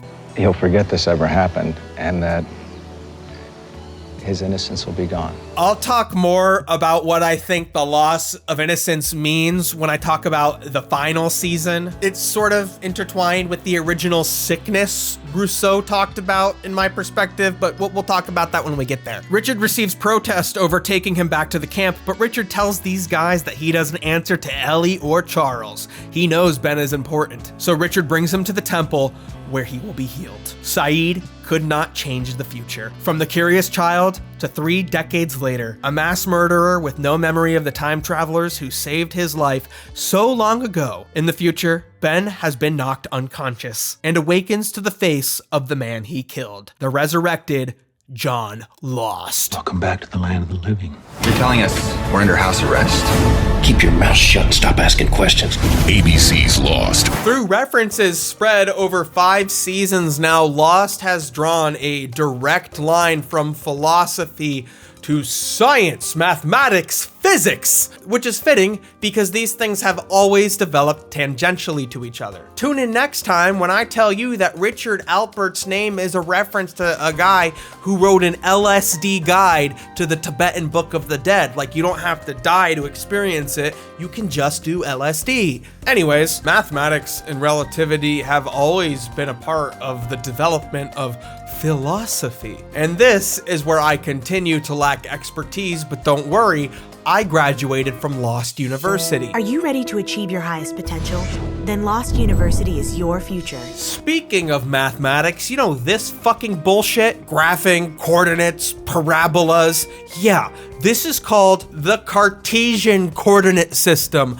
Fucking Descartes. I'm feeling irrational. Moving on from Renee. In his search for understanding causal reality, David Hume wrote a lot about time and its relationship to space. One of Hume's major concerns was the relationship between cause and effect, causality, because without an understanding of it, the universe consists of random, unconnected events. Which allowed Desmond to be our perfect device to begin exploring these concepts during the 3rd season. Desmond's character is also heavily related to Charles Dickens, something I'll talk more about in the final video, but this reference gives us another direct line to time travel. I don't think it's a coincidence that Desmond's time travel carol takes place on Christmas. Something which feels all the more significant considering the first 4 seasons take place over a tracked 108 days. They crash on September 22nd, and Desmond makes his call to Penny on Christmas, an important narrative beat that lined up to a significant time.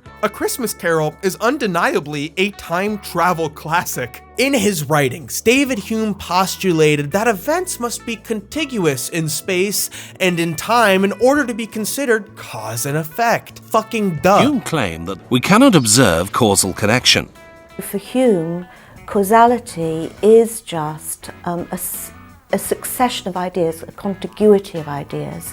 But he also described time as a duration which only exists through successive moments related to a change in space. Over the decades and centuries, the numbers would lead to space-time being accepted into mathematics and physics. 19th century physicist Hermann Minkowski would be credited for describing the space-time continuum, mathematically considering time as a 4th dimension of measurement known as space-time. Hermann Herman Minkowski is referenced in the show through George Minkowski, whose consciousness is skipping through time. George Minkowski. I'm the communications officer. But Minkowski's mathematical models didn't quite add up with some other essential mathematical models I really don't understand because they're not referenced by Lost, which is when I have to learn things. But that does lead us to another person also not referenced by Lost, Albert Einstein. But I saw Oppenheimer. This fucking Einstein would mathematically reconcile space-time as a fourth dimension of measurement. Einstein's theory of relativity supports the idea that the passing of time is relative to position and momentum through space. The difference, though, in Einstein's universe is that to different people, the amount of time that is a minute will be different. A minute to me is different sitting here stationary than a minute is to someone zooming by at a rocket ship. If you move those clocks relative to each other, time can change its pace, run slowly compared to the other clock, etc. The speed of light literally describes the physical limitations to which two objects separated in space can observe the same temporal event. Think of us as coordinates on a Cartesian plane. Fuck. Our perspective, our coordinates, intercept this cone of light moving along a 4D plane that represents the passage of time, the perception of which could be altered depending on your acceleration. Space and time itself can be lengthened and shortened, yet the speed of light always stays the same, even when the source of that light is moving. Now, just because we only perceive the present doesn't mean the rest of that light cone ceases to exist. When Lost Season 6 was airing, I still had Season 5 on the bookshelf. But we only perceive these fragments of 4D space. Einstein was influenced by the experiments of a lot of earlier thinkers. This stuff I understand even less than the philosophy stuff, but keep in mind, I'm a graduate of Lost University. I'm really proud of you, coming all the way from Lost University undergrad and on to the master's program. I'm gonna do my best. Michael Faraday was a very talented 19th century experimentalist who described observing light, magnetic waves, and electrical currents as being a part of the same phenomena, that being electromagnetism. The light, it's kind of like it doesn't scatter. I don't need to tell you that Michael Faraday is referenced in Lost through the character Daniel Faraday, a talented mathematician seen doing experiments that prove time is affected relativistically on the island. And I can promise you there's magnets on the island. As an aside, Lord Kelvin was a contemporary of Michael Faraday who did his own thermodynamic studies, so even Mr. Krabs' character is referencing someone smarter than me. A red-hot crustacean successful businessman and mathematician. How can I keep up? I have all the time I need to make this Lost video as dense as I want it to be. I have everything I need to.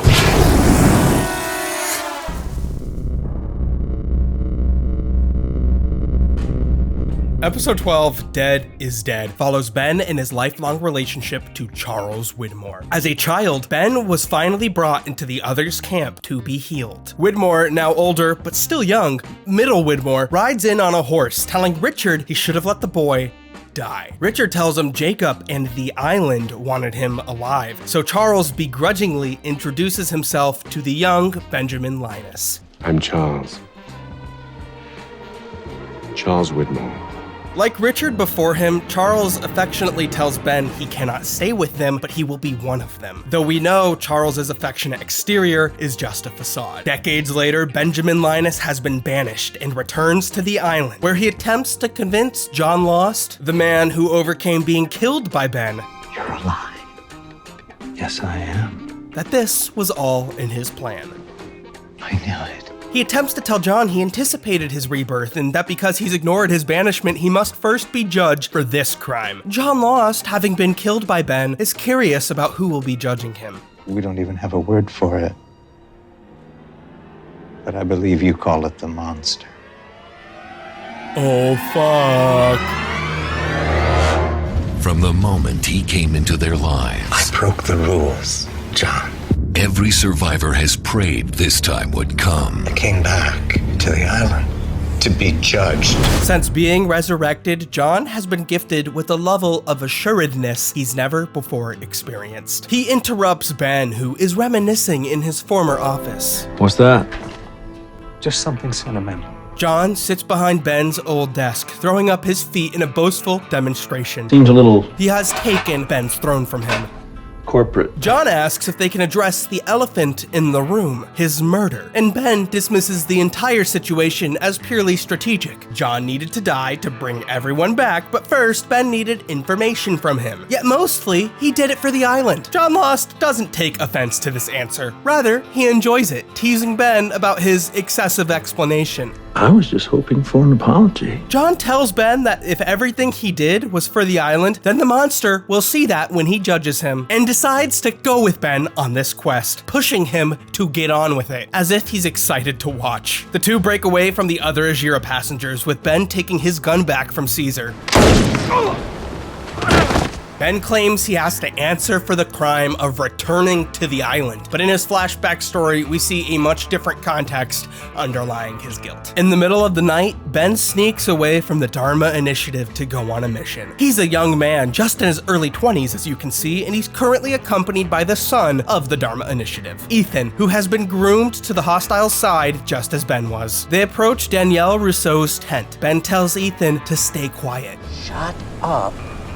Stay here, Ethan. That shut up delivery tells me that Ben is jealous of Ethan being here. Ben was told he was special. Wait, if Ethan was born in 1977, that means in season 1, he's 27. I'm 27. Is that what I look like?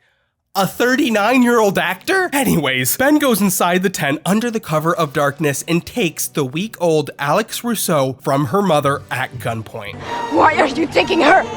It's a moment we've heard about, and Danielle is desperate and afraid. Yet Ben tells her she needs to be grateful. He's not going to kill her. He fires a warning shot, telling her to stay afraid, to run away anytime she hears whispers, and then disappears into the night with Alex. Before Alex was shot by one of Widmore's mercenaries, Ben referred to her as a pawn, and while that did not speak honestly to how he felt about her, in this episode, we see how he did use her strategically. Arriving back at the hostiles' camp, Ben is holding Alex, to Widmore's surprise. He had instructed Ben to kill the baby and Danielle. And now, in front of everyone, Ben tells Charles that Danielle is harmless, albeit crazy, and Alex is just a baby. He challenges him. Is killing this baby what Jacob wants? If he wants Alex dead, do it himself. You do it. Handing him the baby. There is obviously a strategy to Ben's decision, but his additional decision not to kill Danielle tells me there is a level of sympathy in his thinking. He could have made this point without keeping Danielle alive, yet he does. And much later, that is not a convenient decision for him. Years later, Ben raises Alex inside the overtaken Dharma camp. The hostiles now live here, and today is the day Charles is being banished from the island before Ben. People doubted his resolve to carry out his own cruel orders, and now they doubt his loyalty after he's had a child, Penny, whose mother is an outsider. Ben goes to the docks to say goodbye, but Charles only sees his presence as gloating. You left the island regularly. You had a daughter with an outsider. You broke the rules, Charles. He probably views Ben raising Alex, the pawn, to be gloating as well. So Widmore tells Ben if the island wants Alex dead, she'll be dead. And we learn that Widmore had to kill Alex because he felt like he had something to prove to Ben. I'll be seeing you, boy. All these people dead at the expense of their game. Came to say goodbye. No, you didn't.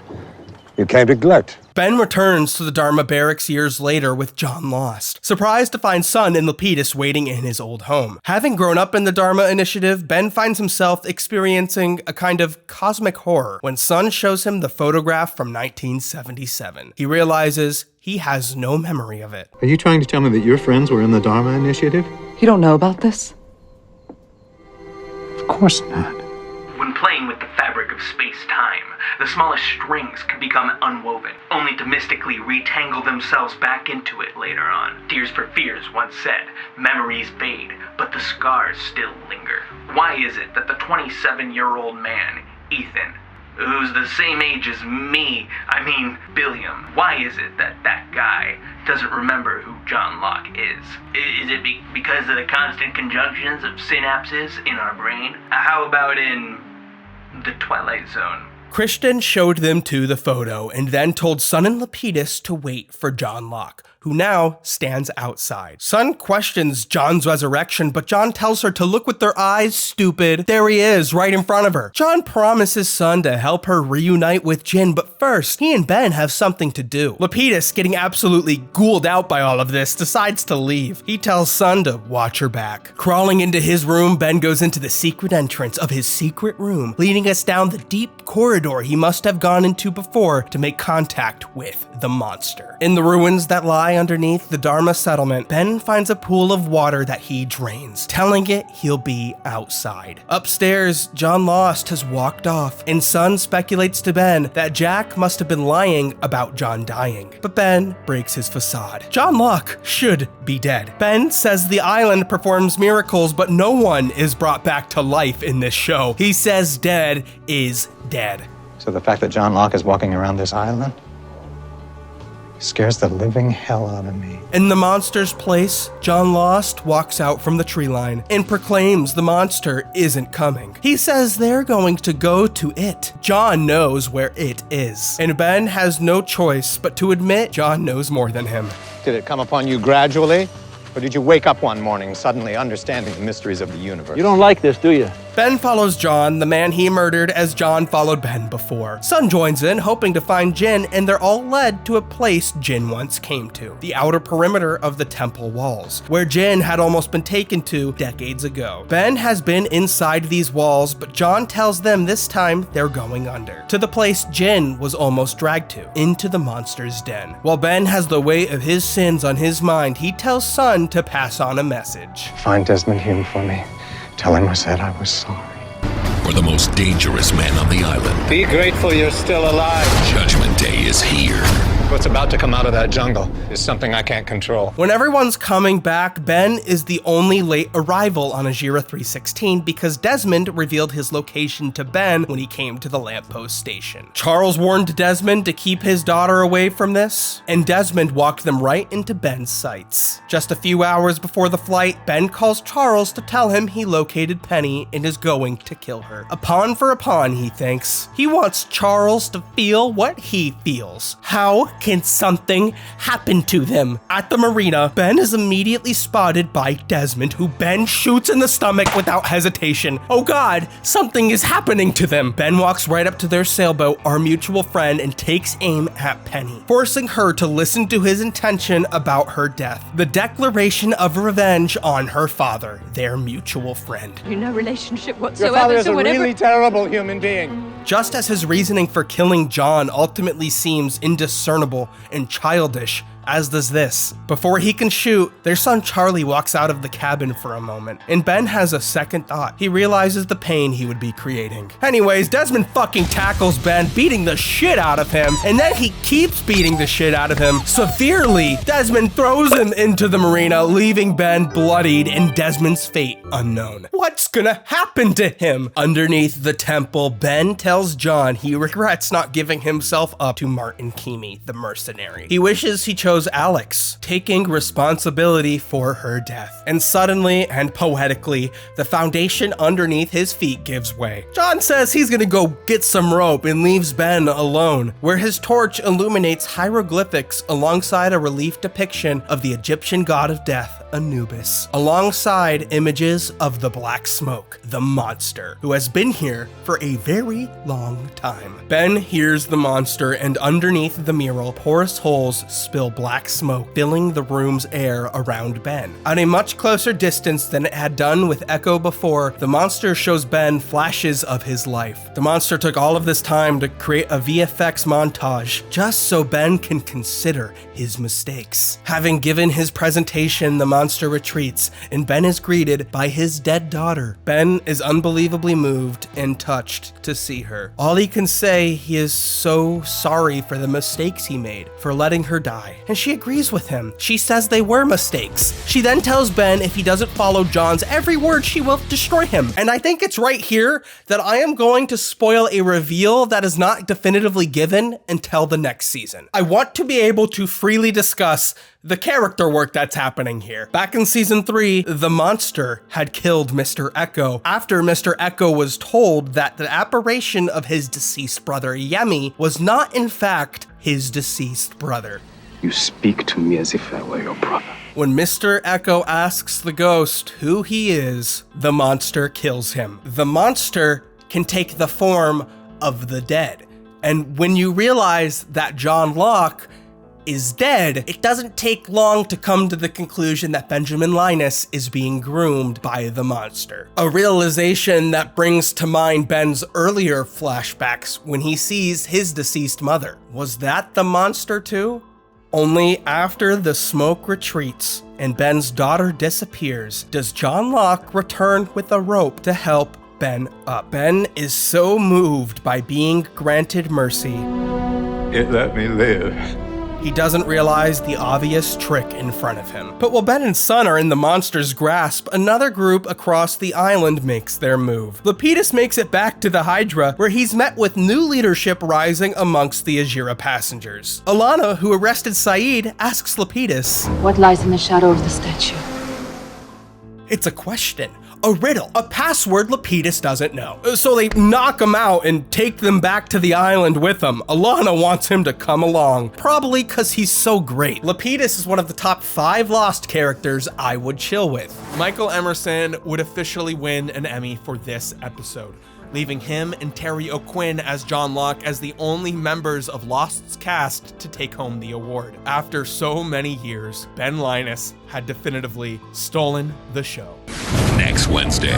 Just a minute. You can talk to dead people.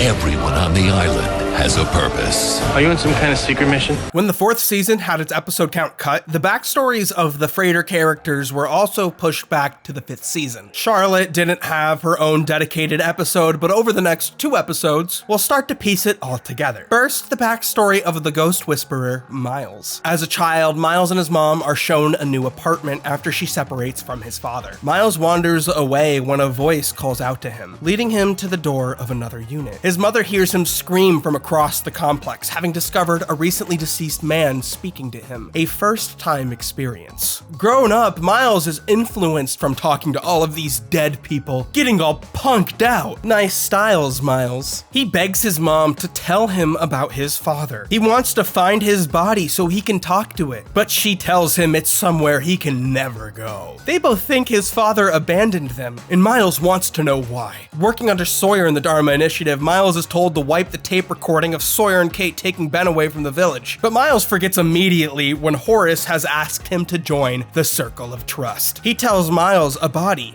a dead body, needs to be taken to the Orchid so Dr. Chang can examine it. Miles has to keep it on the down low. But Hurley catches wind that Miles has headed to the same place he is and wants to carpool.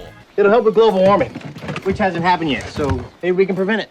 Damn, what a beautiful man. Good old Hurley. Hurley has a food delivery to make as he's working in the kitchen, and Miles has a hard time turning him down. Yet Hurley, quickly into the drive, smells the body. He's afraid it's the food spoiling, so he makes Miles pull over. He doesn't want anyone getting sick. I gotta check. If those sandwiches are bad, people can get sick.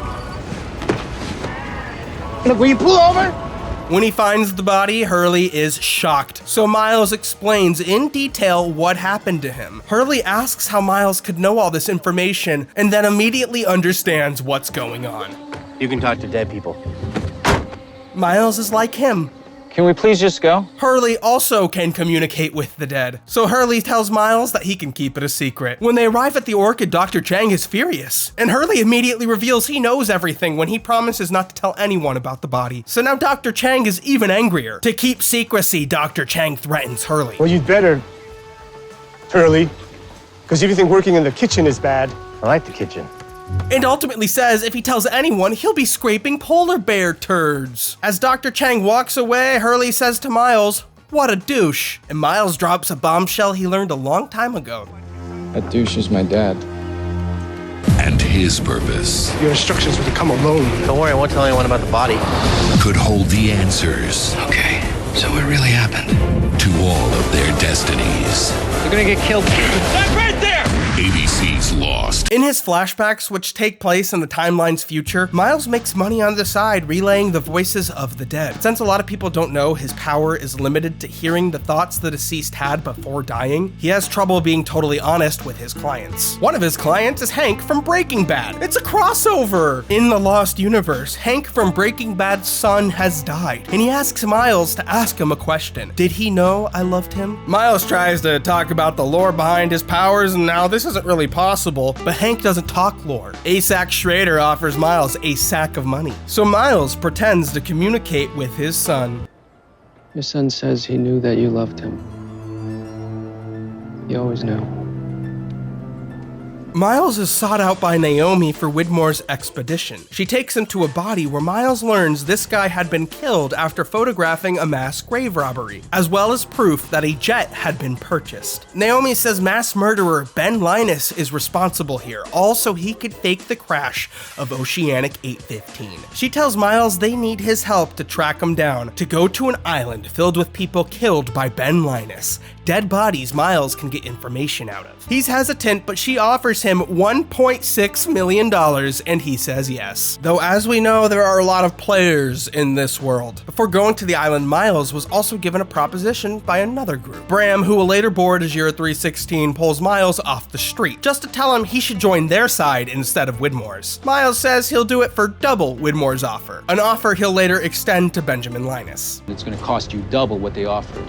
3.2 million. Bram says that this fight is more important than money. Miles asks Bram, what side is he on? What team are you on?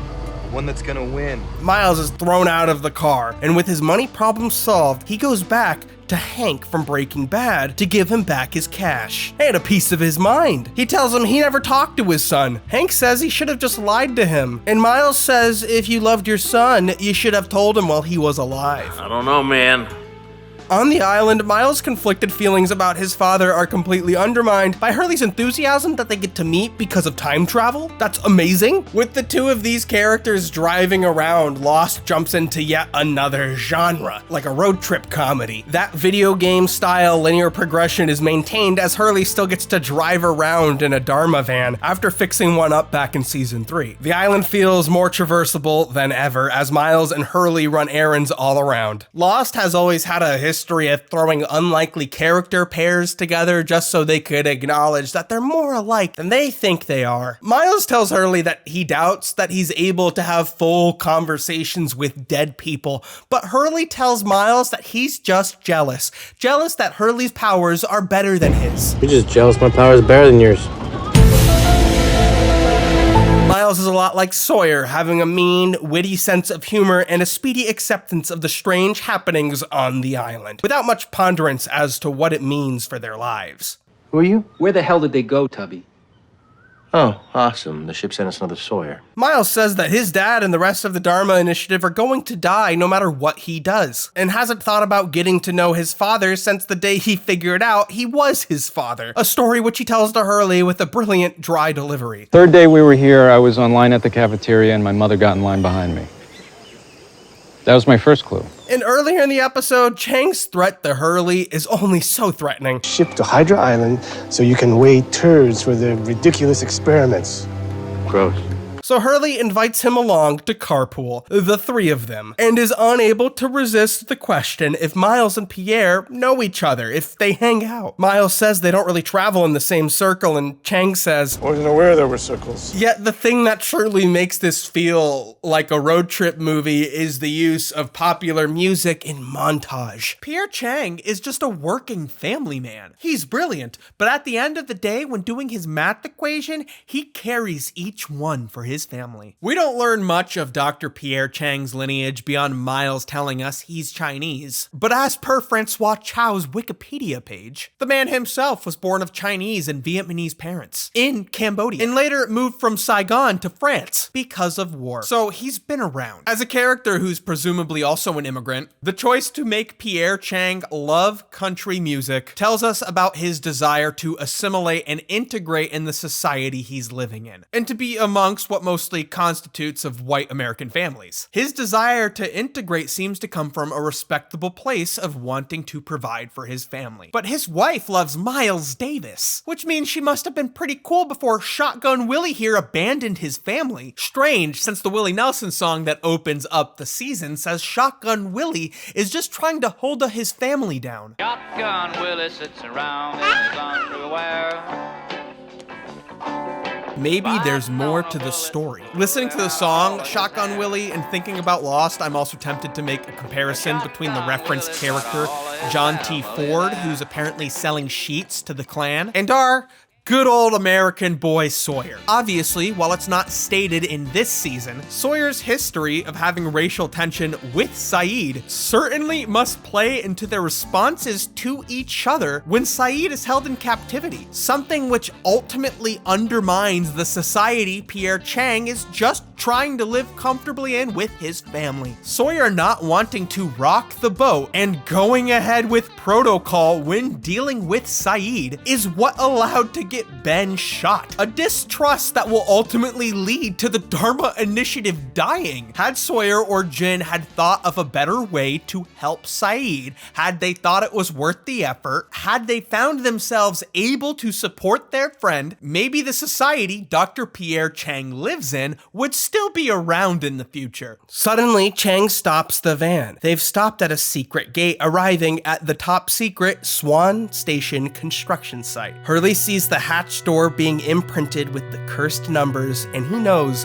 exactly where they are. They're building the hatch that crashed their plane.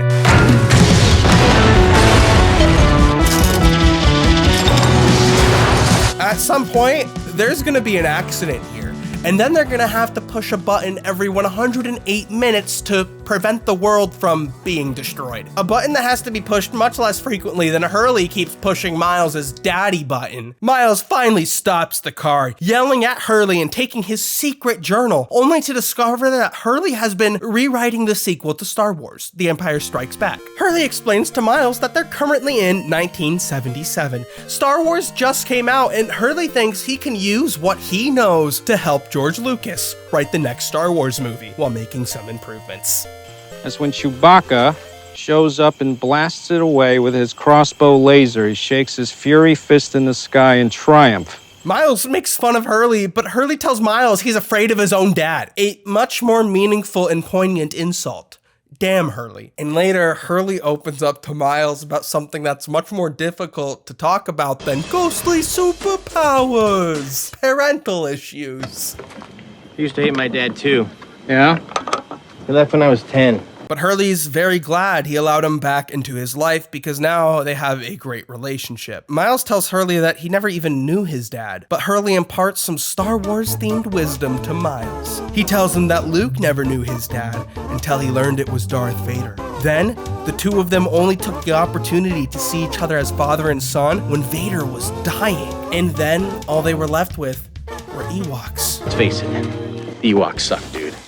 Meanwhile, Sawyer and Juliet have been dealing with the fallout of Ben being shot. Roger starts to suspect Kate has something to do with it because she tries to make him feel better. As a fellow janitor, Jack learns Roger is suspicious. Since getting here, Jack has done a wonderful job of just waiting. He should keep doing that. He goes to Sawyer to let him know about Roger's suspicions, and takes some joy in letting Sawyer clean it up. Jack's already got his hands full, and he is here for something way more important. He's sure of it. When Phil later stops by with the security tape, Sawyer realizes his old friend is giving him the benefit of the doubt, an opportunity to explain why he and Kate took Ben away from the village. He invites Phil inside to knock him out cold. Their bridges are starting to burn. There's some rope. Later, Miles is taking a stroll and sees Dr. Chang reading to his child, to a young Miles. He realizes that maybe he's made assumptions about his father, and walks away thinking a little differently. But he's so excited to be stopped by Dr. Chang himself, who needs his help because he's earned some trust. They have to go pick up some arrivals. The scientists have returned from Ann Arbor. At the docks, after 3 years, Daniel Faraday has returned from Ann Arbor, Michigan, where he was working in the research arm of the Dharma Initiative. He's come back, believing he's seen the truth. Long time no see. as dense as I want it to be. I have everything I need too.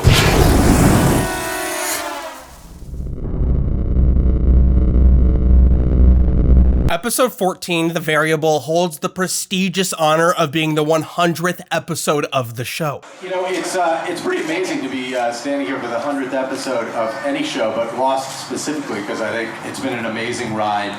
You guys have really created one of the great television shows of all time. To celebrate this monumental milestone that most shows don't make it to, the stars of Ace of Cakes were flown out to the Lost set during the shoot with a Lost-themed cake. Little googly blue eyes and little spiked up hairdo. Who else could it be? Ace of Cakes even had a Lost-themed segment on their show. We're making the cake for the 100th episode of Lost. Welcome to all of you, our 100th episode. It was Jorge's day off, so Jorge's like, I'm gonna see the set. These are the Dharma submarines. This is like when it was like new, basically. Oh, wow. And then this is the dingy one. Yeah, the hot air balloon, exactly. There's a hatch door, and we're all just like totally starstruck. Wow, 100th episode. And I'm still alive, you know. Well, 100 episodes is one thing, but I'm still alive. That's a whole nother wow. And here we are now, turning the corner into the final season of Lost. The fact that anybody wants to see beyond 100 episodes, it's beyond kind of our wildest dreams. Sides will be chosen. We don't belong here. I belonged here just fine until you came back. Some will run for cover. Sound the alarm! Some will stand. Let's go. And fight.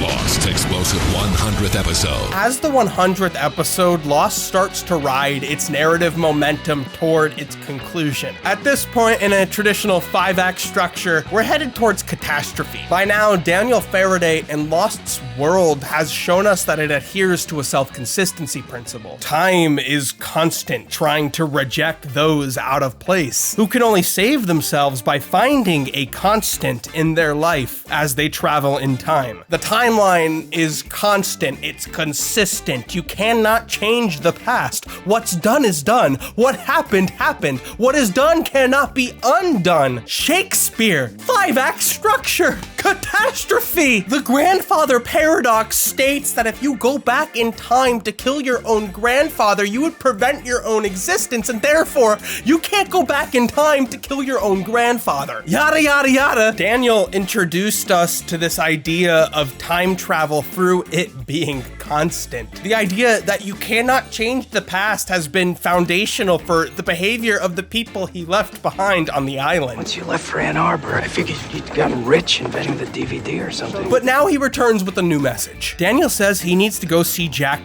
right now. The Ann Arbor office received photos of the new recruits, and Daniel wants to play Dungeon Master with a brand new adventure for our hero. Our unhinged hero, who's been mopping floors, waiting for something to do. Off the island, Desmond is brought to the emergency room after being shot by Benjamin Linus, taking his revenge on Charles Whitmore. He's followed by Penny and their son Charlie, only to receive an unexpected visitor, Eloise Hawking. How old is your son? He's 2. Eloise visits Penny, aware her son tragically had asked Desmond to become involved in all of this, and that she herself had pushed Desmond to go to the island, knowing it to be his fate. And I believe it's my son's fault that Desmond has been shot. My son is Daniel Faraday. She's afraid Desmond is going to die because of her. The Variable is the definitive chapter in the story of Daniel Faraday. As a child, Daniel plays the piano, the third of Lost's main characters to be shown to take a liking to the instrument. The other two being Jack and Ben, who also leave this side of themselves unattended. Daniel is wonderfully talented, but his mother Eloise tells him that his real gift is in physics, mathematics even. And Daniel has no time for distractions, don't you know? He cries, "I can make time." I can make time. But it's her job to tell him that there simply isn't enough time. Later, Daniel finishes graduate school and Eloise comes to congratulate him, asking to take him to lunch but telling him he can't bring his girlfriend Teresa, the girl whose brain Daniel will fry during his experimentations with time travel. Eloise tells him now that she's just a distraction. All that matters is his work as a physicist. He tells her he's doing fine, that he got a grant from some industrialist named Whitmore, and she changes the subject, giving him his notebook, a character-defining item and a necessary tool as Daniel damages his brain. Eloise says good luck. He hates her. But inside the notebook, she's written, "I will always love you." In the season 4 episode, The Constant, Desmond and the audience first hear the name Eloise, which Daniel has disparagingly given to his lab rat, honoring his mother through a jab at her controlling nature. Throughout his life, Daniel has been Eloise's lab rat. Continuing his introductory scene from the season 4 episode Confirmed Dead, Daniel cries as he watches the discovery of the faked Oceanic 815 on television, an internationally broadcasted tragedy which he is confused to have any emotional connection to. By now, his memory has been devastated. Then he gets a visitor. Unbeknownst to him and much of the audience, it's his father, Charles Widmore, who introduces himself as an old friend. That's because we're old friends.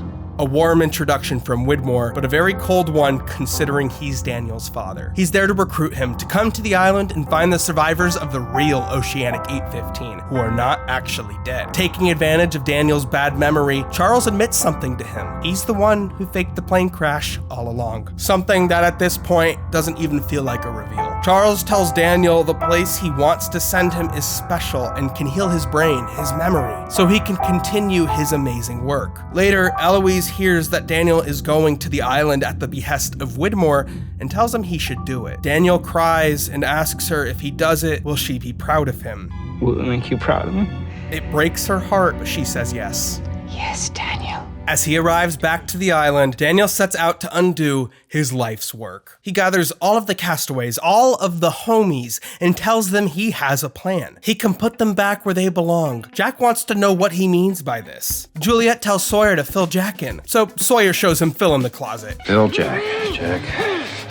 Things are starting to move really fast. Before elaborating, Faraday goes to the only man he thinks will listen to him in the Dharma Initiative, and we arrive at the season's cold opening. At the Orchid construction site, Daniel walks right past Dr. Chang, a project that has started within the last 3 years and is now reaching a point of no return. He does this to get a moment to speak with him. Daniel quickly opens with the fact that he's from the future. Chang, like Daniel before him, thinks Daniel is just playing a joke on him. Yes, you're from the future. And don't you think my esteemed colleagues could have come up with something just a little more believable? He tells Pierre the Swan is significantly more powerful than the Orchid, and if they continue to drill, they're going to cause a catastrophic incident. There was an incident. Chang is hesitant to believe him, so Daniel drops a bomb. Miles is his son from the future. A Chinese man named Miles, the same name as your baby, shows up with me from the future. This is the first thing to connect Dr. Chang to Daniel's plea, so Dr. Chang asks Miles.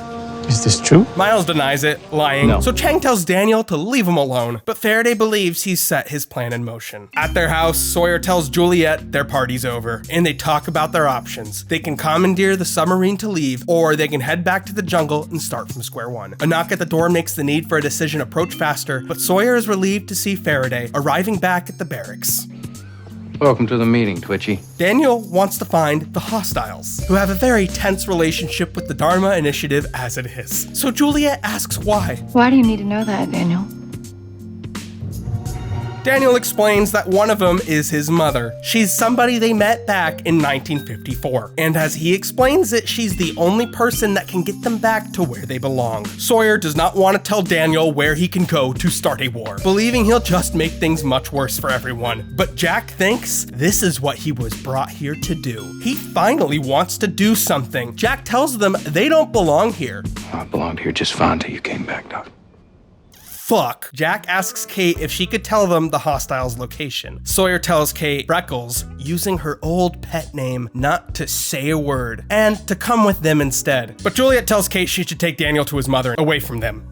It's over for them here at the Dharma Initiative anyways, and they should all head out. Daniel, Jack, and Kate head to the motor pool to pick up a couple of vehicles, but Daniel makes a quick stop to show us how far he's declined. Daniel sees a child on a swing set. By the red hair, we quickly realize alongside Daniel that it's Charlotte. When she was dying, she told us of an interaction she had as a child with a time-traveling Daniel. A memory that was clouded until the moment right before her death. A memory that terrified her.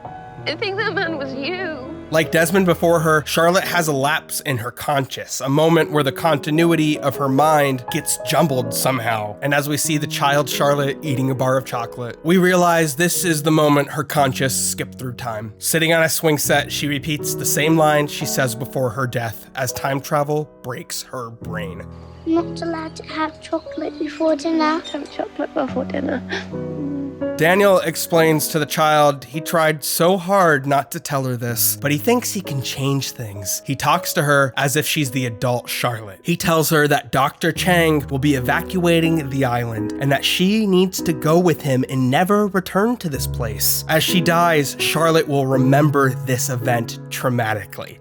But somehow, Daniel thinks things are going to go differently. At the motor pool, Kate and Jack begin getting a vehicle ready, and Daniel walks up with his gun drawn, ready for whatever he has planned and to make it fucking happen. But when Rosinski rolls up with his security, he asks Daniel what he is doing. He says the physicists are supposed to be at the Swan, and at the sight of his gun, tells the whole group to get to the ground. Daniel says he's not gonna do that, and says they should just let him go. And he's shot, starting a gunfight. Jack is shooting at these dudes. He shoots the fuel. Big explosion cause Lost is a video game. The Dharma Initiative sound the alarm. Kate says they can make it to the Jeep, and Daniel tells Jack anyone can die. So why did you draw the gun, Daniel? The three of them get away, and Rosinski goes to talk to his head of security, James LaFleur. In the doorway, Rosinski hears Phil making noise from the closet, and they find him, leading to a mass realization that Juliet and LaFleur are a part of whatever is going on here. You do not keep beloved character actor Patrick Fischler in the closet. I'm the theater teacher from Victorious. Daniel, Kate, and Jack get away, and finally, during a moment of quiet, Daniel explains what his plan is. Why do they need to talk to his mother? You ready to tell me why she was wrong? Why we don't belong here? Daniel tells Jack what's happening this afternoon. Today, at the Swan construction site, they're gonna hit a massive pocket of energy, the anomaly. Afterward, they're going to have to pour concrete over it to contain its force. So, in order to contain it, they're gonna have to cement the entire area in, like Chernobyl. The last time I heard of concrete being poured over everything in this way was Chernobyl. Because of what happens this afternoon, they're going to have to build the hatch, all to discharge the massive buildup of this energy the Dharma Initiative failed to contain. They'll do this by pushing a button. One day, that button will fail to be pushed and their plane will crash, which is why Daniel, and more importantly in his eyes, Charlotte will be sent to the island. Daniel tells Jack and Kate that his theory of time travel has changed. We make choices, we have free will. We can change our destiny. I need you to order the evacuation of every man, woman, and child on this island. Wednesday at 9/8 Central. Any one of us can die, Jack. I'm gonna detonate a hydrogen bomb. ABC's Lost. After spending a lifetime studying physics, he believed he couldn't change the past. But as he's gone back in time, he's realized that their presence here, in turn, adds incalculable variables to the calculations he's run. Faraday tells them that they can prevent their plane from ever crashing by creating a ripple of energy so big the timeline has no choice but to change. He's going to hit the reset button. And just how exactly do you plan on destroying this energy? I'm gonna detonate a hydrogen bomb. Are you sure that's a good idea? Arriving at the others' camp, Daniel heads straight in to find his mother. A hasty plan that relies on the gun he's pointing. The gun which just got him shot. At gunpoint, Daniel demands Richard tell him where Eloise is, and more importantly, where the bomb is that he told him to bury 20 years ago. Listen to me, lower your gun and we'll talk, okay?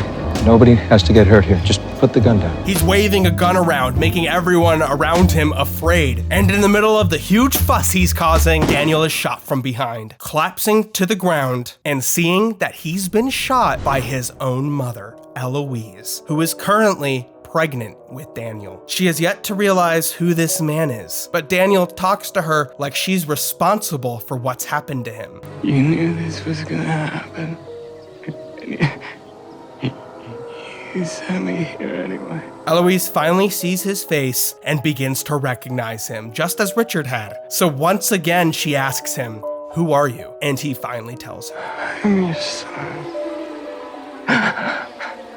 This stretch of episodes following the character's return to the island absolutely breaks the idea of Lost being dependent on flashbacks or flash forwards. Half of our characters are in 2007 and the other half are in 1977. Flashbacks take place earlier in the characters' lives, but later on during the timeline. They are neither truly flash forwards or flashbacks, nor are they off-island or on-island storylines. At this point, Lost's overall structure seems to be breaking down. Through time travel, characters like Charles Widmore, Eloise Hawking, and Pierre Chang have their backstories told not through flashbacks, but through other characters' stories. Miles and Daniel are almost devices to get to know their parents, who were introduced as more important figures significantly before their much more prominently featured children are. In The Variable, we learn that Daniel is literally a device used by his parents, who knew of his fate, and could only think but to use their parental guidance to help him get there. Before we know her name, Eloise is introduced in the season 3 episode Flashes Before Your Eyes, pushing Desmond toward the island like another rat in another maze. Preceding the scene before Daniel is shot, Penny sits in the waiting room as she waits to see if her husband will die. And with no one there to comfort her, Eloise decides to be there for her. She apologizes that Desmond has gotten wrapped up in this conflict and tells Penny she is the one who Desmond came to see. It's her fault he's hurt. However, they're informed Desmond has survived his surgery. Eloise is relieved to see it, and Lost's heart and soul continue to live on. Oh my god, he told her he would never leave her. He's not leaving her. Outside the hospital, she's greeted by her ex-lover, Charles Widmore, Penny's father. He asks if Desmond is okay and is surprisingly relieved to hear he is. Eloise tells him that his daughter is right inside and that he's free to say hello. Eloise just spent all night comforting the bastard daughter of Charles's affair. That probably wasn't very easy. Charles says his relationship with Penny is one of the many things he sacrificed for the island. But after raising Daniel alone, she's not hearing it. It's my son too, Eloise. This is technically the reveal of this fact, and Eloise slapping him speaks perfectly to how cold he's been as a parent. This is only a twist because Charles Widmore did not give a fuck about Daniel. It's at this point in Lost's story where you realize the most mysterious orchestrators operating behind the scenes are just another broken family, like the Shepherd family. These aren't master planners, they're broken people with powerful positions. Just as the flashbacks contextualize the characters' behavior on the island by examining their close relationships that define who they are, we end up learning a lot about the elders of Lost's lore by watching the kind of people their children end up being, having fathered a child during an affair and having a cold, distant love for his children. He's Daniel's old friend. That's because we're old friends. Desmond had to go to the island because Daniel had explicitly written in the notebook that Desmond was to be his constant. Or perhaps somebody else had visions of Desmond's arrival, just as Desmond had visions of Charlie's death. While Christian blames Destiny for his behavior with his colloquialisms, that's why the Red Sox will never win the damn series.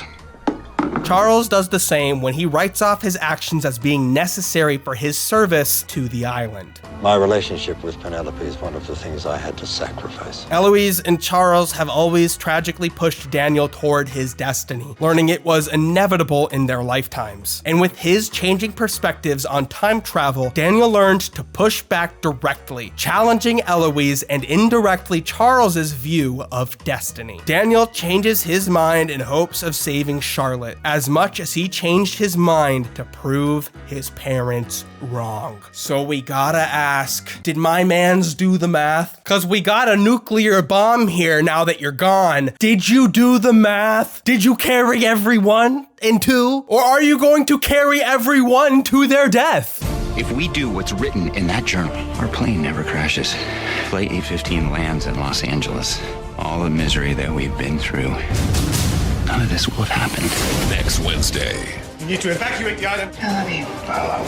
Episode 15, Follow the Leader, really goes back to that Lockean idea of governmental power only being derived from the consent of the people and the right of the people to take that power back. As we watch unfold in this episode, multiple people who are a part of multiple groups all take it upon themselves to make what they see as the best decision, making the title of leader just a title. In the future, Richard Alpert is taking his time, building a ship in a bottle. In the last 3 years, the others have moved out of the Dharma village to live off of the island. It's the kind of peacefulness that can only be interrupted by the return of their leader. Walking into their camp, John Lost, the monster, brings a fresh boar, an offering to the people who are waiting to follow him. Richard is surprised to see John. He hasn't seen him since he disappeared in front of his eyes for the second time 3 years ago. Where has he been? Gaming? He doesn't even know John died, but he realizes something is different about him. Something different about you. I have a purpose now. However, Richard is disappointed to see the old leader, Ben, is with him as well. He was banished because he moved the island, though John also moved the island. Richard asks why is Ben there, yet the monster protects him. He helped me get back.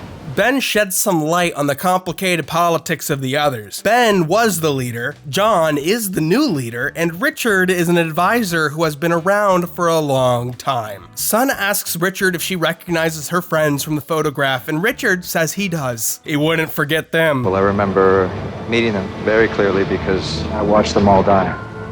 Oh, from this perspective, we can understand that those who saw the castaways set off the bomb or attempt to set off the bomb, they all died. No wonder Eloise and Charles were convinced of the inevitability of Daniel's death. They watched people who attempted to change the past die. As the immortal advisor to the leader and the man in charge, Richard becomes our anchor this episode, being present in both stories. In the past, Kate and Jack wait for Faraday to call them in, but instead they hear Eloise's fatal gunshot. Jack says they should move in as backup, but Kate says they need to flee and get out of there. But the two of them are captured by Charles Widmore, believing them to be spies from the Dharma Initiative. In their covert outfits, full Dharma Initiative uniform. Good going, Charles. Eloise remembers Daniel from 20 years ago, and when she sees her handwriting in his notebook, she fears everything he has said is true. She figures out the man she shot is the child she's currently pregnant with. Meanwhile, Juliet and Sawyer are captured by their friends in the Dharma Initiative, believing they are spies for the hostiles. When Horace hesitates to hurt them, Brzezinski steps in, telling Horace he can't handle the situation they're in. You don't have the stomach for what happens next. Hey Brzezinski, you know what you should do next? Held in custody inside the other's camp, Jack tells Kate he firmly agrees with Faraday's plan. Kate realizes what Jack is thinking. I'm gonna set off a hydrogen bomb. Kate is shocked by this pot boiler's plan. He tells her that if they do this, if they hit the reset button, everyone they know who has died will come back to life. See, you didn't think, Jack.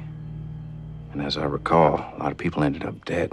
If Jack hits the reset button, John never kills himself, and he never leaves him that sad, sad final message. I wish you had believed me. Maybe to Jack, this is him believing John. He tells her in the simplest terms he can. All the misery that we've been through, we just wipe it clean. Never happened. It was not all misery. Jack wants a second clean slate. Kate is devastated to hear this from the man she grew to love. She disagrees with him, and he laughs. Enough of it was.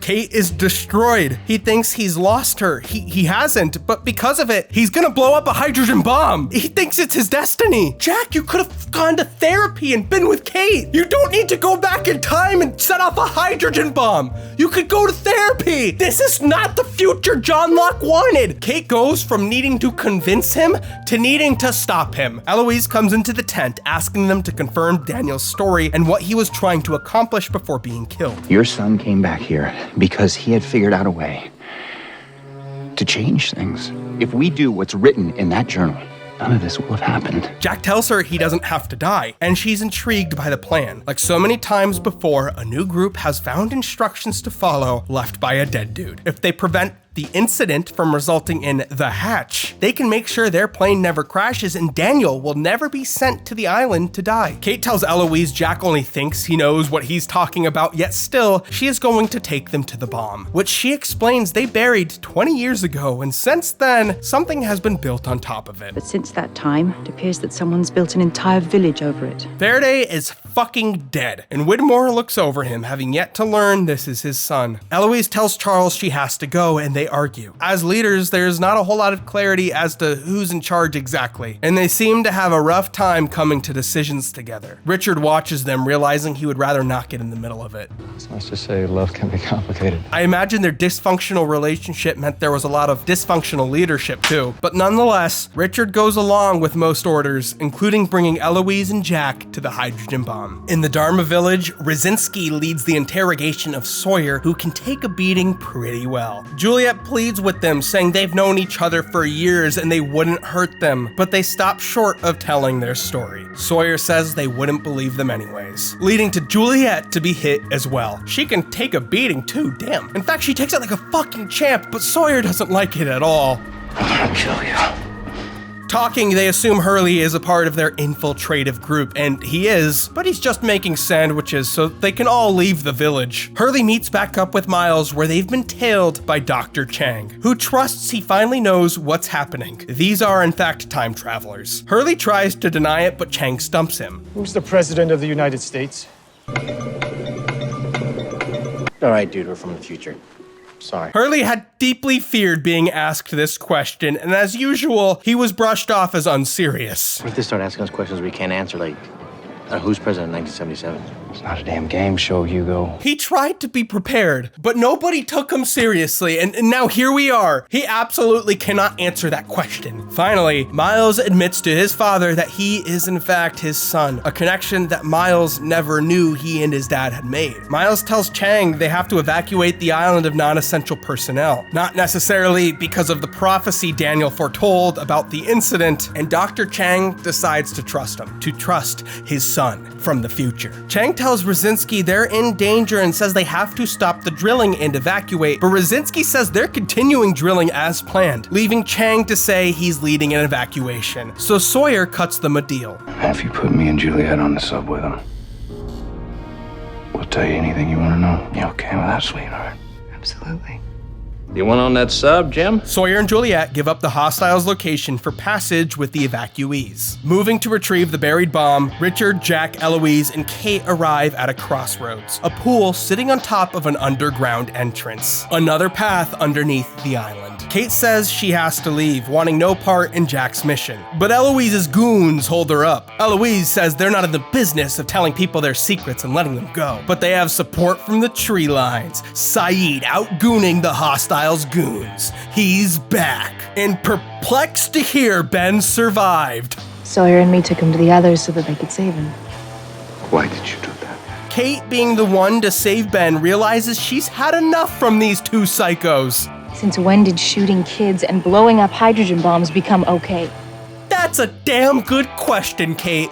A really good question. Jack believes this is their chance to change things. Jack says he's not wrong. After all of this time, he repeats the words of John Locke, swallowing every last syllable. This is our destiny. Do you know who you sound like? Because he was crazy too, Jack. You said so yourself. Well, maybe I was wrong. No, you were right. While we're not quite sure if the plan to set off the bomb will hit the reset button, we do see that Miles convinces his father to evacuate the island. Miles witnesses Dr. Chang arguing with his mother, breaking her heart to get her and baby Miles to safety. He watches his parents and realizes he's the reason for their divorce. I mean, he feels good about it though. It was a divorce to save their lives. Meanwhile, Sawyer and Juliet are joining the families on the submarine. Sawyer is finally taken into custody before being transported away, just as Saeed was, just as Kate was. He has always been a criminal too. And in a way, he's made Juliet one, just like Cassidy before her. But as he tells her, the Dharma Initiative's jurisdiction doesn't reach past the island. Once they reach land, they're free. Fuck these nerds. We'll bet the Cowboys in the '78 Super Bowl. We're gonna be rich. Sawyer apologizes for keeping her on the island this long and takes one last look at that fucking rock. Good riddance. On the sub, Sawyer and Juliet wait to start their new life. Whatever happens, I got your back, remember? But just like before, an old friend returns to spoil their plans. A voice off screen says Horace wants someone else off the island. It's Kate, who awkwardly sits between the happy couple. On the island, future. John tells Sun that he will reunite her with Jin, but first, he asks Ben to come along with him and Richard on that side mission. Me afraid I'll stage a coup? Ben is joking, but John Lost gives Ben a stone-cold answer. I'm not afraid of anything you can do anymore, Ben. Ben comes along with them. On the way, John Lost tells Richard he's going to show him where he disappeared to 3 years ago, and casually requests that when they get back, he wants to go see Jacob. A taboo. Ben, having never met Jacob himself, says that that's not something you can do. And Richard tries to agree with Ben, but the monster doesn't relent. Instead, he asks Richard if he still has the compass John had given him back in 1954. Yeah, of course. Fantastic. It's rusted, but Richard has held on to it. John tells Richard they don't have a lot of time. He only has 3 minutes to get this right. A man is going to appear. Richard should give that man the compass, and then he'll need to treat the bullet wound, and leave him with the instructions that he has to bring everyone back to the island. You tell him he's gonna have to die. We see the scene of John and Richard meeting from earlier in the season play out, this time from Richard's perspective, and we understand that he's much more shaken by what's happening and much less in the know. Because you told me there was, John. No, I didn't. Well, you will. He gives John the compass, his direction, and his instructions, having little idea what it all means. You're gonna have to die, John. Who is that man, John? John tells Ben he knew he would be arriving here because the island told him. He asks Ben if the island ever tells him things, knowing the answer is no. But Ben tries to one-up him. And clearly it hasn't told you where Jacob is, or you wouldn't need Richard to show you. Then the monster tells Ben something he knows to be true. You've never seen him. What? Jacob, you've never seen a man yet. There's a noise. John has disappeared in time again. Richard has kept the bullet, and John Lost tells Richard that he went off to die. They arrive back into camp at the middle of the night, and the monster, wielding John's position, wants to talk to everyone. Richard says there's another group at the temple, but the monster says it will get them in good time. John tells everyone they're going with him to see Jacob. Something the living John Locke had tried to do before him. Ben's not going anywhere with you. He and I are going to see Jacob. But instead of searching for his own answers, the monster is promising answers. Promising Sun that Jacob will know how to find Jin, and that he will know what they're all supposed to do. Jacob is so amazing, he can solve all of their problems. The others have been waiting for their new leader to come along and bring them to greatness. And when the monster announces his plan to the rest of the group, they intend to follow. Richard realizes the rules, their laws, are entirely meaningless against the will of the group. Richard! He begins to feel the pressure. I'm starting to think John Locke is going to be trouble. Which allows Ben to tell Richard the scary part. Why do you think I tried to kill him? In the past, Richard begins to swim deep under the island, and Jack says goodbye to Saeed. In a pretty wild sequence, Jack follows through a deep underwater tunnel and is relieved to surface on the other side. They've arrived in the ruin system trailing underneath the island, and to his luck, his right-hand man Saeed comes in right after him, with a little bit of gallows humor about their plan to use the bomb to reset the timeline. Well, if this works, you might just save us all. And if it doesn't, at least you'll put us out of our misery. In the future, the monster begins to lead the others to confront Jacob, where he takes it upon himself to talk to Ben. Beautiful day, isn't it? Yes, so far. Ben tells John that Richard is nervous about his haste to meet Jacob, and John tells Ben that he's not interested in Richard, or in reuniting with his people. John Lost tells Ben that he's marching everyone over to the other side of the island because he's going to do something monstrous. Then why are we going to Jacob? So I can kill him.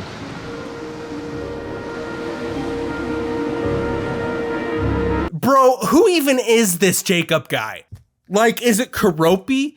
He was in the season 4 episode Confirmed Dead. Could he have been behind it all? Was that an Easter egg? To change their future, There's a way to save our people. I'll find it. they must erase the past. This is our chance to change things. If you're wrong, everyone dies. ABC's Lost. When it comes to illustrating 3 major shifts in the show, I think Lost is unable to provide needle drops for its most poignant musical references. I want to talk about 2 of these musical references right now and 1 later in the video. These 2 appear in the season 1 and season 3 finale. The title of the 3-part finale is Exodus, which of course references the biblical story, as the beach camp plans a mass exodus out to the hatch. Yet when Sawyer, Michael, Jin, and Walt are out on the raft, Michael overhears Sawyer singing a song that could really be the chorus for the entire series. Redemption song. Singing Bob Marley? Why, you like Bob Marley? Man, who doesn't like Bob Marley? Which makes it really hard not to think about Bob Marley and the Wailers' pioneer album, Exodus.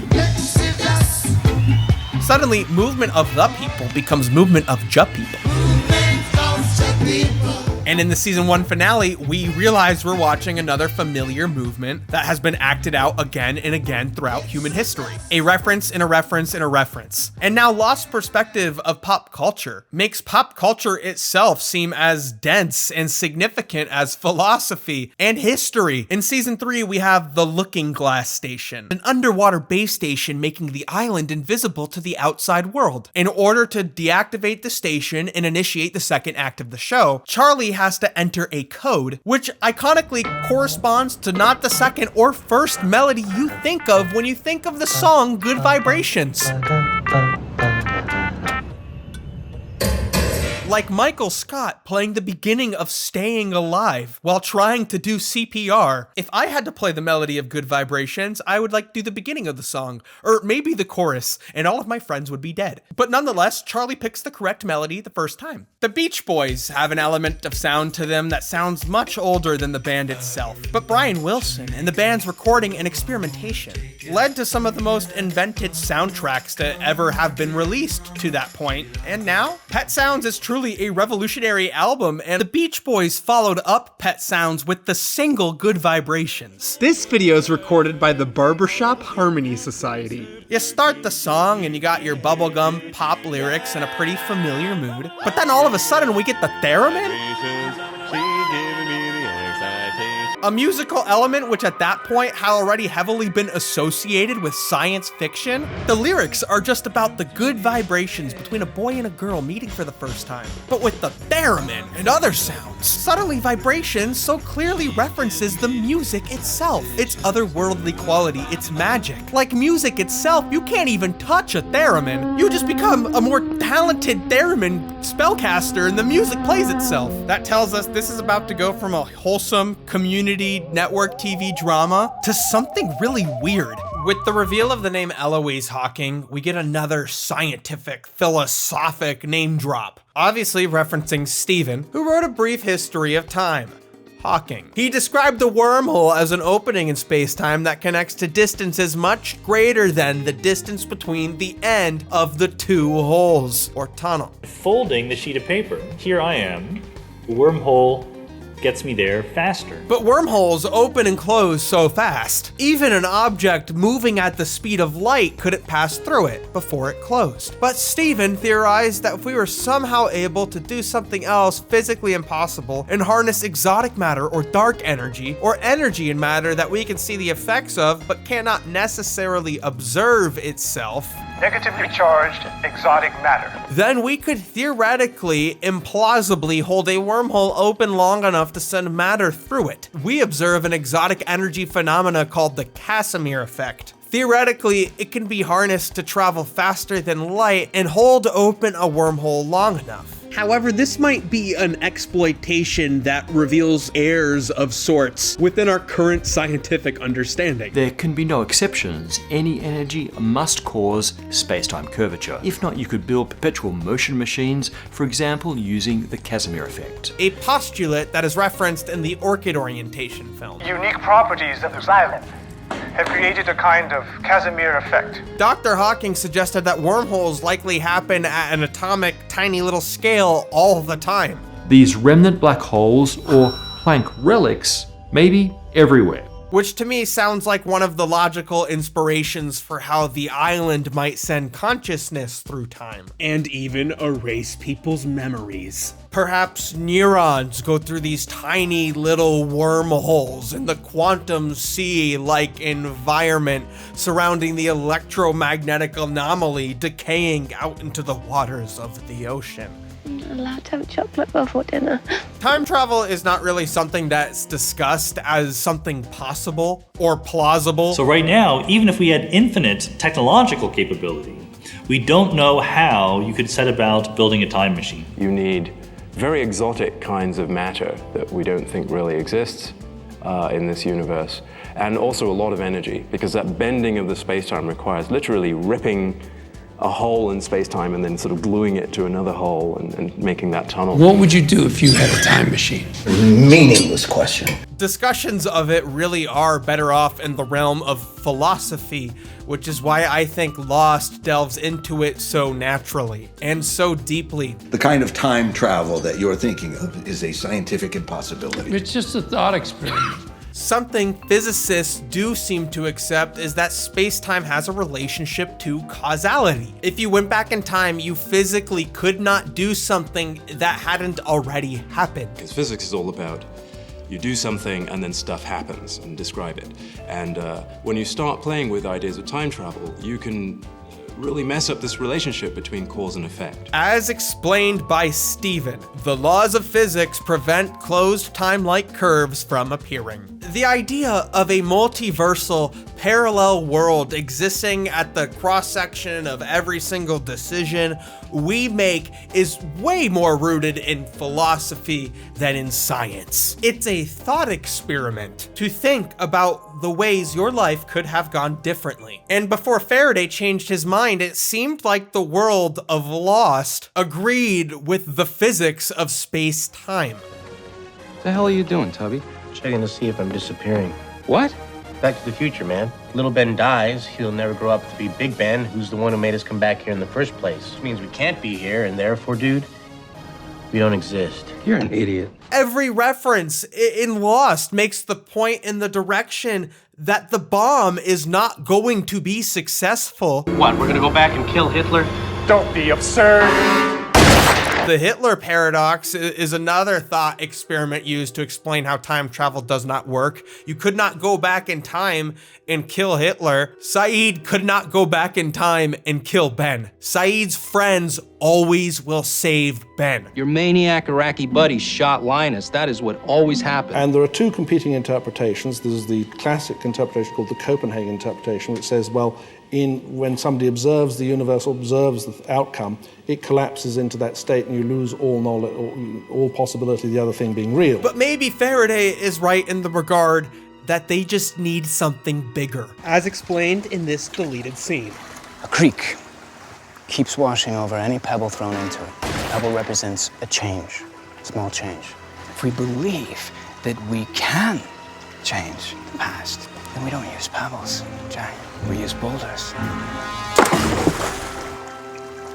Charlotte Staples Lewis is one of the most clever names in the show, not Staples. Charlotte Staples Lewis. That's just a silly Office Depot-ass name. Her initials, C.S. Lewis, not only references the author of the Chronicles of Narnia, the fantasy epic series, since the children of that story returned to the real world from Narnia with no time having passed, which to me feels like the direct influence Lost pulls from. But additionally, it references the 20th century physicist and philosopher David Lewis, who described many ways a time traveler could go back in time without creating a paradox, arguing that if a time traveler were to go back in time and attempt to change the past, they would always fail for a commonplace reason. For example, if you were to try to go back in time and kill your own grandfather, you would fail because, as Lewis describes, her gun might jam, a noise might distract her, she might slip on a banana peel, etc. Nothing more than such ordinary occurrences is required to stop the time traveler from killing a grandfather. Hence, backward time travel travel does not entail the occurrence of impossible events. The Stanford Encyclopedia of Philosophy, which has been a major resource for me, offers a standard critique that misunderstands Lewis's description of a quote commonplace reason. It's like a grand conspiracy to stop the time traveler from doing what she wants to do, and yet there are no conspirators, no time lords, no magical forces of logic. This is profoundly perplexing. Reading this line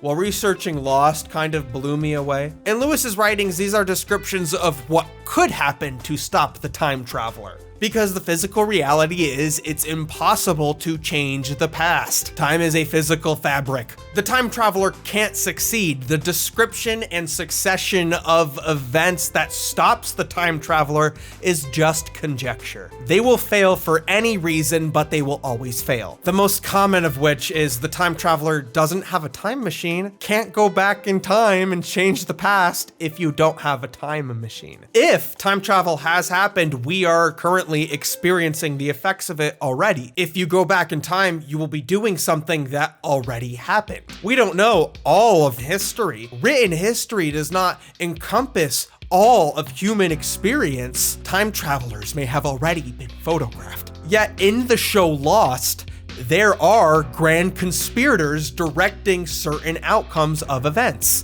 Did the bullet bounce off your skull, or did the gun just jam on you? The mysterious powers of the island and the labor of its human arm have been shown to be orchestrating events in the characters' lives very slowly and carefully.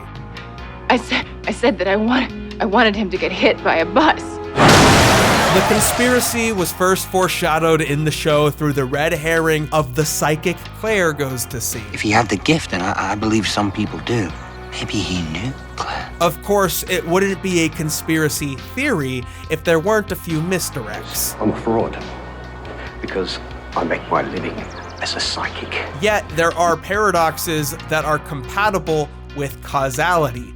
Lost explores two of them. But there are scenarios that involve time travel that still protect causality in various ways. First is the predestination paradox. Imagine a time traveler who steals a time machine from a museum, only to return to an earlier point in time and become the person who donated the time machine to the museum in the first place. The time traveler is the cause of his own journey, hence predestination. He's created the source of his own quest. In Lost, Daniel, in trying to prove his mother wrong, goes back in time and convinces her of what he wants to disprove. He makes her the way she is. He is responsible for how he was raised, his punishment for being unable to let go. Returning to our time traveler story, we're presented with a second paradox, also seen in Lost, called the bootstrap paradox, in which the source of a piece of information or an object has no temporal origin and seems caught in a loop.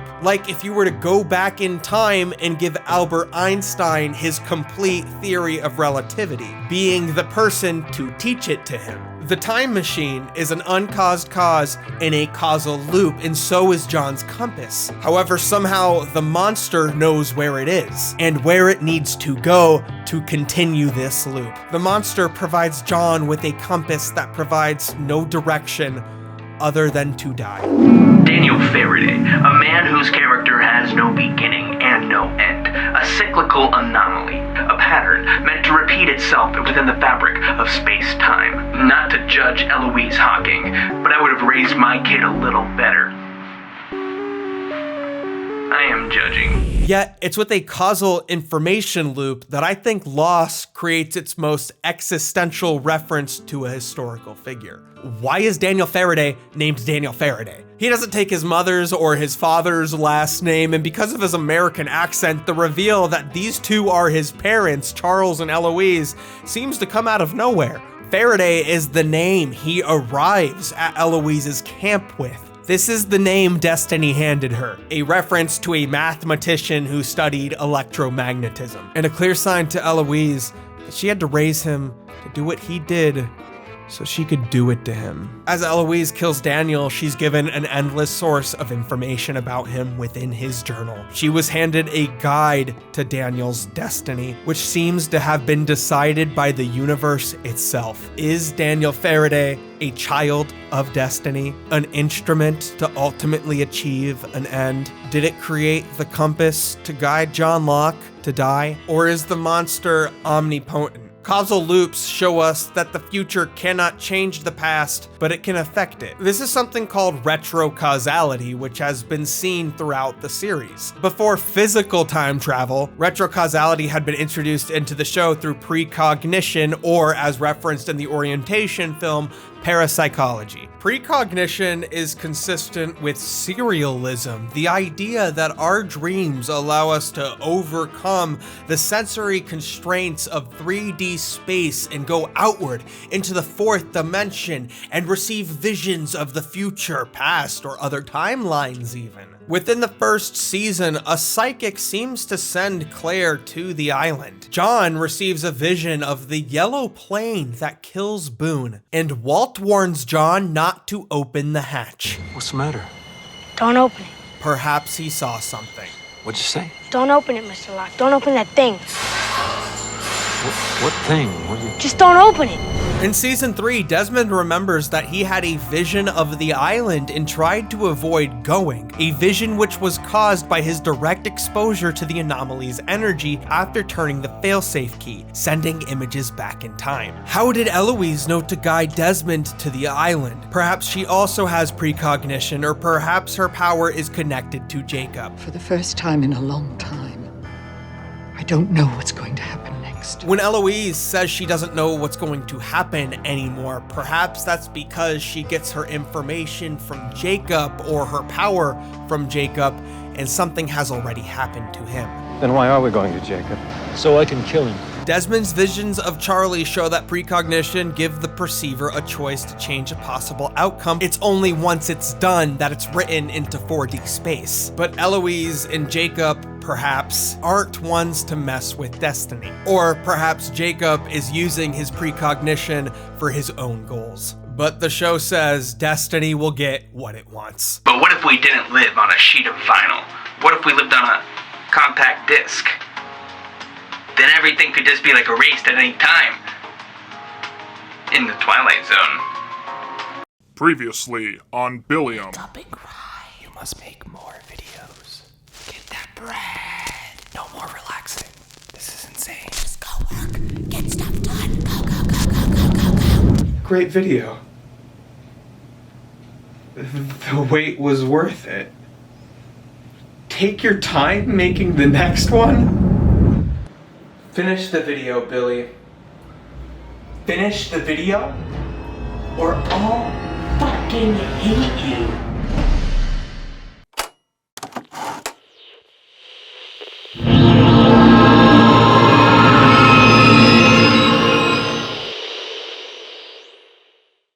Lost is a show that ultimately answers many of its supernatural, lingering mysteries with a few answers that have broad implications. Over the course of the series and in the last video, I will continue to attempt to draw lines for you as I see them. But I want to try to explain this world less complicated and less densely than I have seen others try to do within this very long project. But within the story of the world, this information is presented in a complicated manner because many of its pieces are presented in isolated moments. I do not think it's accurate to say Lost had intended to include the character of Jacob from the very beginning, nor that the monster would be the final character it ended up being. But the personalities and actions of these characters are the personifications of the forces they had always intended to be acting behind the scenes in the show. They just became more acutely aware of what that is by the time you see Jacob on screen for the first time. A lot more on that in the next video. At the beginning of the second season, the Dharma Initiative made fans clamor for more information about this organization that seemed to hold so much pertinent information. The missing piece of film in the orientation film promised more info, but the reveal didn't seem to hold anything interesting. Do not attempt to use a computer for any anything else other than the entering of the code. It wasn't until the episode Lockdown that another piece of large information was delineated in a moment just longer than the blink of an eye. The hatch blast doors would come down, and the black lights would reveal a sprawl of writings by the former inhabitants of this space. Fans would quickly struggle to collect screen caps of this blurry image from the show, but they wouldn't need to. The day after Lockdown aired, Entertainment Weekly would release a high-quality image of what would be dubbed the Blast Door map, written by Redzinski, with contributions from non-Dharma personnel, Kelvin Krabs himself. The Blast Door alluded to many things yet to be seen in the show, such as the breeding facility for sharks, later revealed to be the Hydra. A lot of details about Lost's world were communicated through this image. The Black Rock, the pirate ship, is called the final resting place of Magnus Hanzo. Redzinski documents that funding was cut from the Dharma Initiative after some later incidents, even later than the incident, which is supported by Jimmy Kimmel's diligent reporting. What is your involvement with the Dharma Initiative? Well, the Dharma Initiative was canceled in 1987. We cut off its funding. We know the timeline is marching towards the Dharma Initiative purge. Even after season 5, the ARG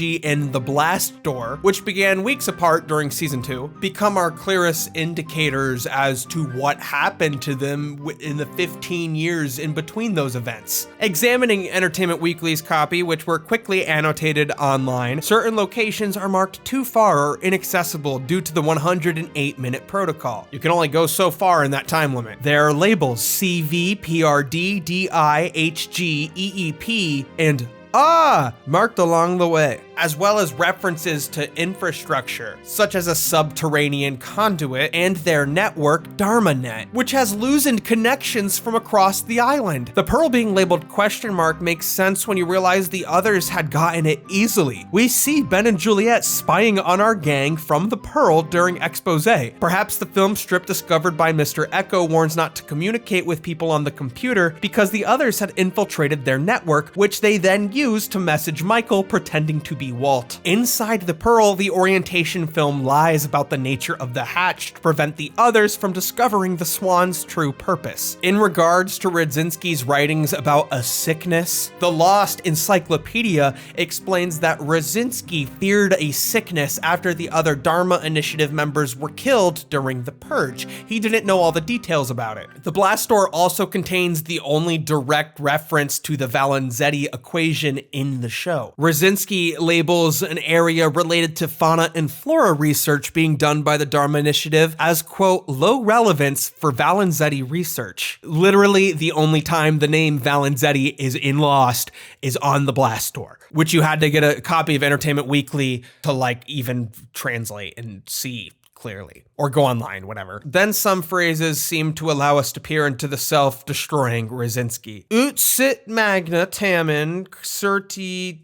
This Latin phrase means, although it is great, the anger of the gods is certainly slow. I would guess the Latin phrases are mostly written by Redzinski rather than Kelvin, who we do see contributing to the Blast Door. But as Lostpedia points out, the phrase liberate te ex inferis is not only grammatically incorrect, but it comes from the movie Event Horizon and was a phrase used by a heavy metal band, and both of these pieces were released in the late 1990s. So it's not illogical to suggest that Kelvin contributed to some of the Latin phrases, meaning we don't totally have a reliable narrator or guess as to who wrote what. Yet it was later explained this is an incomplete version of the Blast Door map. To get the complete version, you had to buy all 4 of these lost 1,000-piece puzzles. There are spoiler warnings on this box, and very frustratingly, this is not the complete puzzle, so when you're trying to solve it, you can't rely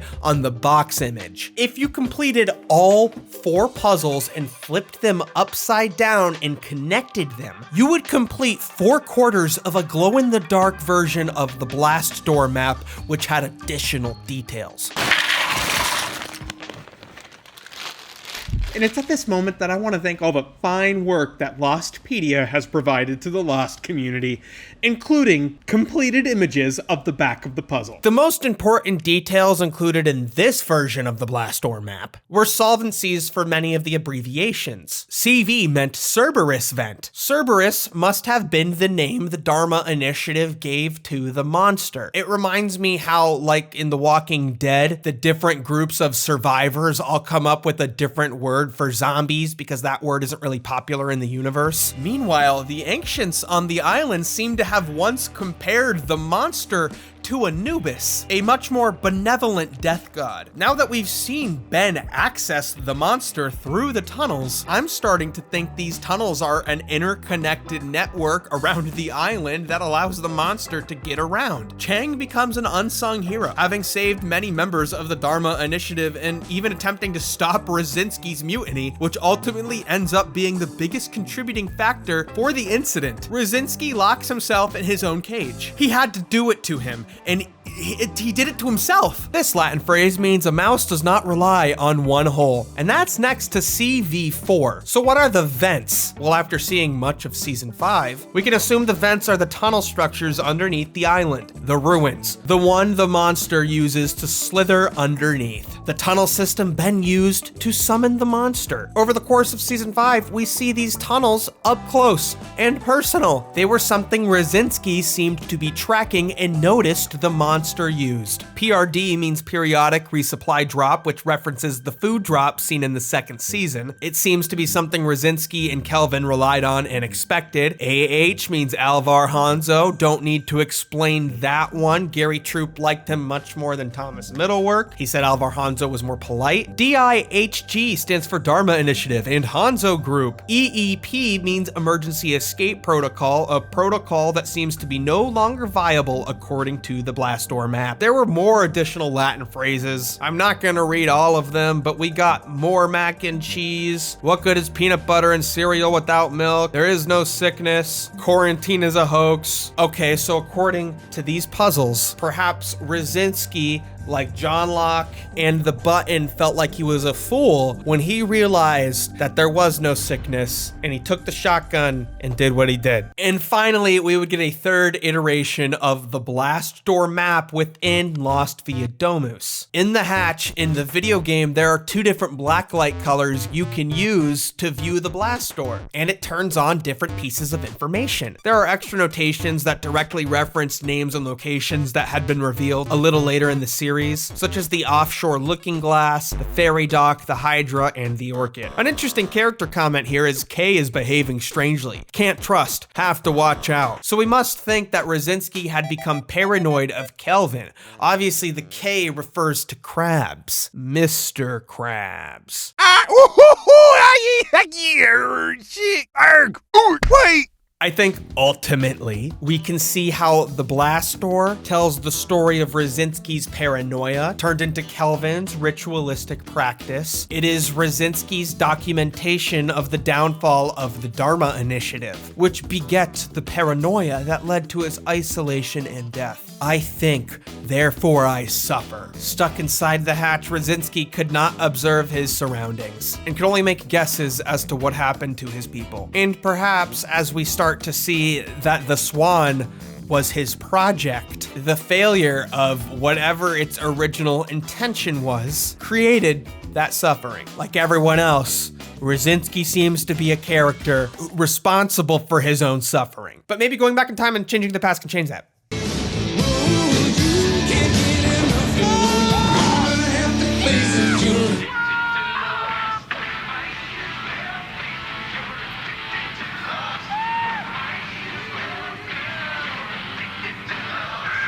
I've got to get some weed. Yeah, I don't even smoke that much. Sometimes, just when I have something tedious to do, I like to go to the dispensary and see what they got for me. No. No, this can't be. There are no weed dispensaries in 2009. It's frozen yogurt. How do I get home?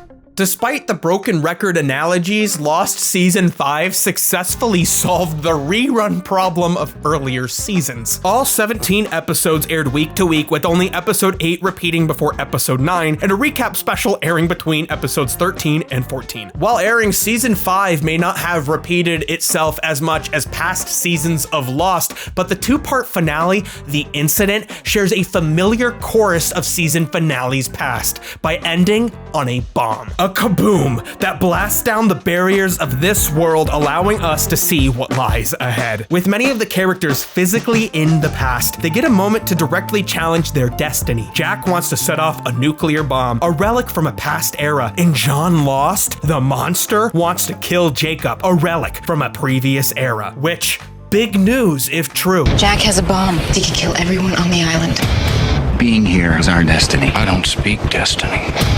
We have to stop him. What the hell are you doing? What's in the box?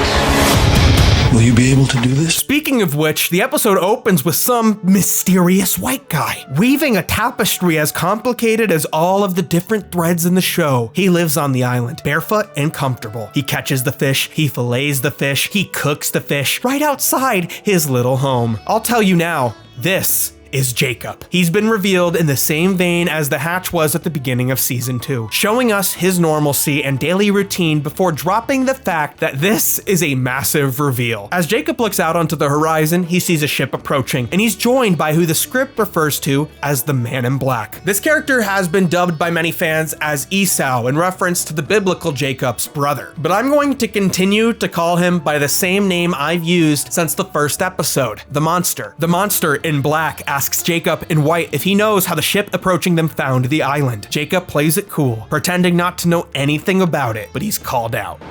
You brought them here. Damn, Walt could summon birds and potentially polar bears, but this guy summons boats? Curious. Do you have any idea how badly I want to kill you? Okay, I see why they call him the Monster. Then why are we going to Jacob? So I can kill him. The monster leaves the beach, which is followed by a wide shot revealing the frontal view of Jacob's home, the four-toed statue of the Egyptian goddess Taweret, guardian of the sun and goddess of childbirth. And as we saw earlier, the monster has his own imagery that he had adopted, or that was bestowed upon him, that of Anubis, the Egyptian god of death. By now, Lost's mission to have a broadly diverse cast seemed to have become less and less apparent. Jacob being some white guy is pretty surprising considering all of the Egyptian imagery on the island. I thought he'd look Egyptian, yet it's not really a contradiction within the show's world or the world. Earlier in the season, Juliet explains all members of the others have to learn Latin, a dead language once spoken all throughout the classical Roman Empire, where Jacob is from. The ancient Romans had a widespread appreciation for ancient Egyptian culture, ancient then even, just as we do today. I'm sure they had their own version of the song Walk Like an Egyptian, you know? Before the Romans, Egypt was partially conquered by the Assyrians, and then after that, Alexander the Great. Macedonian, Greek, and Egyptian cultures blended together to create a more unified state. Gods like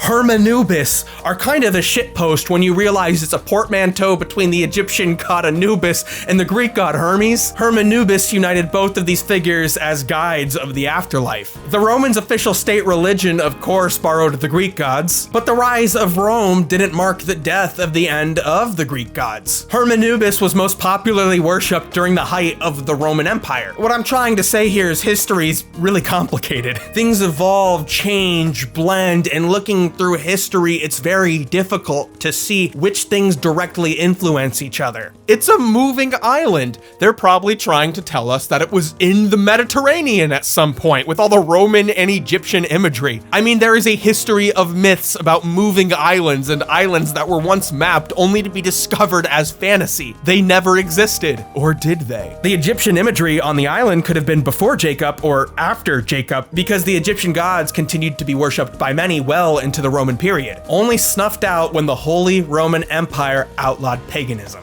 in favor of Christianity, of course, a religion that is in the lineage of the biblical Jacob. The Egyptian imagery, Jacob's name, and the language of Rome underlie Jacob's existence with a whole history of human violence. The rise and fall of societies on the island mirror the rise and fall of empires, which Jacob and the monster have made observations about seemingly for a long time.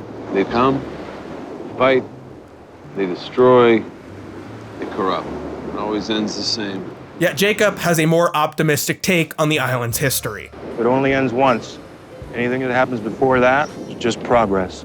Always nice talking to you, Jacob. Damn, only a monster would be that sarcastic. It's definitely the attitude. The reveal of these two characters and their dwellings this season open us up to their story, with this episode focusing first on Jacob. The flashback scenes in this episode all feature our characters in their most vulnerable moments, yet they're familiar moments. It's nothing we haven't heard explained to us before, we just see it from a new perspective. First, we follow a little girl whose resemblance to Kate immediately clues us in to when we are. Kate is accompanied by her childhood friend Tom, who will die indirectly because of Kate. The two kids walk into a mini-mart and enact a shoplifting scheme. Tom is holding the toy plane Kate held so dear to her in the first season. Because this toy plane is revealed in the Halliburton case on the island before we know its significance in Kate's flashback story, it remains one of Lost's strangest reveals, dramatically speaking. Yet its inclusion in this scene makes me believe the toy airplane was a failed attempt to allude to there being a master planner. To somebody, their airplane is just a little toy. I feel confident sharing this conclusion because psychics are introduced as a part of Lost's lore 2 episodes before and 2 episodes after,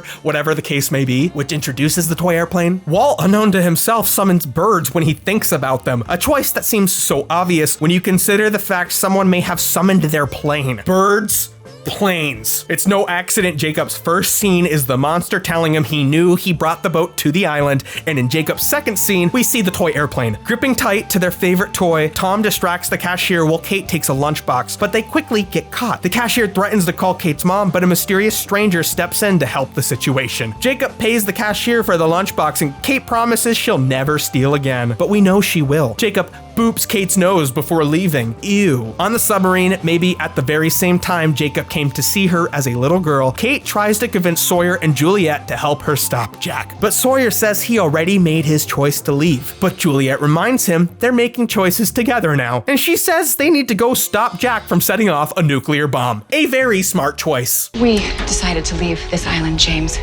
We did. Sawyer reluctantly goes along with Juliet to stage a mutiny and get the sub to surface and let them off before continuing on with the evacuees. In the next flashback scene, when Sawyer is just a little boy, he sits outside his parents' funeral, writing a letter to the man he blames for their death, the man he intends to take revenge on. He's out of ink, but a friendly stranger, Jacob, gives him a new pen, nudging him to seep in his anger and to complete the letter. Nonetheless, he apologizes to Sawyer for what happened to him and leaves. When we think about where these characters' lives end up going, it doesn't really seem that Jacob has our homie's best intentions in his heart. However, someone else plants another seed that will take much longer to take root. When Sawyer's uncle, a never-before-seen character, sees the letter the child James is writing, he harshly and wisely instructs him to let it go. He cannot change the past.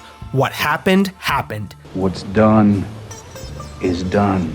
He's harsh, but he does not want the young James's life to be ruined by this event. Juliet and Kate realize there is a possibility they're supposed to intervene, like they were supposed to save Ben, or at least they had always saved Ben. So Sawyer goes back to the island with the girls. This very same act that a season ago was a selfish decree for Sawyer is now done to support Juliet to have her back. Meanwhile, the camera sweeps over Jack and Saeed in the ruins underneath the island, highlighting the magnitude of destructive force they've uncovered. They follow their cryptic instructions from the deceased Daniel Faraday's journal, which contains information you can't find on the liberal internet. How to detonate a hydrogen bomb, specifically over the island's anomaly. Saeed's time with Nadia came to an end when he met Jacob. The couple is crossing the street when Jacob stops Saeed and asks for directions. Ahead of them, Nadia stops in the middle of the intersection to call for Saeed's attention when she's hit by a car driven by one of Widmore's men, presumably to neutralize the threat Saeed posed. While dismantling the bomb to take the more portable, yet still destructive core, Richard asks Jack about John Locke, whom he's visited since he was born. Richard says he doesn't see anything special in John, and Jack, with a new perspective, says not to give up on him. Once the bomb is ready, Eloise ascends up the stairs, but Richard thinks it's all a bad idea and bonks her on the head to keep her safe, allowing Saeed and Jack to continue up a corridor that leads them right into Horace's house. They put on his clothes and try to sneak through the Dharma village, but are quickly spotted by Roger Linus. Saeed tries to warn him that he's carrying a nuclear device, but Roger, seeing red, shoots the man that shot his missing son. You're the son of a bitch who shot my kid. Don't fire that weapon. Carry the nuclear device. Oh, fuck. I can't believe you've done this. Jack opens fire, putting every gun in the barracks on them, but they're quickly saved by Hurley, Jin, and Miles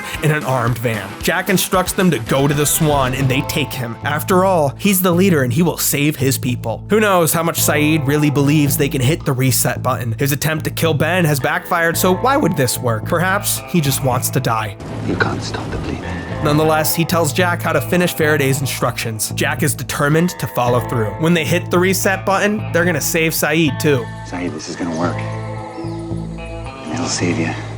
Meanwhile, across the island, Sawyer, Juliet, and Kate come ashore to be greeted by a friendly face. Vincent the dog. He's still alive? That's awesome. Let's just have an epic Vincent the dog edit here. He's swimming in the ocean, he's carrying an arm, they're riding in the van. Vincent. And then, oh my god, Rose and Bernard walk onto the beach, revealed to have also survived. Let's just get an epic single shot or two edit here. Rose and Bernard. And they're not even happy to see their old friends. Bernard!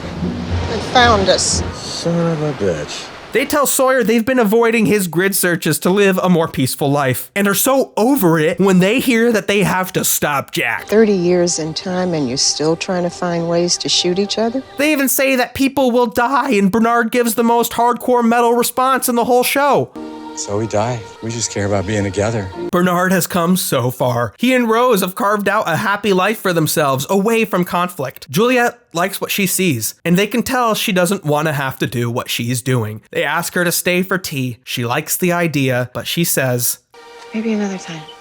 In the future, John Lost guides the others across the island to go meet their leader, Jacob. Sun just wants to find her husband, so she asks Ben who Jacob is. He's too tired to lie and tells her the truth. Jacob was his boss and he's never met him, but Richard has. Sun runs up to Richard asking him if he remembers her husband and her friends. He says he would never forget them because apparently he watched them all die. Yet John Lost says this isn't true. He says that if Sun follows him to Jacob, he'll know how to reunite them. Along the way, they stop at their beach camp where Sun notices Claire is nowhere to be found. Tragically, she finds the ring Charlie had left to Aaron, his Nintendo DS ring. She never received it. The ring reminds Sun of Jin, and we see the two at their wedding, giving their vows. It's Sun and Jin's first scene together all season, the first scene of their wedding, and a vignette of their love before Sun's father ruined it. Jacob arrives to give respect, but they don't recognize him. But Jin recognizes the quality of his Korean. He said white boy can talk. In the past, Jack rides with Jin and the homies to the Hatch construction site to blow it up. Jack promises hitting the reset button will reunite him with Sun. They're on their way, but their homies stand in their path. It's the scariest thing Jack has ever seen. It's Sawyer and the girls coming to save the day.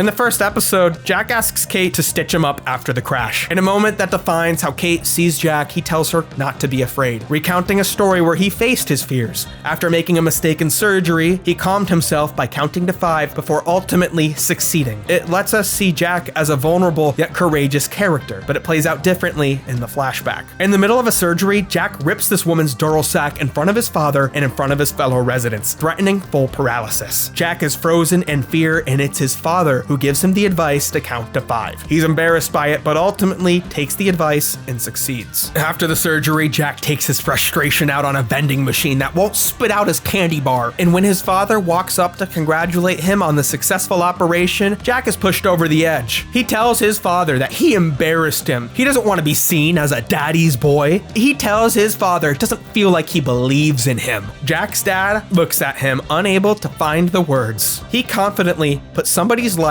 into his son's hands. He just needed a little help. You sure I'm the one who doesn't believe in you, Jack? He gives him one last hard truth for the road. After his dad leaves the hallway, a friendly stranger gives Jack his little candy bar. It's Jacob, who makes sure to also give Jack a little touch with a little perspective. I guess I just needed a little push. Like his father, Jack now sees his friends standing in his way, an obstacle in his path. But they really just want to help him work some stuff out. If your friend wants to set off a nuclear bomb, they are not doing okay. Just some advice. Sawyer tells everyone that Jack just needs a little talking to. They walk off, and once again, Sawyer asks Jack to sit down. But like earlier in the season, he doesn't. So Sawyer tells him to sit down. Jack goes along with it, and Sawyer tries to get him to open up like he has tried to in the past. Sawyer starts by telling Jack about his parents' murder-suicide and the anger he carried with him toward the con man responsible. He tells Jack that he could have tried to leave the island and prevent it from ever happening, but chose not to. He expects Jack to get the message, but Jack asks why. So Sawyer tells Jack what happened and tries to help him accept that. What's in the past is in the past. Sawyer asks Jack a question he's afraid to answer. Why is he doing this? What does he want out of it? And Jack says it's too late to get what he wants. He's already messed it up with Kate. I had her, and I lost her. He's blowing up a nuke because of a girl. Sawyer is dumbfounded by this. Flabbergasted, bewildered. Well, damn, Doc, she's standing right on the other side of those trees. You want her back? Just go and ask her. For some people, it's that easy, but not for Jack. Sawyer tells Jack that if he hits the reset button, Kate will be in handcuffs. And Jack repeats a perverted version of Sawyer's what happened. His own stoic response to the consequences he wants his former lover to experience. It's meant to be. It's meant to be. Sawyer realizes Jack is on a one-way path, and he stops talking and starts hitting. This is a moment the whole series has built up to. We've seen them open up to each other before, but every hit they connect with each other feels like an inevitability. The first real connection between the two of them. Jack starts getting the upper hand, but he's never been able to finish a fight. Sawyer kicks him in the nards. He's playing dirty, and Jack kind of deserves it. Sawyer gets on top of Jack and starts beating him, telling him to stop. Will you stop? Will you stop? But Jack says no.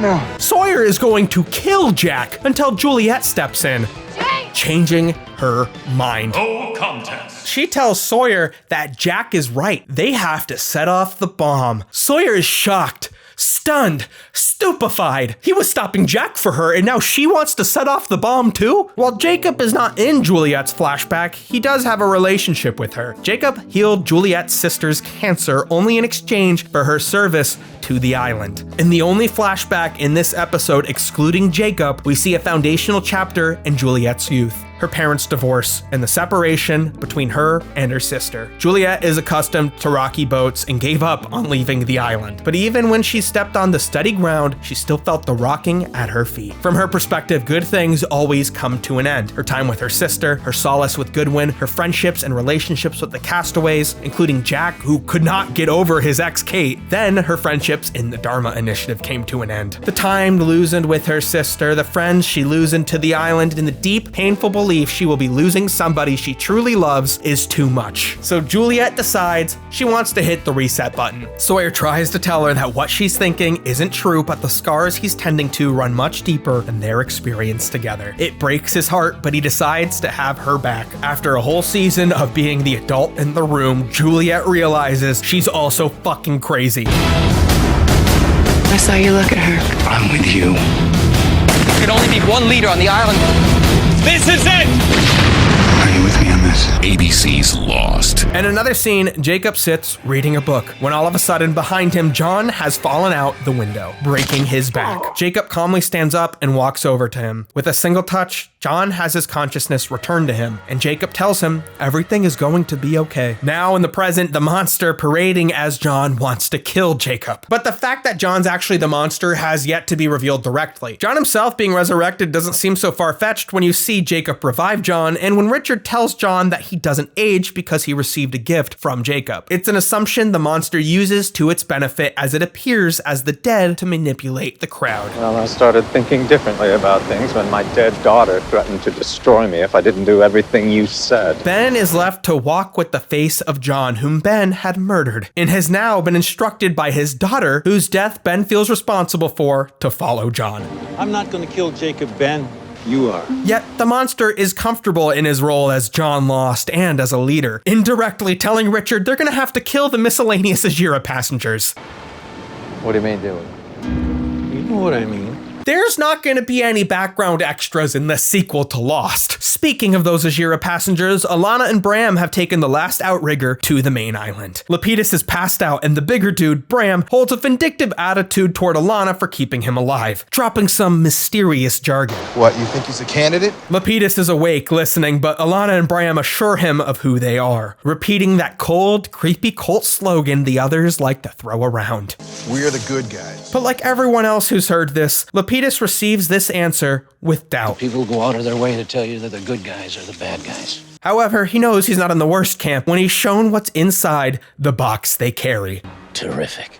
Yet, who is Alana in all of this? Well, in the flashbacks, we've seen there are those who Jacob chooses to groom and those that he uses. Alana is somebody close to Jacob. In her singular flashback scene continued on later, she has been badly injured and seems to be severely burned. Jacob comes to visit her. We've watched him heal people just by touching them, but here, he makes sure to wear gloves. He won't even risk it. He apologizes for not coming sooner, yet Alana insists she is still very happy to see him. But instead of helping her, he needs her for something. Will you help me, Alana? She's brought to tears by the nature of his visit, yet she fights through it so she can say yes. And knowing Jacob's relationship with Juliet, we can only assume then does he heal her. Perhaps she's agreeing to bring Saeed to the island. But the burns might clue us into how she feels about Jacob. She's burned by him. Arriving at the cabin, Alana sees the ash seal has been broken and finds notes with instructions left by Jacob. She determines the cabin, built by Horace and taken by Jacob, has once again been taken by somebody else. Perhaps the monster. They read the directions and walk to Jacob's true home, the statue, but not without burning Jacob's old cabins. An image echoing the rise and fall of societies on the island and the scars Jacob has left behind. I'm no tree hugger or anything, but it's a pretty good way to torch the whole jungle, don't you think? By now, Ben has accepted that John knows more than him, something the monster is taking great pleasure in. He asks Ben questions he already knows the answer to. He asks him what happened when they visited the cabin, to which Ben admits his farce. Well, you clearly already know that I was talking to an empty chair, John. He admits to pretending to speak to Jacob. That I was pretending. And he admits to being shocked when things started to fly around the room. Michael Emerson portrays so much embarrassment and self-hatred in Ben's response here, finally acknowledging another side to himself. Not the evil mastermind, but the pitiful child who has to lie, creating unnecessary complications in his and everyone else's life. He asks John, why should he kill Jacob? Why should he tear down this system? Despite your loyal service to this island, you got cancer. You had to watch your own daughter gunned down right in front of you. And your reward for those sacrifices, you were banished. And you did all this in the name of a man you'd never even met. So the question is, Ben, why the hell wouldn't you want to kill Jacob? And the monster gives him a damn good answer. Yeah, I'm not so sure Jacob had my homie's best intention in those flashbacks, and he certainly did not have good intentions for Ben, who is staring in the face of John, a man he killed for so much less. In the final flashback scene for the episode, we see the only person Jacob was able to be straight with. Hurley is trying to convince the prison to keep him incarcerated even after being cleared of his murder charges. He wants nothing to do with the island, though eventually he relents and gets a cab, where he meets Jacob, carrying a guitar case. They make small talk, sharing a cab, and the ever-paranoid Hurley quickly becomes suspicious, to which Jacob responds with an honest question and honest intention. I want to know why you won't go back to the island. Hurley admits he's afraid of his curse, which has evolved from bad luck to his ability to see the dead. But Jacob gives him a new, more correct perspective on his situation. What if you weren't cursed? What if you were blessed? He tells Hurley to get on Ajira Flight 316 and leaves him with the guitar case, which Hurley will take as a sign of his accepted mission from Jacob. Like his willingness to search for the cabin, Hurley wishes to see this through. He just needed someone to be straight with him. With the monster guiding people from the shadows and Jacob guiding people throughout their entire lives, we really start to wonder how much of these characters have been pushed to make decisions in their lives and how much of it was their own volition. As a master manipulator, Jacob blends seamlessly into all of the other external factors pushing the characters to behave one way or the other. We have seen other events push the characters toward their destiny, toward their island, without even being aware of it. Jacob is aware of it, making him the perfect scapegoat to embody all of these things. Everything that has ever gotten in the way of these characters enacting their own free will. Jacob is the embodiment of an abstract idea, and he will be killed for it. The Epicureans said that if anything can be stated to be true before it happens, then free will does not exist. You will not subscribe. This leads us back to David Hume and one of the oldest philosophical conversations besides a bunch of the other ones we talked about today, that being free will. Lost's view of free will, to me, as a graduate of Lost University, seems to align with David Hume's compatibilist view. There are two primary hard schools of thought on free will, that being hard determinist and hard free will. But amongst others, David Hume argued that these things weren't so separate. Hume's uniformity principle states that the future will be like the past, a core theme to Lost's cyclical storytelling and a statement that has been said by so many people in so many different ways. In season 1, the others were everyone on the plane. They were strangers converging with one another. With other groups being introduced each season, we see this convergence play out similarly, repeatedly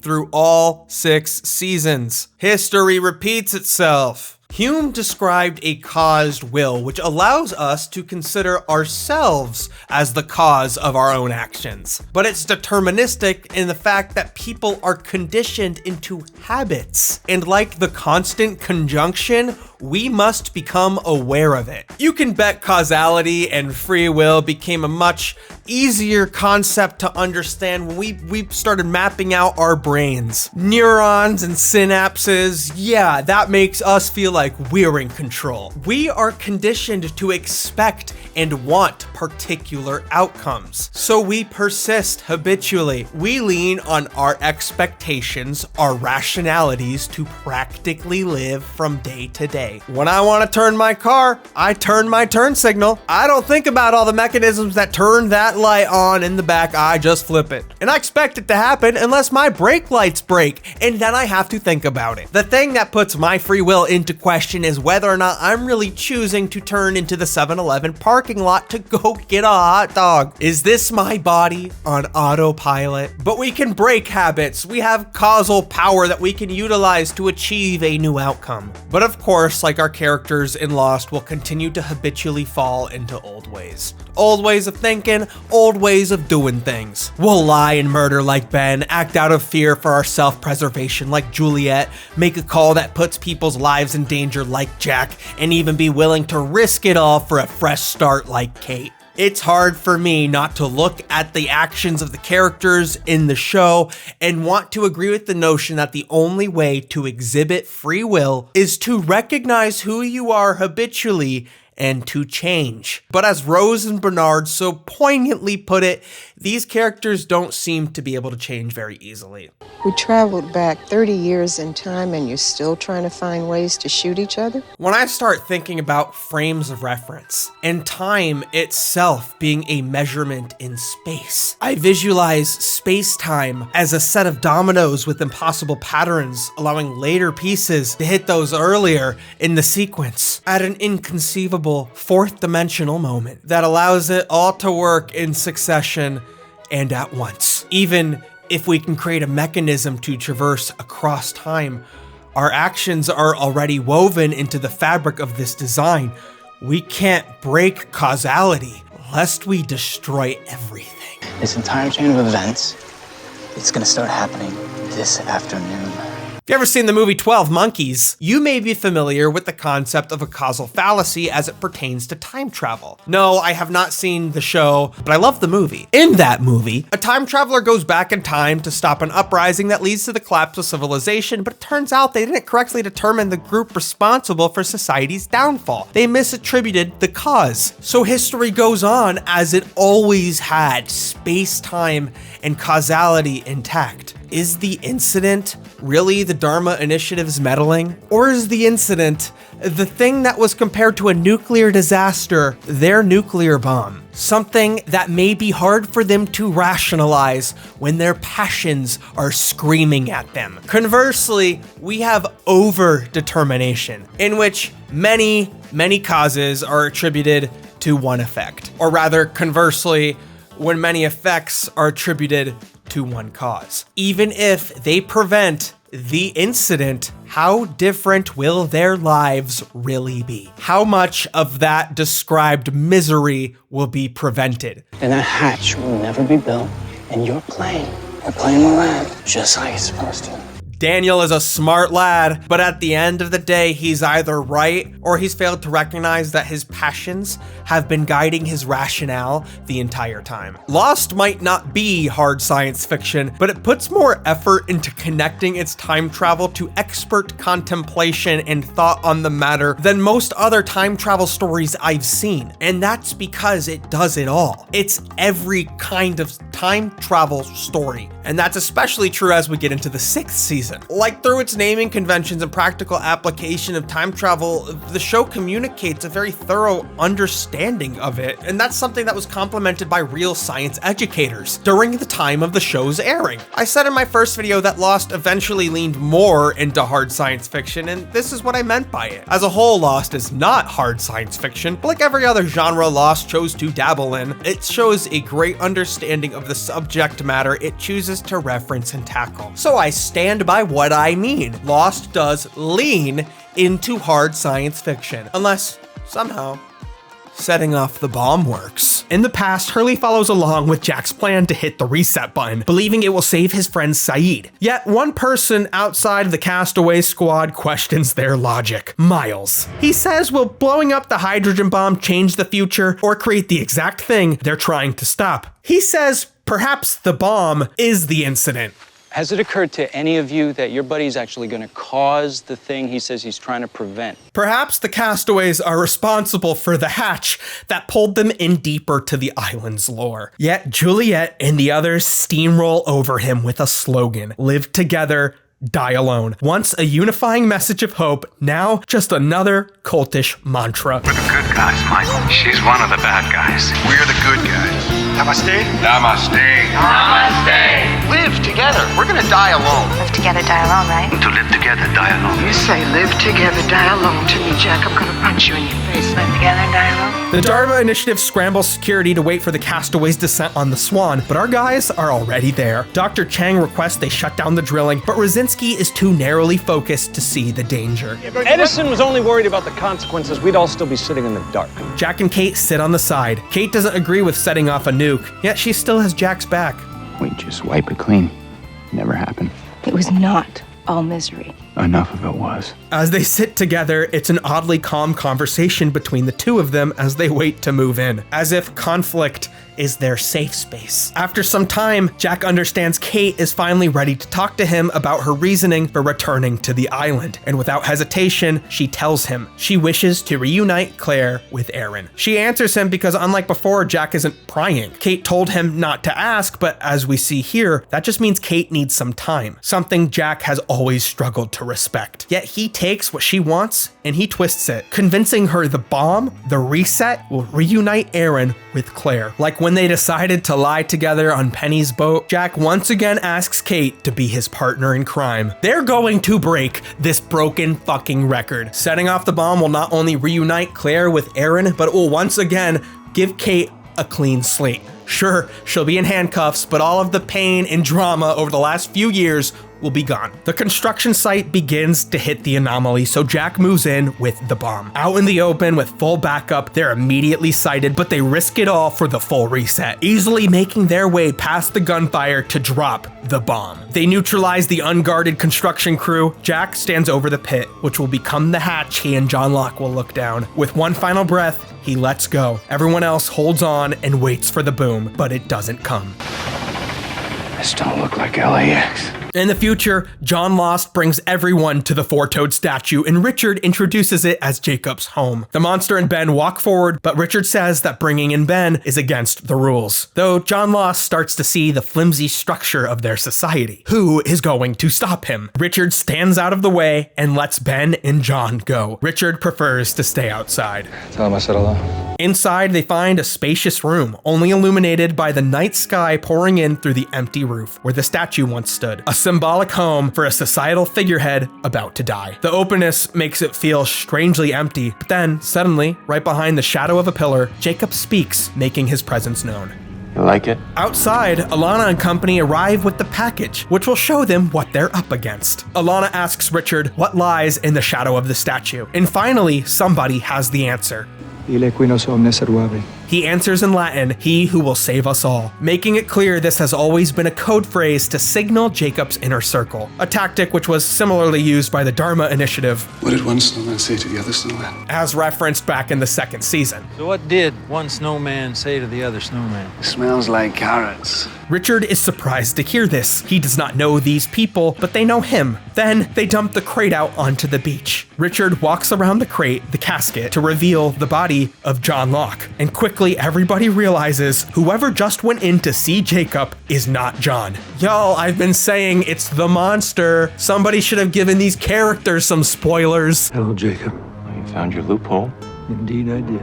30 years earlier, the Dharma Initiative continues to drill. Dr. Chang realizes they're about to hit the anomaly before everything magnetic starts converging toward the center, collapsing the Swan's construction site. Phil takes aim at Sawyer, but he's impaled by a sheath of metal. Same for Pierre Chang, who receives the injury that will lead to his arm amputation. A price for his hubris, and perhaps a clue that this isn't gonna work. The future is happening as planned. Suddenly, chains wrap themselves around Juliet, dragging her down the drill site. Sawyer and Kate grab onto her, but the chain's attraction to the center pulls on her, creating an unbearable pain. Sawyer assures her that she's going to be okay. He has her. He continues to try to comfort her, but she knows it's already over, and she starts comforting him. They slip from each other's hands, and Juliet falls down the shaft. Lost's unexpected pairing that felt too good to be true. A tear that is heart-wrenching and oh so painfully played by Josh Holloway and Elizabeth Mitchell. Juliet falls down the hatch. In the future, Jacob tries to talk to the monster, who he knows has brought Ben to kill him. Yet Ben is disgusted by Jacob and John's apparent familiarity and demands to be heard. Jacob tells Ben that he doesn't have to do anything, that he has a choice in all of this. He can choose to leave Jacob and the monster to discuss their differences. And finally, Ben vents his frustrations. He says everything he's ever wanted to say to him. All those slips of paper, all those lists. And it sounds like we've heard it before. Jacob is just another disappointing father figure in his life. Ben killed Roger, he moved to get Charles banished, and now he makes himself seen by Jacob. I did as I was told. The monster looks to Jacob, victorious. But then Ben asks the question he's been contemplating his whole life. A life of servitude to the island and Jacob, who he has constantly been shunned by. He asks, "What about me?" What about me? Jacob thinks about Ben's question for 1 microsecond. 1 microsecond of thought for all of the pain and betrayal Ben has felt in his life. And then he responds to Ben with the coldest line in the entire show. What about you? As Jacob stands in front of Ben as a physical force of destiny, Ben has always known what kind of person he is. Because destiny, John, is a fickle bitch. Ben realizes there's no talking to this fickle bitch, and he fucking stabs him. He brutally stabs him, to death even. And as Jacob bleeds out on the floor, he says one more ominous thing.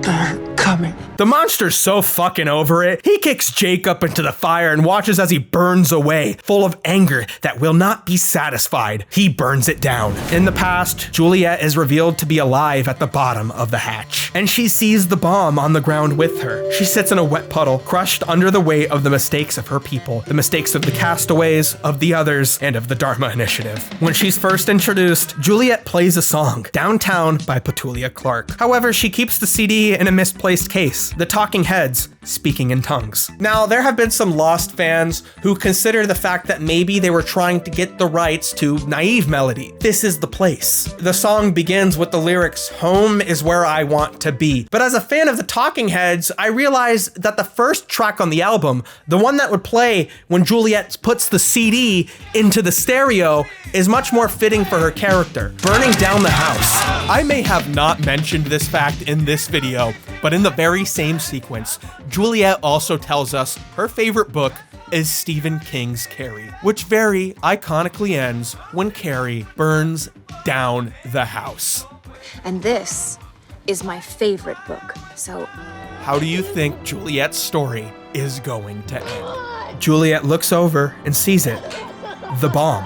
She picks up a rock and struggles to hit it. One final attempt to detonate it. She hits it again and again until it blows. The entire screen goes white. The entire history of the show is just left up in the air. And for the one and only time in inverted color, the ending title Lost hits with that oh so familiar drum beat that somehow seems to echo differently against the white screen. An ominous final note to end the season on. When reading Who Needs Hobbes by Peter S. Fossil and Think Together, Die Alone, I really started thinking about all of these philosophers I had read about that weren't directly referenced in Lost. Primarily Rene Descartes, and leaning much more toward the scientific side of things, Albert Einstein. It seems within the deepest elements that make up our universe, we are observing the same age-old philosophical debate about the nature of reality. Something I didn't understand before researching all of this is there are clear inherent contradictions between quantum explanations of things and relativity. If time is relativistic to our perspectives, then how can it also be a measurable dimension of space?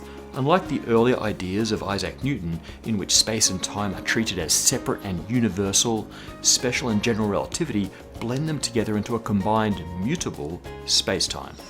But the Schrödinger equation treats space and time as fundamentally separate in the old-fashioned Newtonian way. So clearly there's a problem. Einstein was with Descartes in saying that time was just an illusion. And interestingly enough, I think the reason why Einstein isn't directly named in Lost, because like the Dharma Initiative and like the rationalists, he too was a thinker of a much earlier era. By the 1930s and 40s, the quantum theorists seem to have proved Einstein wrong. Are you kidding me? Quantum mechanics? We're discussing that now? Stay in your lane. That's why he's so sad and old in Oppenheimer. Yet from what I understand, when we started experimenting with the math in the 60s, things were not as they seemed. I'm not even gonna try to explain it. Soon, we realized that neither quantum theory nor relativity alone could explain all observations in reality. Generations of physicists, starting with Einstein himself, spent their lives trying to fix this, to unite quantum mechanics and general relativity. They are still trying.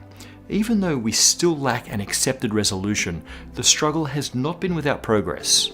We need two frameworks that work independently but not together. Rectifying a grand unified theory has been difficult or perhaps impossible to do. Stephen Hawking once predicted that physics was on the verge of a unified theory that would, quote, describe all possible observations. Yet soon he realized it is not likely that we shall have accelerators powerful enough to test a unified theory within the foreseeable future, or indeed ever. As Josh Horgan of Scientific American puts it, he nonetheless hoped that in lieu of empirical evidence, physicists would discover a theory so logically inevitable that it excluded all alternatives. Theory as a likely candidate, something he promoted in lieu of there being an alternative. Yet if you saw Oppenheimer, you would know the fallacy in doing this. At the end of the day, we'd have to trust the math, knowing that experimentation may prove otherwise. And in this theoretical experimentation, we're not even sure if we'd be able to observe the results. I wish Stephen Hawking had been around to see Oppenheimer. Maybe Eloise Hawking, having visions of the future, could have described it to him. At the end of the day, in trying to create a mythology that's as complicated as the real world, Lost will indeed leave some of its metaphysical mysteries up in the air for interpretation. Here we have Billiam, little baby boy nostalgia sucker who's been stuck in 2009 for 14 years. To quote Tears for Fears, one little boy, one little man. Funny how time flies. It's 2023 all over again. 14 years, losing to a project. Could you imagine what else he could have done?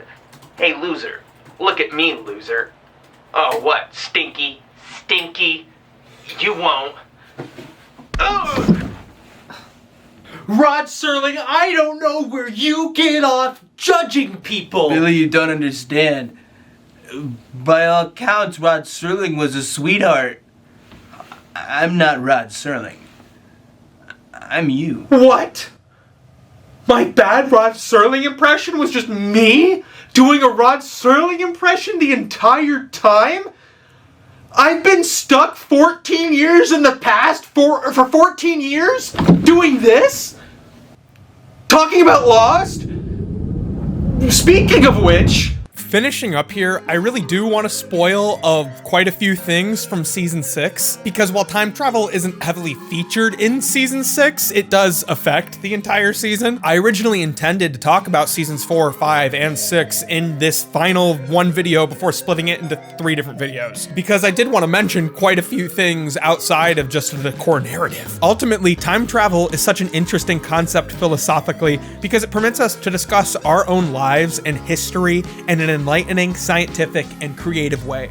You are not talking about a time machine, which is both a real and theoretical impossibility. Time travel fiction has long existed within the realm of philosophical conversation. Just ask about regrets and leave all this time-traveling nonsense out of it. And the study of time travel really allows us to better understand the nature of reality around us, which may be something we may never be able to really perceive. And that inability to perceive it makes the nature of reality such a perfect destination for a show about questions and mysteries. The unanswered questions of Lost's universe reflects unanswered questions throughout science and history. Lost always wanted the shifts in its story to be absurd leaps forward that changed the show forever. But thematically, Lost uses time travel in the same way it used time to always tell its story. Season 5, above everything else, is Lost's thesis in telling its story out of order, which is something it has done ever since the first flashback scene of Jack on the plane,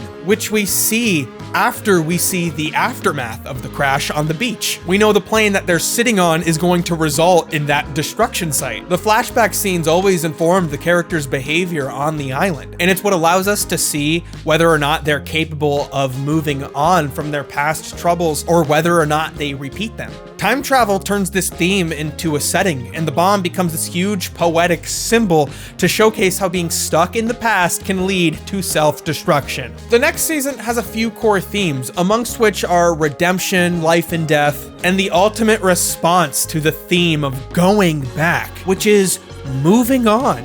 Martin, Despa, you have to leave here. I guess because we only get one chance. Maybe there's only one summer to every customer. That little boy, the one I know, the one who belongs here, this is his summer, just as it was yours once. Don't make him share it. The 1970s would be a very nostalgic period for the writers of Lost and the characters of the story. To place them in this loud, nostalgic place allows Sawyer and Juliet to relive the aesthetic of their past without engaging with the trauma attached to it. When Juliet sets off the bomb, after we see a scene of her parents' divorce, her separation from her sister, it is an admittance that these things cannot be untangled. The pleasure and pain and nostalgia are like one and the same. That's what Disney's Inside Out is about, right? Right? Like when she touches the emotion and it becomes happy and sad, meaning we're complicated beings. In the season 6 premiere, we follow the previously on Lost sequence leading up to Juliet's swan song underneath the swan. Come on, you son of a bitch! The bomb blows up and this world is left up in the air, and when we pack up, we come out of that harsh white light and into a bed of soft white clouds. We're flying on Oceanic 815, and Jack Shephard is unaware he has found himself in a parallel world. That makes us see these characters in a new light. It seems like the bomb has worked, but that just becomes the new off-island story for season 6. Instead of a flashback or flash forward, we got a flash sideways in this apparent parallel world. Like a broken record, we watch Juliet blow up the bomb all over again, only for our characters to be sent back to the future, to the island's present, back where they all started. Aside from this parallel reality, the island itself doesn't seem to have any more major tricks up its sleeve. We've seen its craziest tricks of all. Time travel, making people live forever, curing cancer. It's done the most interesting things it will do. Sent through time and buried underneath the Swan Site's second destruction, Juliet is found again just to die shortly later. Miles tells Sawyer that Juliet wanted to tell him that the bomb actually worked. This makes us question the nature of this apparent parallel reality, and it makes Sawyer even more confused. How can Juliet dying send her to this alternate reality? With the island's major corners already uncovered, the characters act as players on a game board with nothing left to do except to admit what they want for themselves and try to obtain it, allowing the monster to manipulate them, acting as a sort of genie trying to escape his bottle, the island. A continuation of what's left from John's final words left to Jack. I wish. Meanwhile, this alternate reality plays out in a way that starts to feel very different. For one, Desmond is on Oceanic 815. After all, he told Jack he would see him here in this other life. See you in another life, yeah? In this world, these characters seem to be way more at peace. They don't remember the island, but they seem to have remembered the wisdom they've gained through their time there. They make better decisions for themselves. And that's because we eventually clue into the fact that this parallel world exists in a plane beyond life. It was not created by the bomb. It's a sort of purgatory inspired by the Bardo of the Tibetan Book of the Dead, something which has long been referenced by the name of the Dharma Initiative, but we'll get more into the mysticism and spiritual references in Lost in the next video, the final video. The island itself is a metaphor for like the pressures of life and living. To believe they are dead on the island completely emotionally disconnects you from what they're trying to say about life. On the island, like in life, there are no do-overs. If you want a fresh start, you have to be aware of your mistakes. And we all have a shared destiny, because death comes for us all. And you don't reverse that. Unless like your brother slams your head on a rock, throws you into the center of the island, you turn into like a smoke monster for thousands of years, you take the form of John Locke, and then you like, somebody built a cork in the middle of the island, and if you unplug that, then you could maybe come back to life, but you could just die again. I don't know, we'll get into it in the next video.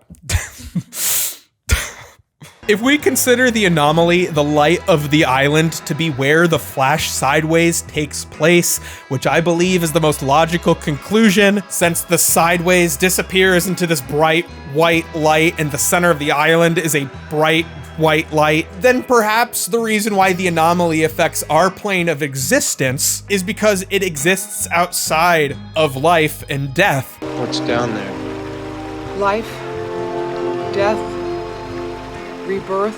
Which, as Christian tells Jack in the finale, exists outside of space and time. Well, there is no now.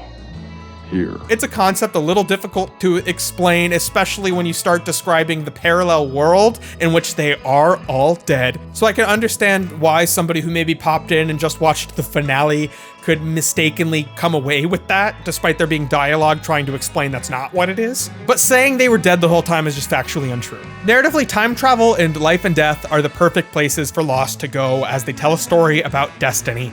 But destiny thematically isn't just some complex plans the universe has, or the island has, or Jacob has. Simply, destiny in Lost is simply the things that have already happened to these characters. The events they are unable to change. When John first says crashing on the island is their destiny, it's such a powerful statement because we've watched an entire season of flashbacks that inevitably lead to them crashing on the island. The inevitability of the plane crash is a constant tension in every flashback in the first season. That tension goes away later. On a behavioral level, Lost's view of destiny is additionally in line with David Hume's compatibilist view of free will, where we must become aware of our habits to enact true free will. Otherwise, we are doomed to repeat habits that do not get us the things we want in life. Yet Lost stipulates the only way to positively enact free will is to be aware of yourself and love yourself, which you can only do by accepting and moving on from the past. These characters are subjected to their destiny, but often they are the ones who seal their own fate. John followed his beliefs to his death.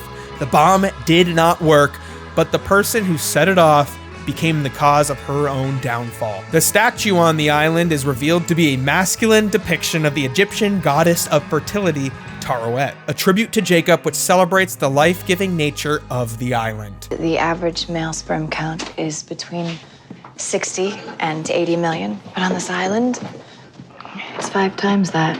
You know, in real life, what historical events have caused like birthing complications, like radiation, nuclear bombs? Perhaps Juliet caused the problem she was brought to the island to solve, the island's birthing complications, when she set off that hydrogen bomb. Every time I try to help a woman on this island give birth, it hasn't worked. Well, maybe whatever made that happen hasn't happened yet. Whether she damaged the anomaly or unleashed deadly radiation, her ending is tragic fate. Yet when she was brought to the island to fix the problem, she had not been responsible for it yet. That's like the universe or Jacob acting against her own interest. An uncontrollable force of destiny. Forces that are overcome in the series finale. Yeah, how does Lost settle all these complicated meshes of personal, physical, and metaphysical questions? How does it find meaning in it all? John Locke was not satisfied when he found out what was inside the hatch. These answers are not satisfying emotionally to the characters. So what is? Well, like John Locke unknowingly saving Desmond's life by knocking on the hatch door, and Desmond unknowingly saving John Locke's life by shining a light on him, the ultimate answer to Lost isn't the lore of what's inside the hatch. Those answers come with conflict and ultimately disappointment. Like the revelation that a job is more tedious or taxing than you thought it would be. Like when John went from pushing buttons in a cubicle to what he thought his life's destiny was, pushing buttons in a hatch, or dying for somebody else's goals. Instead of finding answers through life's greatest mysteries that we may not even be able to perceive, Lost's answer is that true meaning is found in one another. Lost is the ultimate example of, you know, the treasure being meaningless. $1 million. Huh? Oh no! All in Confederate money! Compared to the friends we made along the way. Perhaps the real treasure is true friendship and the spirit of adventure.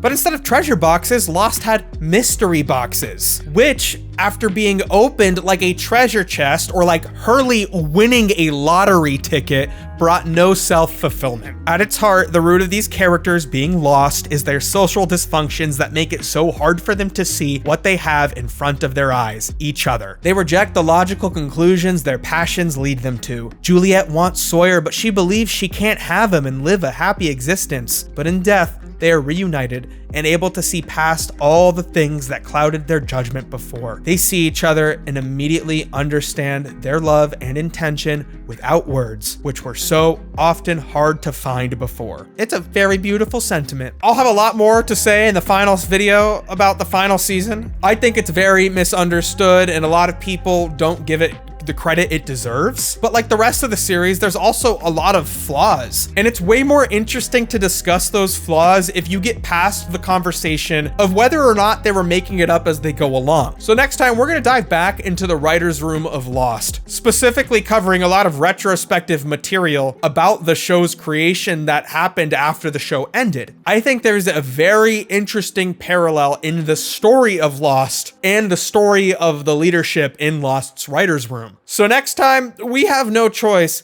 but to finish this up. Come on, you son of a bitch!